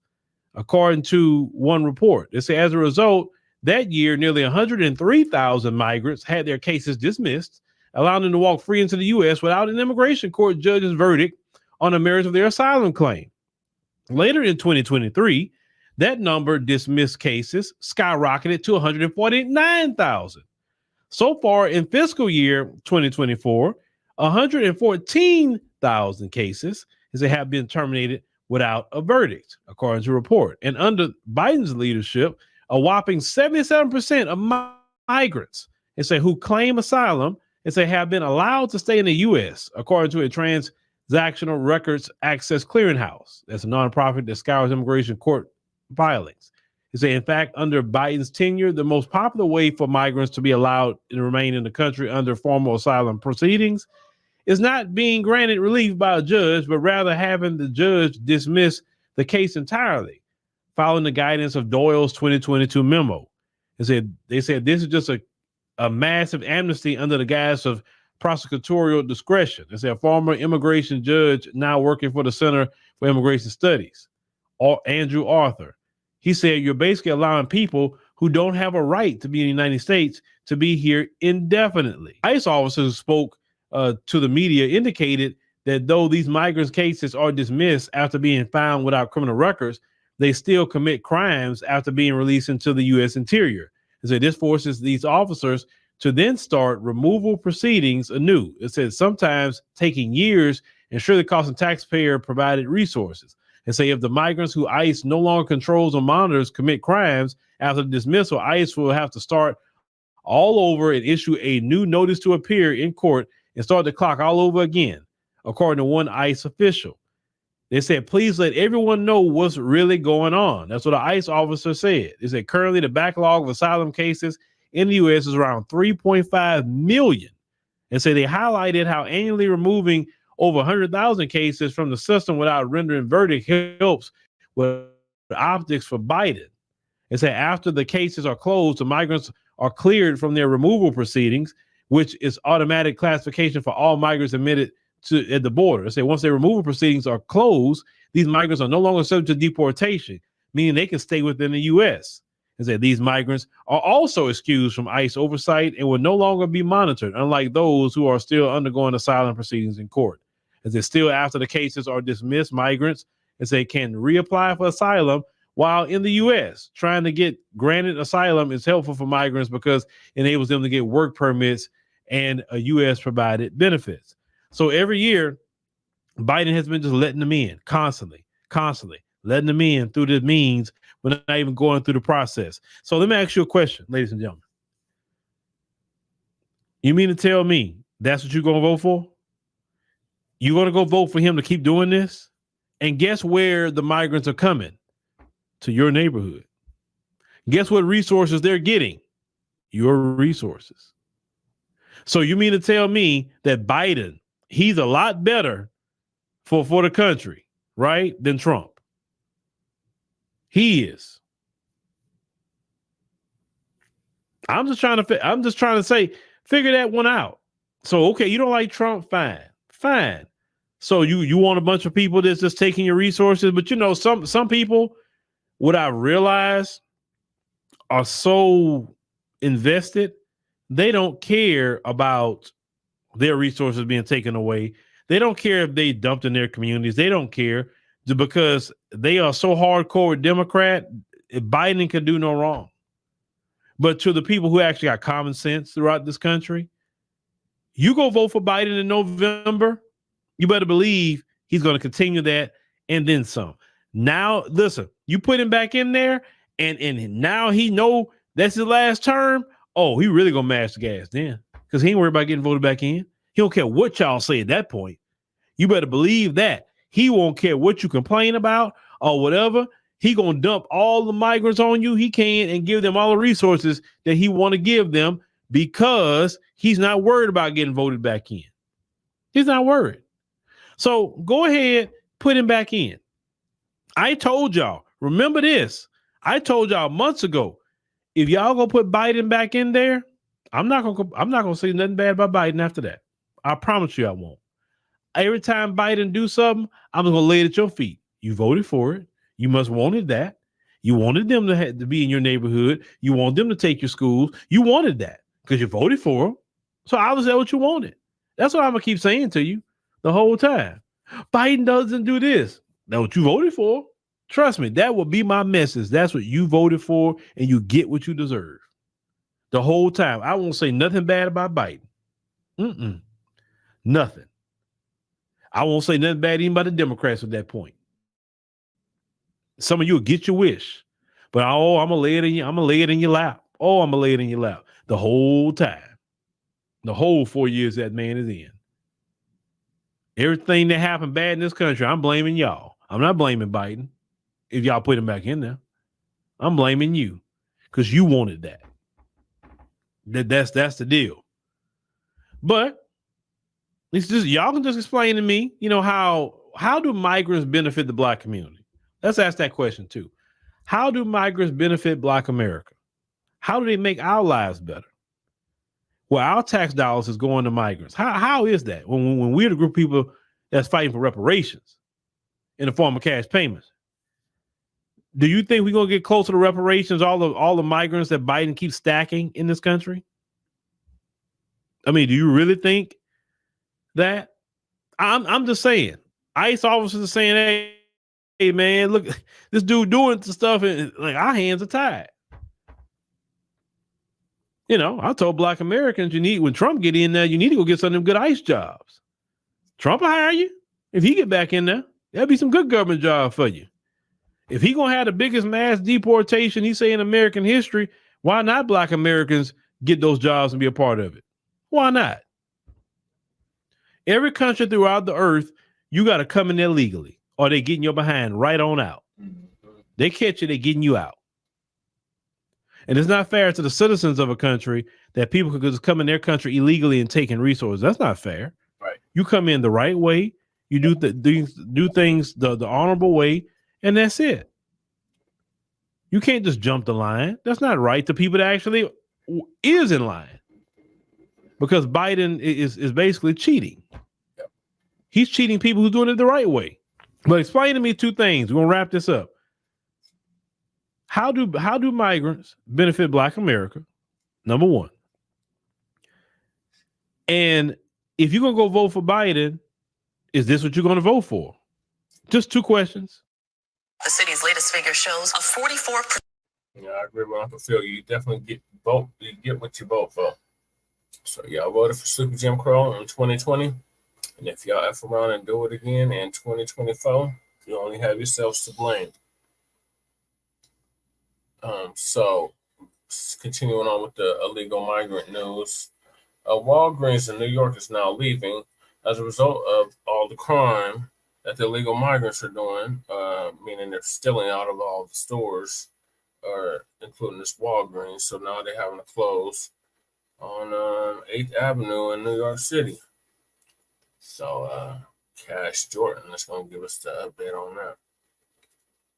Percent rise in shoplifting, and retailers say the dramatic increase is having a negative impact on business and the quality of lives. So, those plastic cages stores like Walgreens used to lock up their products? Well, apparently that's no longer working. And shoplifting here is so bad, these chains are losing enough money to cause them to just give up, shut down, close locations altogether. And in many cases, like what you see behind me, they're not coming back. An arrest in a shoplifting case in Queens in which the thief used a blowtorch, yes, a blowtorch, to reach items behind lock and key. The issue having a major impact on pharmacies, many of whom are just choosing to close up shop altogether. Back in my Rite Aid, and there's nothing to steal because everybody stole everything. For the last year, this has been our number one concern. We have these professional criminals that walk into our stores and they are just brazen. Here's how it works. A criminal network hires an individual or crew called boosters. After robbing a retailer, they turn over the stolen goods to someone waiting nearby called a fence. Walmart, Walgreens, Macy's are choosing to close stores in problematic areas. Many shelves are empty, and it's not from the supply chain crisis. It's from shoplifting. Drugstores like this are under siege due to the high amount of theft that's happening across the country. Rite Aid recently closed a location in Hell's Kitchen after more than $200,000 of product was stolen over 2 months.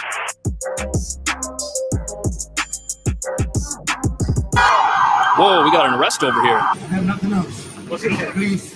What's in that? Which I guess means shoplifting's not just a problem at drugstores, it's also a problem at Best Buy. And look at this, 21,000 complaints citywide, causing stores to board up and shut down. But what nobody's talking about is that although this might mean crime isn't down like our leaders keep telling us, all the security theater you see in stores, the progressive plexiglass, the locked up ice cream, the clothing alarms, it's doing nothing to keep some of the biggest retail chains in the world from closing completely. And even though New York just started a $45 million theft crackdown, which will now jail an aggressive, violent shoplifter who touches a store employee, all that money does nothing to stop an aggressive, violent shoplifter who puts their hands on a product, not a a person or breaks out a blowtorch. And that's because not only does New York want to decriminalize nonviolent crime, apparently crime's only violent when it's directed at something that's living and breathing. And this is particularly bad for our national drugstore chains like Walgreens and CVS, many of whom are doing everything they can to stop crooks, including hiring security guards, eliminating self-checkouts, and even letting the NYPD tap into store security cameras, monitoring everyone's every move in the hopes of catching somebody whose face they can't see before they escape. But you know, the real reason we have a shoplifting problem here in New York is because our leaders think that locking up criminals would be worse for society than locking up a bottle of shampoo, which is why the only ankle monitors in use here are attached to North Face jackets at Macy's so that they don't leave the store and get sold on Amazon. But this is an even bigger problem for drugstores than anybody realizes, because these are the same places that aggressively expanded, shutting down their competitors. And now that they're shutting down, they're threatening to take out entire neighborhoods of New York City in a way that's completely irreversible.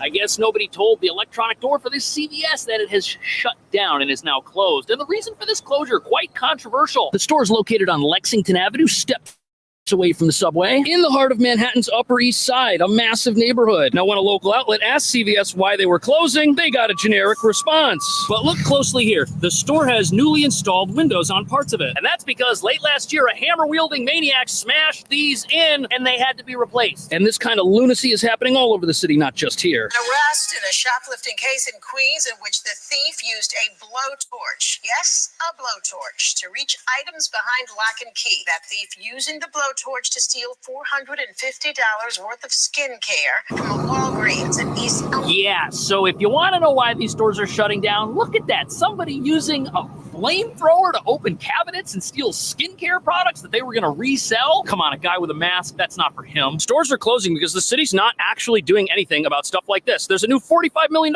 program to combat shoplifting, but it's only violent shoplifting, directed at an actual employee of the store. Violence directed at the store itself, like smashing windows with a hammer, that doesn't count for some reason. On top of that, if you steal under $1,000 worth of stuff here, it's just a misdemeanor, which explains why we've got an epidemic of psychopaths destroying everything, causing places like this to vanish forever. But that's not the only reason these places are shutting down. Shoplifting in the city is at its highest levels, with complaints up by nearly 18,000. Rite Aid recently closed a location in Hell's Kitchen after more than $200,000 in product was stolen over 2 months. That is unbelievable. And before we get into how the city of New York is actively encouraging this type of malicious behavior, if it's possible for a store to get looted to that level, no wonder these places are shutting down, boarding up. How do you run a business in that type of environment? You don't. And we all know that the city knows this is a huge problem. You'll see police cars just parked out in front of drugstores with their lights flashing just to let the criminals know that the police are right outside. Because apparently if they don't do that, crime in those places immediately goes up. Which is why you've got retail theft gangs stealing whatever they can to resell it in places where they can turn a profit. Amazon, eBay, and recently local businesses have been caught buying stolen merchandise from stores like Macy's just to resell it themselves. Which raises a big question. If the city's aware that all of this is going on, why aren't they doing more to stop it?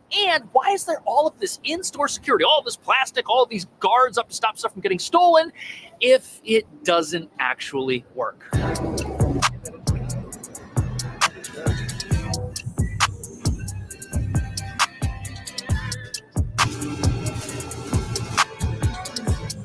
It's the new strategy in the war against shoplifters. Drugstores are locking up just about every item for sale, including everyday staples like toothpaste and moisturizer. Even basic painkillers are... So here we have your typical progressive plexiglass, which isn't working to stop determined criminals. Which begs the question, House... Oh, it's not locked. I guess they're not as secure as they might look. But if this was locked and a thief wanted to melt it, so to speak, that certainly wouldn't take very long to melt. The glass is going to be more resistant to melting, obviously, but I mean, a hammer attack or something could easily open this. And a set of bolt cutters here would probably do the trick, unfortunately. But even though these won't stop everybody from stealing, they will stop somebody who just wants to put something in their pocket and leave. And the idea of stopping the casual thief instead of the hardcore criminal, well, that's definitely going to help the store save some money, and it'll stop the casual thief from realizing how easy it is and becoming a full-time criminal. And when you look at all this stuff, it should be obvious that stores have given up on cracking down on the real thieves. All this glass does is stop the opportunistic criminal from stealing something they were going to have to pay for anyways, which means there's no way stores in New York are going to win the battle against theft. But New York's got other problems bigger than just people stealing things, because even though the city says they're cracking down on theft, they've passed other laws that help thieves once they're in the store before they decide to start stealing. We have these professional criminals, and they are just brazen. Another thing that has sort of contributed to this problem is the shopping bag law that prohibited us from using plastic bags, which is a great thing for the environment, but now has created another monster for us. And the shoplifters, they take advantage of this. So as somebody who's covered this in New York City for a while, this is something that I've wondered about. Does the plastic bag ban or the in-store shopping bag ban, does that have anything to do with how easy it is for thieves to steal things? And here we have firsthand testimony of how allowing customers to use their own shopping bags has caused a problem. And this bag ban is relatively recent. It started back in 2020. And prior to 2020, if somebody were to lock into a store and start filling their own personal bag with items from the store, it would be a red flag. It would look like that person was doing something wrong. But now everyone who goes into one of these stores goes in with their own personal bag. And whereas in the past, a person with their own shopping bag would have looked like a crook, now everybody looks like a crook. Plus, for health reasons, many people cover their faces. And think of how ridiculous this is. Somebody could walk into a store with a massive burlap sack, their face completely covered, and the store security has no idea that they might do something wrong until they're already headed out the store with a bag full of stuff. You've got store security right on the other side of these double doors. 5 years ago, they'd know who to look out for. But now they don't. The criminals are inside the store ready to steal before the idea that they're even a criminal comes up, which means it now takes 50% less time to commit crime. And look at this. You could literally walk into any store in town with a backpack like this and fill it up to the brim with items. And as long as you stop at the register, which is right next to the store's exit, no one's going to know that you weren't planning on paying for those things. If a thief wants to steal anything below $1,000, they're not prosecuted. They cannot go to jail. So your gripe is with the current justice system, is it not? Oh, absolutely. It all started precisely after bail reform, because now we have the more dangerous criminals, not just the petty larceny. Now we have these criminals that when we confront them. Okay, so the point here is that this is totally the fault of the city. Bail reform has decriminalized theft of under $1,000. You just get a ticket. That's it. Combine policies like that with planet-saving initiatives like a bag ban, and you'll just have more empty stores. Because now crooks have no reason not to be crooks, and stores have no way to figure out that they're going to be crooks until it's too late. But in spite of all these challenges, there's one store in New York that's figured out a way around the rampant shoplifting to an extent, in ways that are incredibly clever.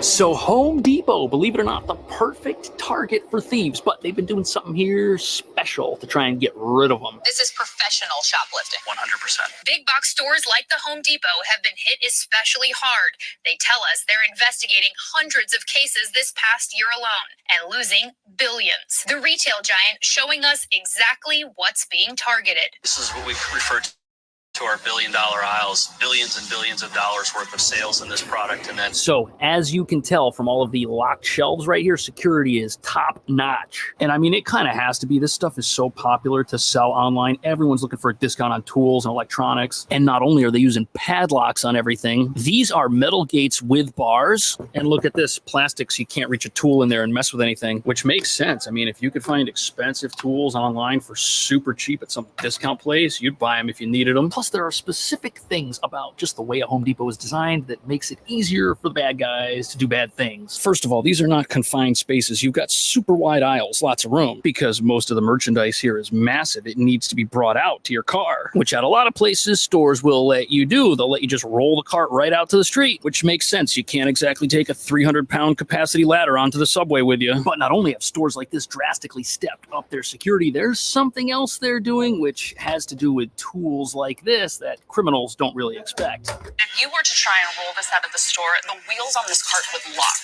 The wheels on the cart will lock, yes. And if a shoplifter runs out with a stolen power tool, If you don't scan it and go through the register, it won't even turn on. you're kidding me. We want people to know that the value in this is in its ability to work. And if it's not even going to work, That's fascinating. So inside a reciprocating saw, like this bad boy right here, there's some sort of chip that activates at the register so that the product itself doesn't work if criminals were to take it from the store and try to sell it without paying for it. But although this is a great idea for things like electronics, everything now has to cost more as the products are more complicated to manufacture. Complicated. Feel free to use that in your own personal vocabulary. But the one downside to this is that a tool is ever purchased and malfunctions, it could be because of these security features. Like, what if your drill just shut down in the middle of a project? That would be so maddening. Not to mention the tech inside all this stuff is RFID and Bluetooth, and hackers are eventually going to figure out how to overpower this stuff and resell these products anyways. But sadly, all this shoplifting comes at a cost. Not just if the product that you've bought malfunctions, but there are other major problems with it that screw up all of society in ways nobody's even thinking of. Not just in the way of higher prices when you try to buy things, but believe it or not, all this theft is actually destroying people's futures. Not just in New York, but in the entire country.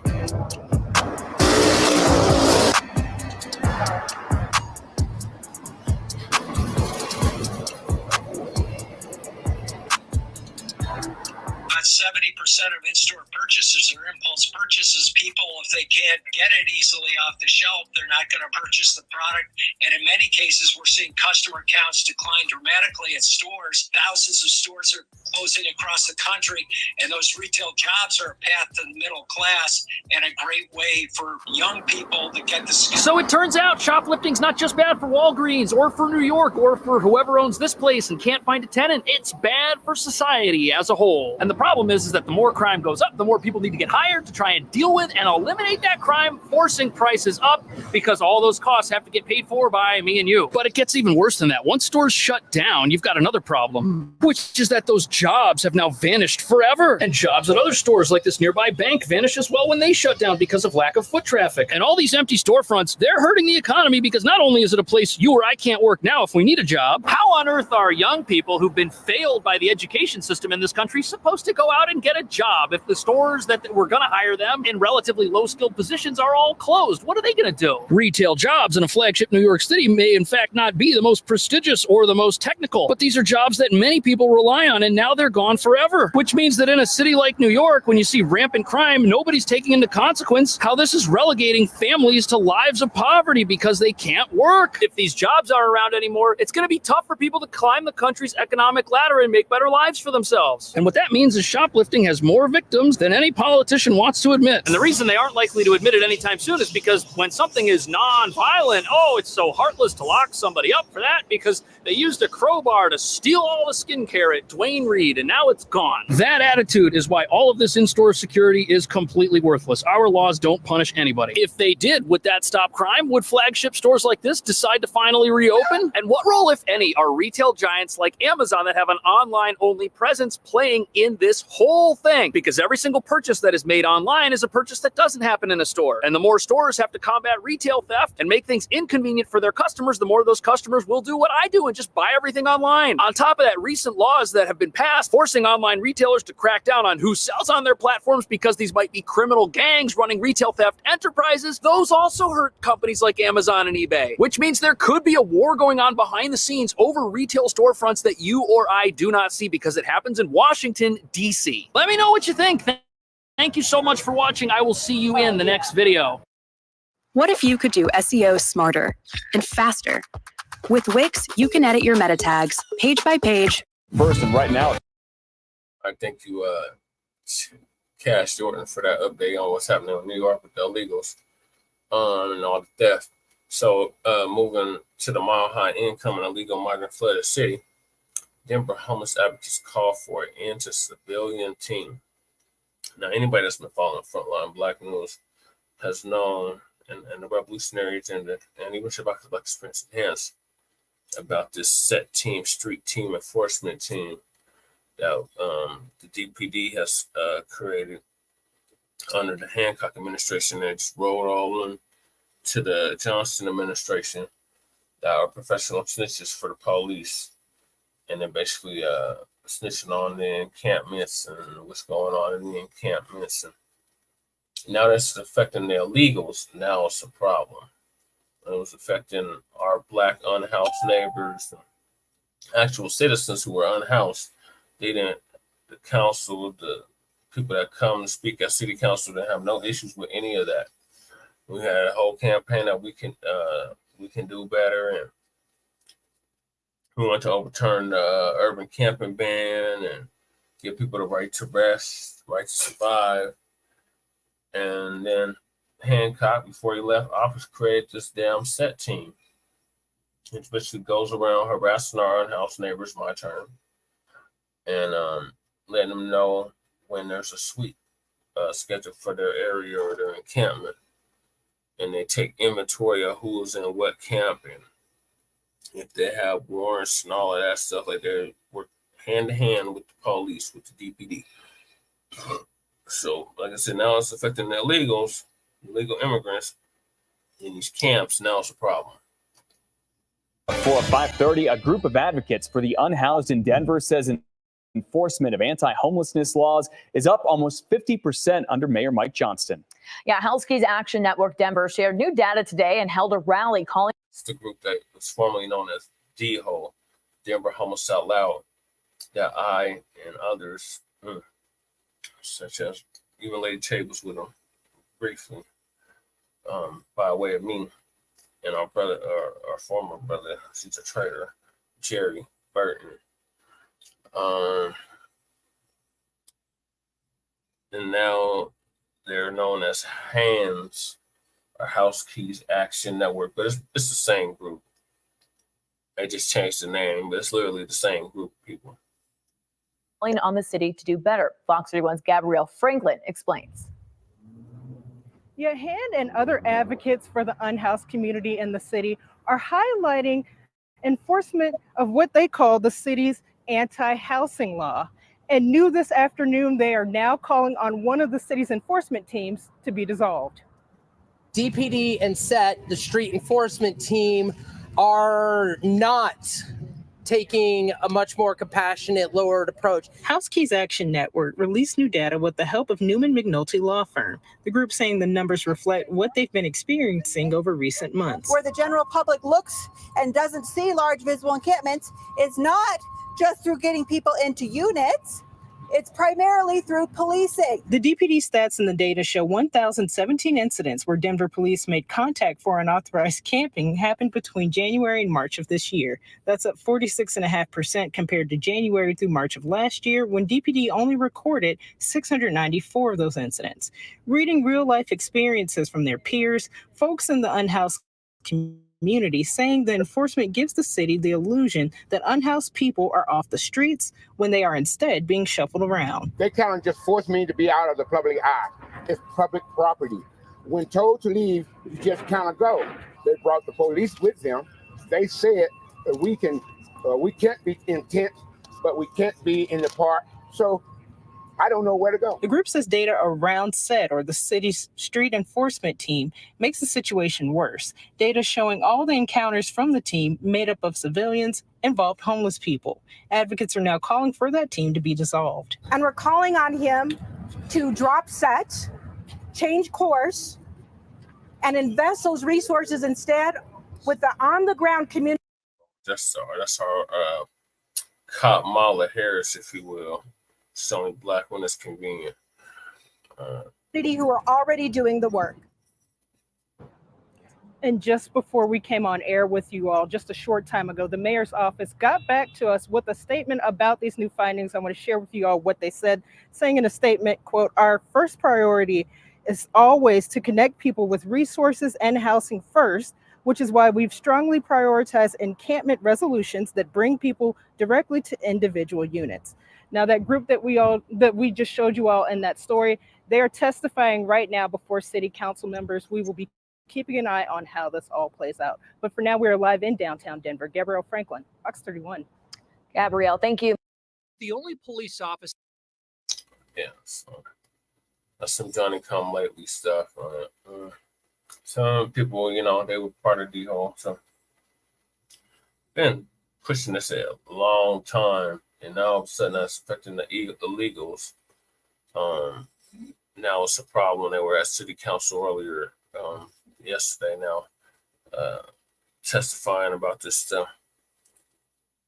But nobody cared when this team was harassing our Black unhoused neighbors, our Black unhoused citizens, period. way better goddamn eye, but now it's affecting the illegal immigrants and their camps that they have set up throughout the city. Now it's a problem. So we got a quick update on one of the killers of Elijah McClain over here in the good old city of Aurora, Colorado, an all-American town that's really a sundown town. And convicted officer Elijah McClain's death pleas for jail release cites health and safety concern. If you don't go somewhere with that bullshit, now I have PTSD. I can't serve my sentence. They only sentenced him like, I'm trying to remember off the top of my head. I think he got 5 years, 4 or 5 years for killing Elijah McClain. He was one of the officers that put him in a chokehold right before they had the paramedics had administered ketamine, which is horse tranquilizer, to him, which ultimately killed him. Out of 3 to be convicted in the death of Elijah McClain, Randy Rodema began serving a 14-month sentence in a jail work release program in March. But a court motion filed this past week reveals he wants out because of PTSD and anxiety. His attorneys write Rodema has a constant fear of being attacked in jail because of his prior law enforcement service. The motion says he can't get effective treatment for his PTSD, which stems from being shot in combat while in Iraq back in 2007. Rodema is only getting approximately 3 to 4 hours of sleep due to extreme paranoia and depression, and that he lost 30 pounds due to stress, his attorneys wrote. They are asking the judge to let him serve out the remainder of his time through home detention. Black man. And the Colorado Attorney General's office, which prosecuted this case, responded with a motion. Prosecutors say because Rodema is appealing his conviction, the district court does not have jurisdiction to reconsider changing his sentence. A judge could respond to Rodema's request sometime this month, so we'll see what happens. I hope they deny it. We'll have to wait and see. Thanks so much, Jeremy. I hope they tell him to go shove that shit up his rectum. He know what he did. He was complicit in the murder of Elijah McClain. He did the crime. Now serve the goddamn. I believe that concludes our episode. Thank y'all for staying up late with us. A lot to go over. Make sure y'all like and subscribe to Frontline Black News on YouTube and Facebook. The Revolutionary Agenda on YouTube and Facebook. And Shabaka's Black Experience Enhanced on Facebook and Twitter.com, formerly known as Twitter. And we're going to have explosive episodes, so make sure y'all tap into that. It's also going to be simulcasted on StreamYard, so definitely make sure y'all tap in tomorrow, later on today, this evening, for that. At 6 p.m. Pacific time, 7 p.m. Mountain time, 8 p.m. Central time, and 9 p.m. in the East. So, yeah, thank you, Twin. Thank you for joining us. Also, thank you, Brother Shabazz from out here for joining us. Shout out to the MD20 for joining us, and anybody else that tapped in tonight. So Che and Krumah signing out from the Mile High Income and Illegal Migrant Flooded City in a sundown town known as Aurora, Colorado. So we'll see y'all later on for Shabaka's Black Experience Enhanced. Peace, love, light, reparations and separations, and Black empowerment.